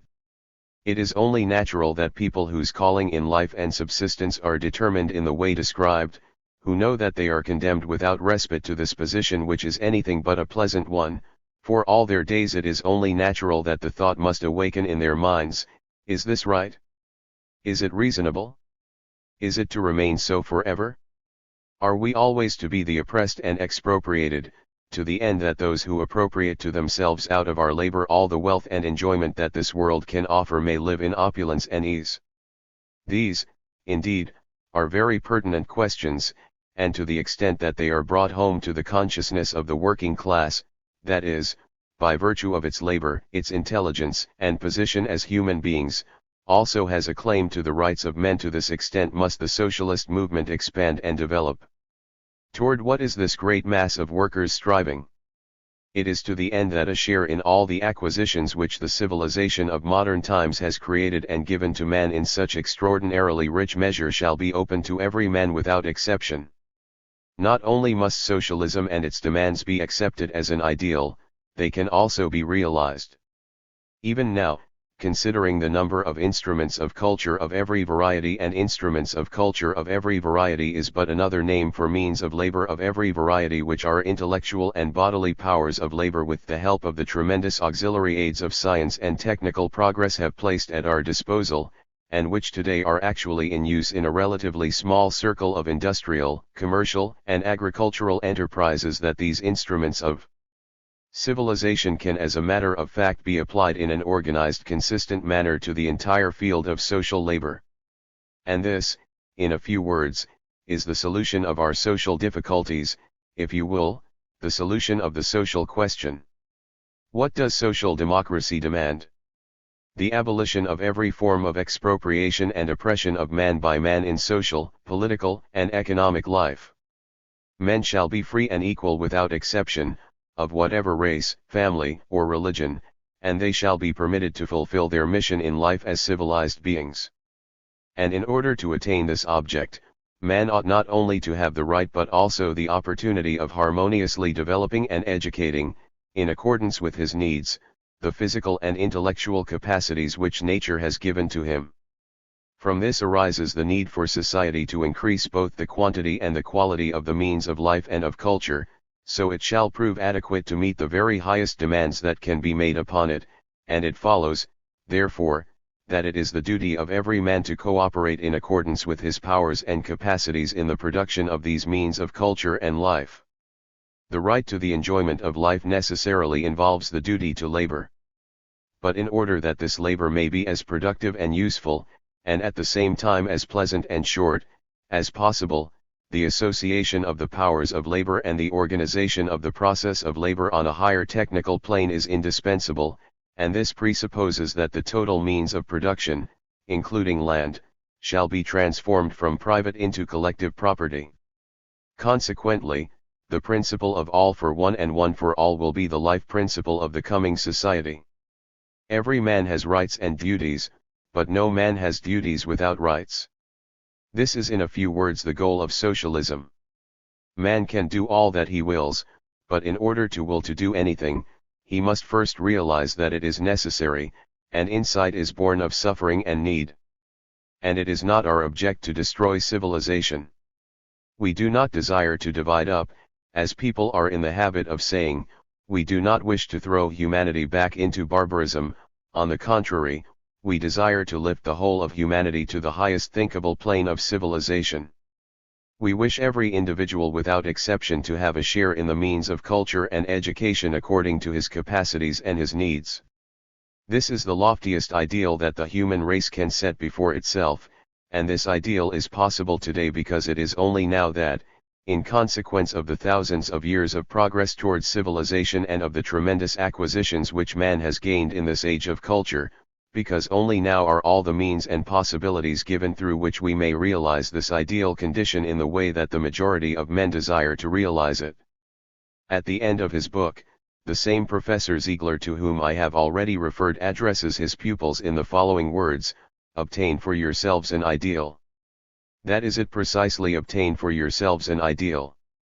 There are many different sorts of ideals. One can have the ideal of success in life. In itself not bad. I do not blame anybody for cherishing it. One can have the ideal of serving his country, in other words, of being of service to his own people. And this, too, is a good ideal. But we can have a third ideal, the ideal of serving mankind as a whole, and this is the grandest ideal of all. It is our ideal, the one that I advise you to take for your own. In a short time from now the words, "On earth peace, goodwill toward men" will be proclaimed from the pulpits of 100,000 Christian churches. For centuries these words have sounded in vain. Let it be your endeavor to see that they finally become action and reality. The political situation in Europe. Not since the Congress of the Social Democratic Party, which took place in the summer of 1902, have the Socialists of Munich had an opportunity to hear an address by August Bebel, leader of the German Social Democracy, and consequently, although the meeting at which Bebel was to speak was called for 8 o'clock, the great hall of the Kinderkeller was well filled at 6, and at 7 the crowd had become so dense that the doors were shut by the police. From 5 o'clock in the afternoon a steady stream of workingmen had been pouring into the building. An hour later every seat on the floor was occupied. Latecomers were either obliged to stand or to take a back place in the galleries. Shortly before 8 Bebel appeared, a storm of applause bursting forth as he slowly made his way to the platform. August Bebel was 66 years old on the 22 of February. His hair and beard are white, but he is still Bebel the ever young. His step has lost none of its elasticity, he is as agile in his movements and gestures as a man of 30 years, and his voice retains all its extraordinary carrying qualities and power. Slightly below the middle size, spare in figure, and unassuming in dress, there is but little in Bebel's external appearance to suggest the political genius and orator, like our own Lincoln and Wendell Phillips. We must hear him speak to be disillusioned. He spoke as follows. The world of the ruling classes is always fighting for peace. We are assured by all governments that peace must be maintained. For peace is necessary to the labor of civilization, peace is the most valuable possession of mankind. Yet in contradiction to this assurance, all the nations of the world are striving to outdo one another in the construction of the most elaborate and costly armaments that have ever been known to history. If we ask the ruling powers how they manage to bring their assurances of peace into harmony with their preparations for war, we are told that in order to have peace it is first necessary to be armed to the teeth. But no nation trusts another, and no one takes the assurance that peace is desired seriously. The world of the ruling classes indeed requires peace. Its dominant principle is on the one hand labor, and on the other hand profits from labor and the accumulation of capital. Today, no country in Europe, if forced to depend upon its own resources, would be able to exist, and however much we socialists are reproached for our international tendencies, the capitalistic world. 6. Political situation in Europe is itself compelled more and more to realize the spirit of internationalism. Each nation must enter into relations with other countries for the mutual exchange of industrial, agricultural, and natural products. For this reason we have every reason to believe that the most obvious duty of the ruling classes is to maintain peace.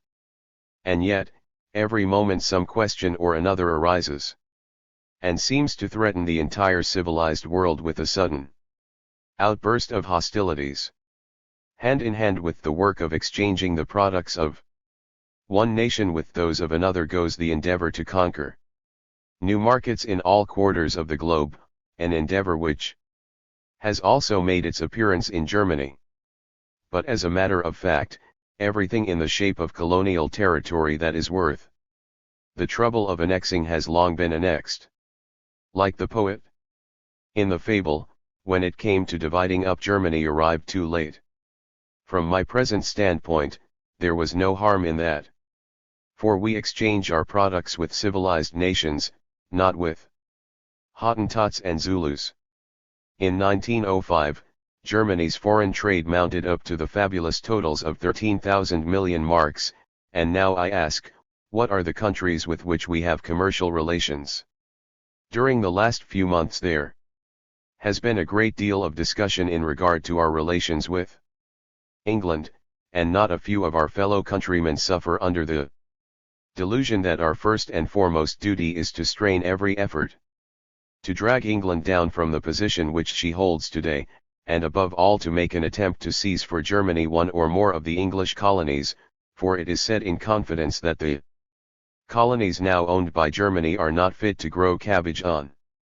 Yet 24% of the foreign trade of Germany is with England, and in spite of all differences of opinion between the two countries, it increases from year to year, an unanswerable proof that the material interests of nations are more powerful than personal likes or dislikes. Our trade with the United States amounts to some 15 or 1600 million marks.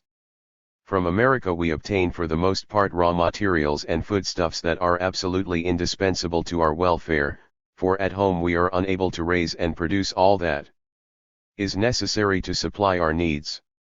Besides England and America, we have commercial relations with Russia, Austria, France. In short, we can prove statistically that by far the greater part of our foreign trade is with the leading civilized nations of the world. From this point of view, and considering their mutual necessities of life, it is madness for civilized nations to wish to measure their strength with one another in the battlefield, instead of by way of peaceful competition. And yet those questions are 8 International Socialist Review. Constantly arising, as a result of which the world is confronted with the danger that some day the very thing that is dreaded most by all may happen, and a general conflagration burst forth between the leading powers. Such a question, which made a sudden appearance about 2 years ago, was the Morocco dispute. Morocco, a barbarian Mohammedan state in North Africa, is a country of extensive area and large population, 2/3 of whom, however, do not acknowledge their own sultan, let alone any foreign ruler.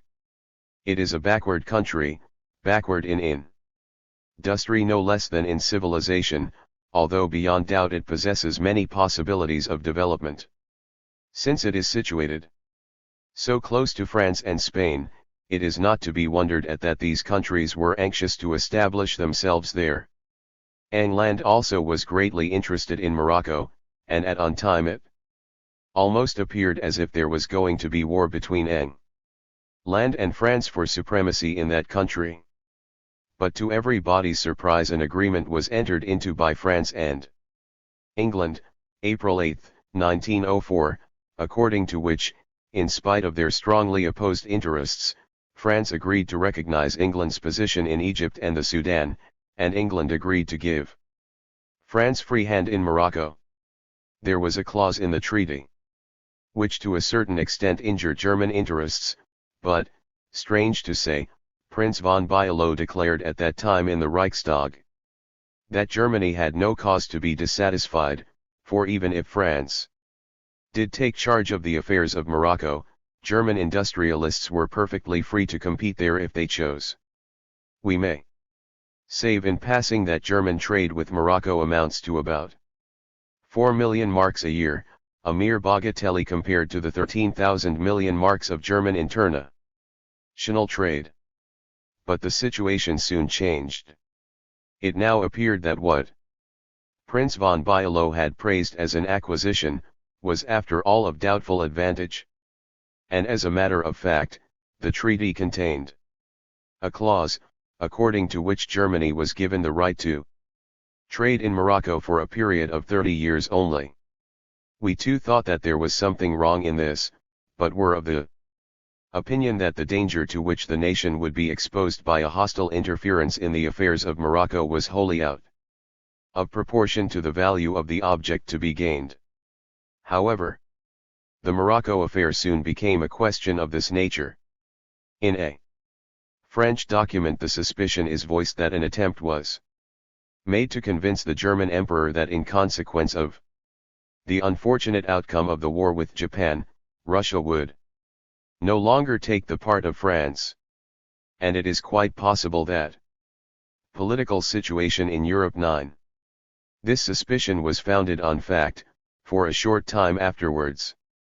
An event took place such as had never before happened in the intercourse between nations, at least for the sake of a matter of such small importance.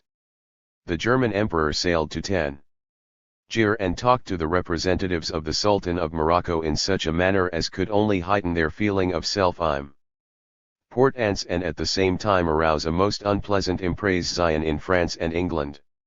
It was not until the occurrence of this event that Prince von Billow began to talk about an impending catastrophe, and Delcas, the French Minister of Foreign Affairs, is said to have inquired of the British government if it would be willing to support France in case of a war with Ger. Many. It is a long time since England and Germany have been on friendly terms. A whole series of events, among others the Seal Brat telegram to President Paul Krieger, has tended to estrange Germany and England more and more from one another. The result of the Morocco question has been to cause England and France to become permanent friends, to the injury of Germany. As was only to be expected, Italy and Russia also took the part of France, so that finally Germany was able to reap no other advantage than the abolition of the clause limiting her right of free dom of trade in Morocco to 30 years. All the rest is only of value to France and Spain. X/ND. It is for this reason that Prince von Billow now tries to minimize as much as possible the significance of the Morocco question, the same von Billow who last summer is said to have inquired of the General Staff if it were prepared to begin the war. But this most recent declaration of von Billow stands in decided contradiction to the tendency of German foreign policy of recent years, and I fear that it has not had the effect of increasing the prestige of Germany and her diplomacy. We must also remember that during the entire tremendous revolutionary struggle in Russia, Germany has done everything in her power to be of service to the reaction.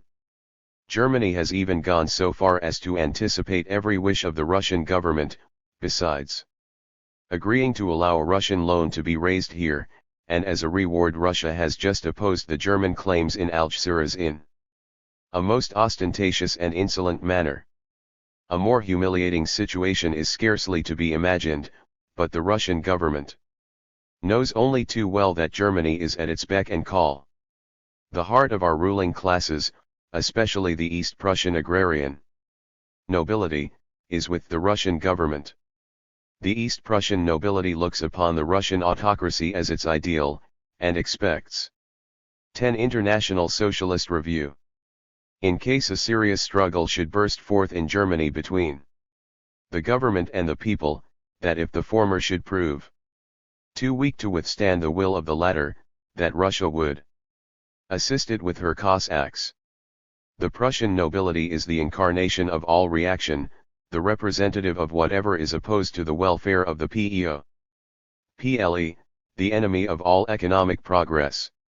So long as Russia remains a despotism, it is her endeavor to uphold similar political conditions in all adjacent countries. But the war with Japan and the revolution at home have now combined to weaken Russian absolutism, and the ruling classes in Germany, the Emperor von Billow, and the East Prussian nobility view with regret the events that are taking place in Russia, and would welcome the day they could see the old conditions restored, that is, if the old conditions were capable of being restored. But that is a thing of the past. The Russian Revolution will not come to an end until the autocracy has been succeeded by a more reasonable social order. For us, the general situation is not very edifying. We have not one friend left except Austria, but Austria has fallen far behind the times in financial affairs, and in military entanglements financial power is a very important matter. Still, from this point of view, poverty has its advantages. The development of military strength has grown to a colossal extent. In 1900 a conference was held at The Hague to discuss the question of disarmament. And now Russia comes along with a second peace conference. More banqueting and Pacific resolutions and armaments to be increased on sea and land. There is much reason for laughter. The Pacific resolutions will remain written in black and white for the entertainment of future generations, no less than of the present. For 10 years the idea has been officially promulgated, that Germany also must live up to her interests as a /VBRLD power, and we have been told that whenever opportunity offered our national importance was to be clinched by a demonstration. And so we tried to demonstrate in Morocco. Only it did not all turn out quite as was expected. In 1896, the majority in the Reichstag, including even the conservatives, declared that we had no inclination to compete with other nations in costly armaments, if for no other reason than because the necessary funds were lacking. But since that time, one after another the bourgeois parties have capitulated, and a few weeks ago the naval program was voted for by all except the Social Democrats. For 8 years Germany has endeavored to become at least a second-rate sea power. In 1905, we expended the enormous political situation in Europe 11. A sum of 12,058 million marks on the army and navy, and all the while the national debt has been constantly increasing. Such management as this is enough to bring on a catastrophe even in times of peace.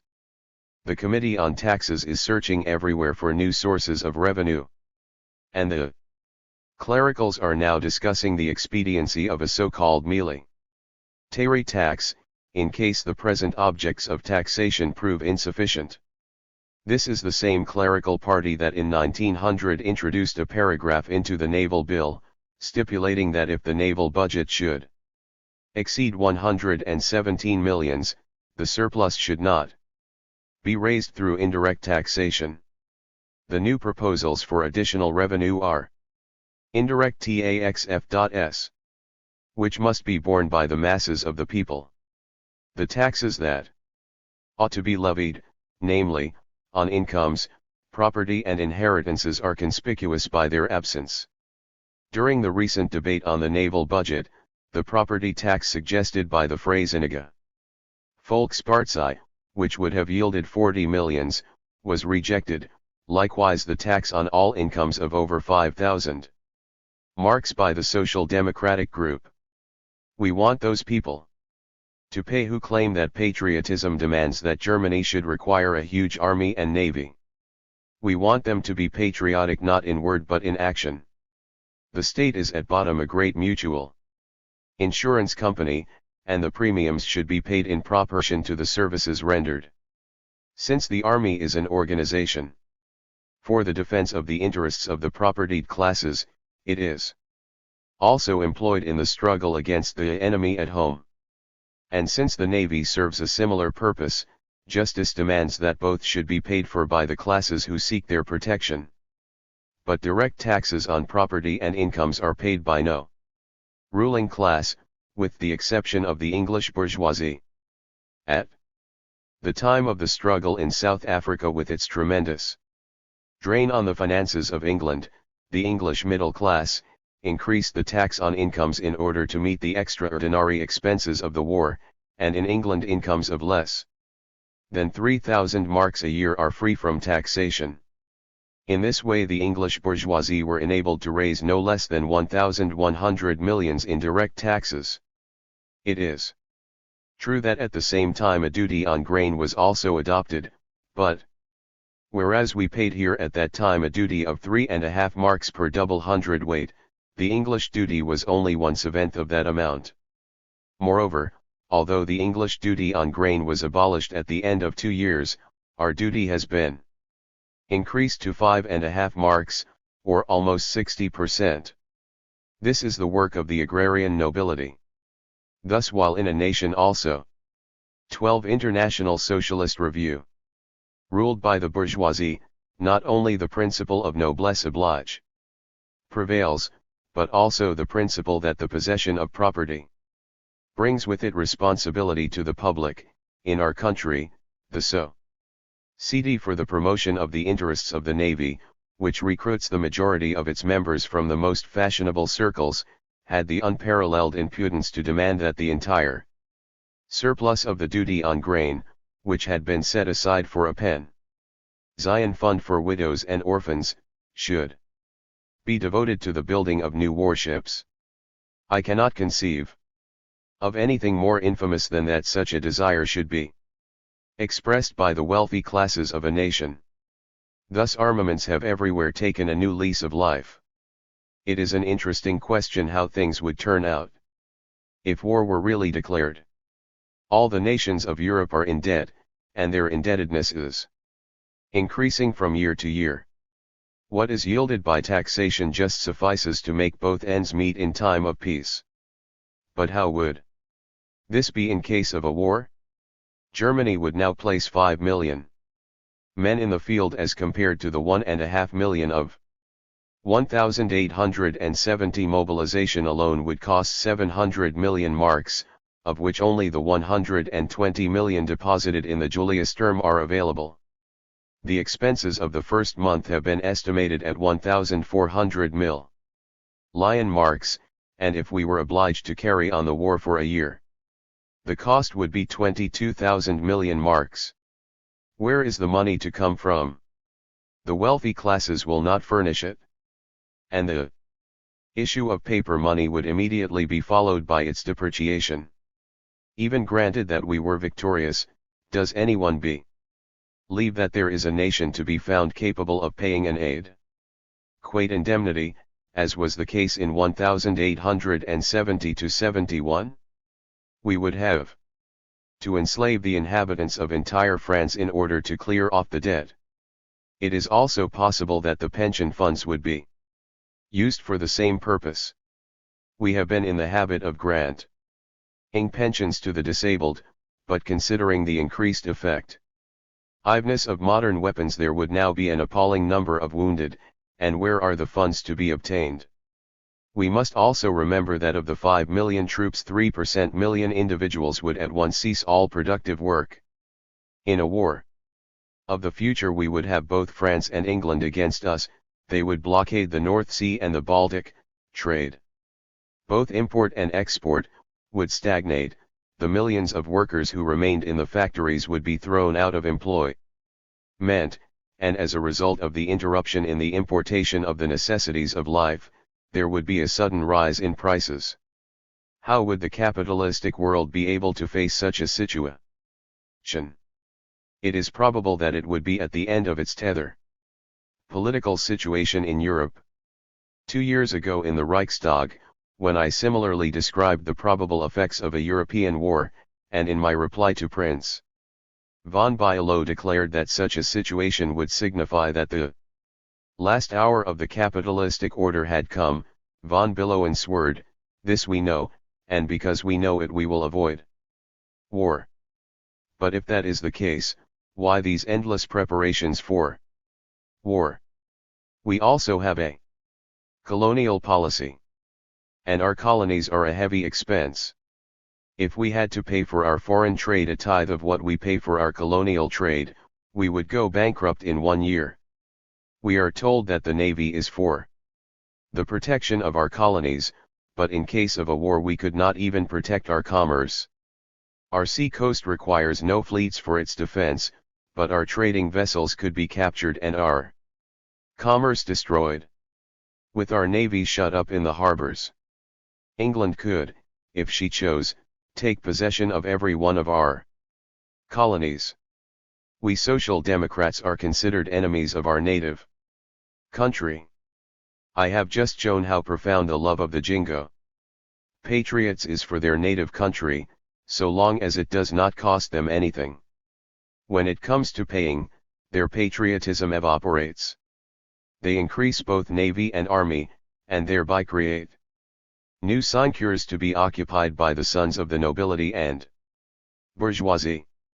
The masses pay, and in time of war their sons are the food for powder. The nobility and bourgeoisie are also enthusiastic for colonial expansion, for officials are needed there. 2. We stand for the international interests of civilization. We are not of the opinion that there will be a general dissolution of civilized nations, but we are opposed to the unheard of burdens that are laid upon the shoulders of the workers of every nation to pay for the creation of instruments of destruction. We wish to employ this wealth for the furtherance of civilization. We believe that the common interests of nations are growing from year to year, in spite of the endeavors of the ruling classes to erect barriers of protective duties between them. Just as we have a national House of Representatives, so should civilized nations have an international parliament for the arbitration of disputes. If we are told that this is idealism, our reply is that all that exists today was once idealism. Christianity also is international, and tells us of a God who allows the sun to shine on both the just and the unjust.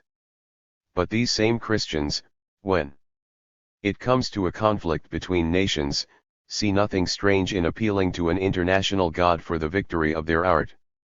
14 International Socialist Review. Particular nation. We know very well that nothing can be accomplished by preaching, if we desire the internationalism of PEO. Please, we must recognize and strengthen the internationalism of interests. The International Postal Union, in fact, every commercial treaty is a work of international solidarity. Why can not this spirit of solidarity between nations be infused into all our relations? Where there's a will there's a way. The working class of the various civilized nations, who are everywhere subjected to exploitation and oppression, have but one interest, not only within their own nations, but also in the relations of the different nations to one another. From this the internationalism of the labor movement has naturally developed. When the danger of war between Germany and France arose last year, it was the Social Democrats of Germany and France who stood together as one man for the idea of peace. But it is not only the burden of armaments by which the people are oppressed.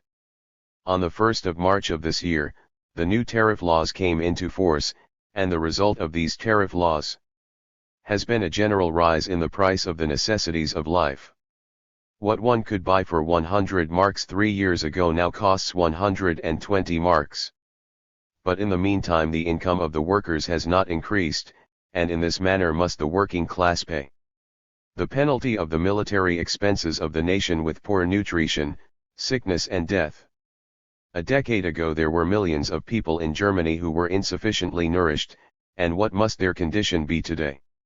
Even our jingo patriots will have the effects of the increased cost of living brought home to them, for the number of unfit recruits for the army must increase with insufficient nourishment. A further effect of the new tariff laws is the decrease of our exports, due to tariff wars with other nations. That our domestic political relations are also in a lamentable condition can be gathered ad nauseam from the newspapers. On the 20th of January, 1903, Prince von Bülow announced in the Reichstag the social program of the Emperor and the state governments. The imperial chancellor said that the workers should be granted equal rights with the other classes, and that this equality of rights should find its expression in legislation. The working man is still waiting in vain for the chancellor's words to be realized. A short time ago at a Banmert Ivan by the Agrarian Party, Prince von Bülow spoke of social nomocracy among other things, and said that the social detentocrats are endeavoring to ruin the farmers. But that is precise what we are not trying to do. What we want is truth and equity in all human relations in state and society. No one shall hn remitted to live at the cost of another, or to exploit and oppress IQ fellow. Political situation in Europe 10. Man. We wish to assist the farmer with all our power in his endeavor to obtain better means of conveyance, agricultural, schools and colleges, experiment stations, instruction in scientific methods of stock breeding and sanitation, but we are not willing that the prosperity of the peasants should be paid for by the increased cost of living of the proletariat. I have never heard of a peasant starving to death, but starving workingmen are to be numbered by thousands. What has become of von Billow's social reforms and equality of rights? Perhaps the continuance of the three-class system of voting is the answer to this question. Or the attempted suppression of the right of coalition and of holding political meetings, or class justice. And in view of these conditions, can one wonder that in reply to a question list published in a French newspaper, some of the most distinguished men of Europe have stated that in the interest of freedom and progress they should not care to see the influence of Germany increase?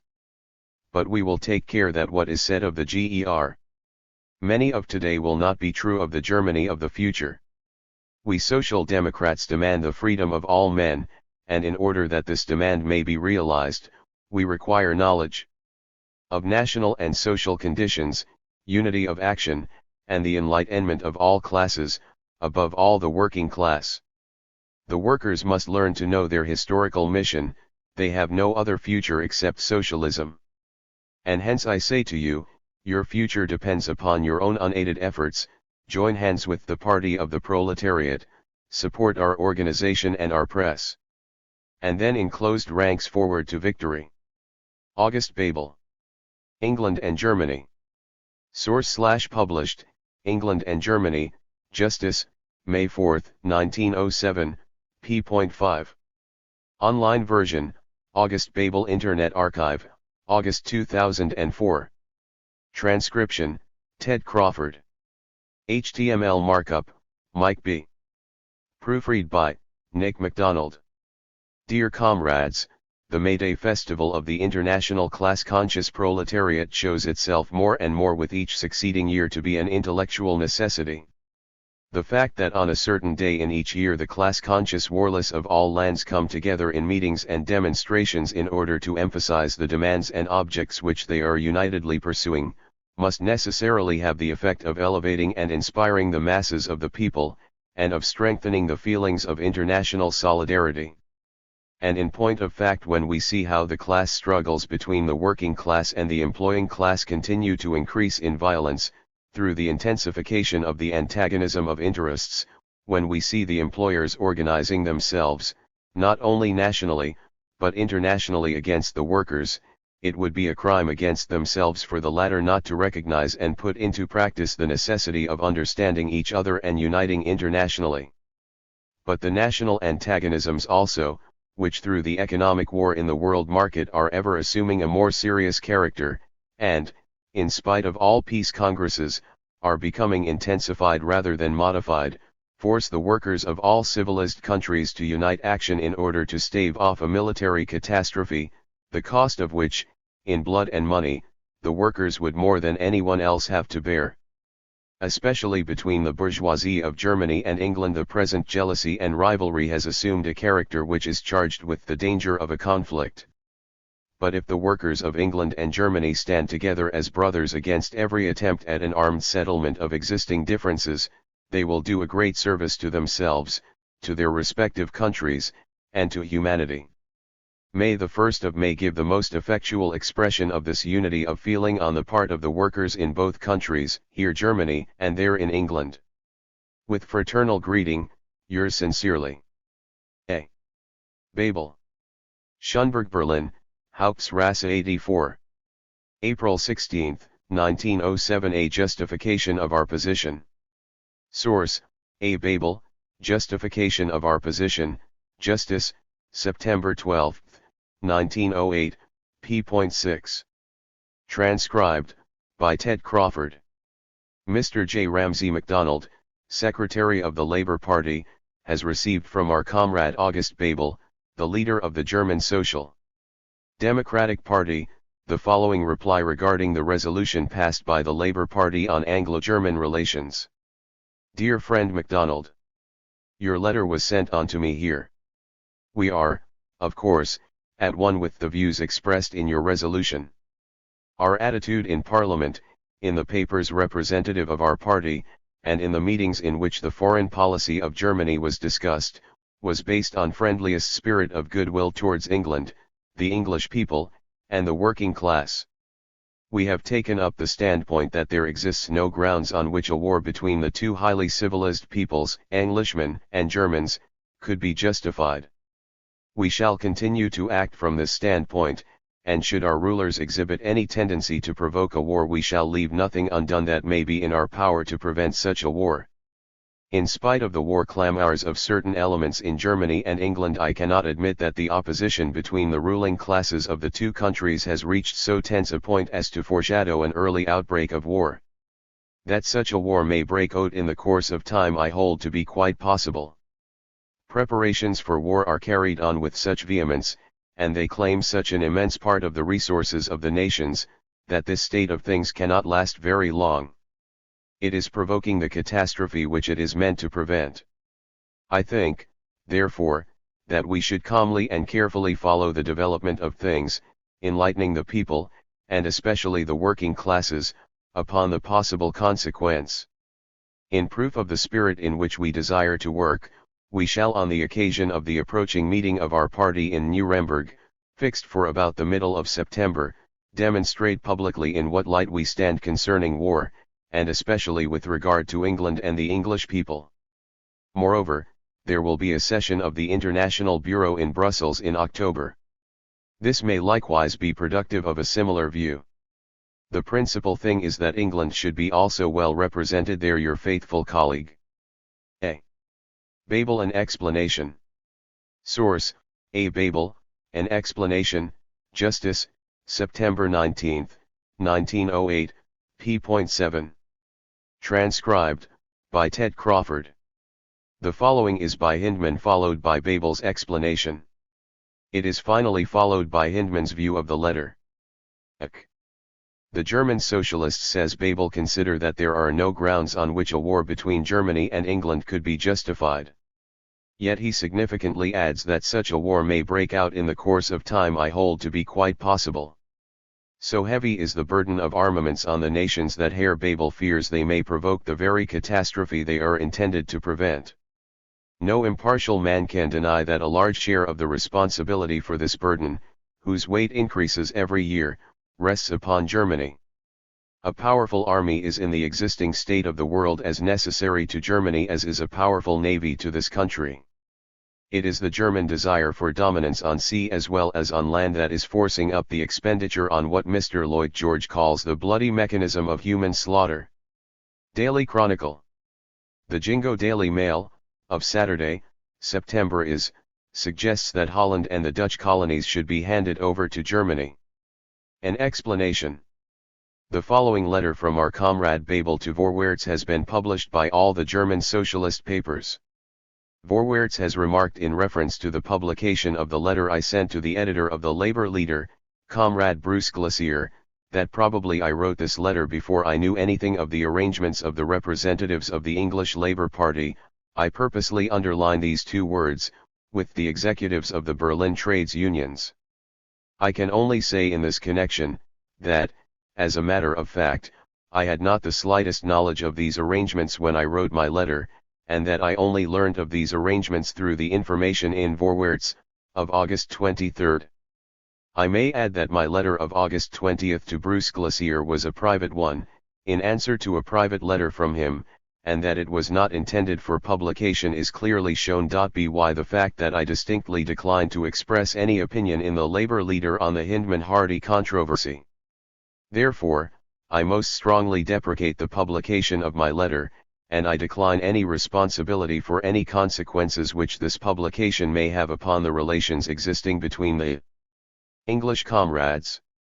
I also wish to say that my letter as it appeared in the German papers has been mistranslated. This, doubtless, was due to the fact that it had first been translated into English from the German, and then from the English into German again. Unfortunately, I kept no copy. We ourselves must confess to a feeling of surprise at the letter from Bebel as it appeared in the Labour leader in spite of its non-committal character. While we may regret that our comrade Bebel was not prepared to express himself freely on the general question apart from any difference of opinion among English socialists, we cannot but admit, seeing the private character of his letter to Bruce Glacier, that his action has been strictly in accord with the principle of non-intervention in disputes among the socialists of any nationality, and it is greatly to be regretted that the editor of the Labour Leader, in his eagerness to create strife, should have disregarded the ordinary amenities of social intercourse.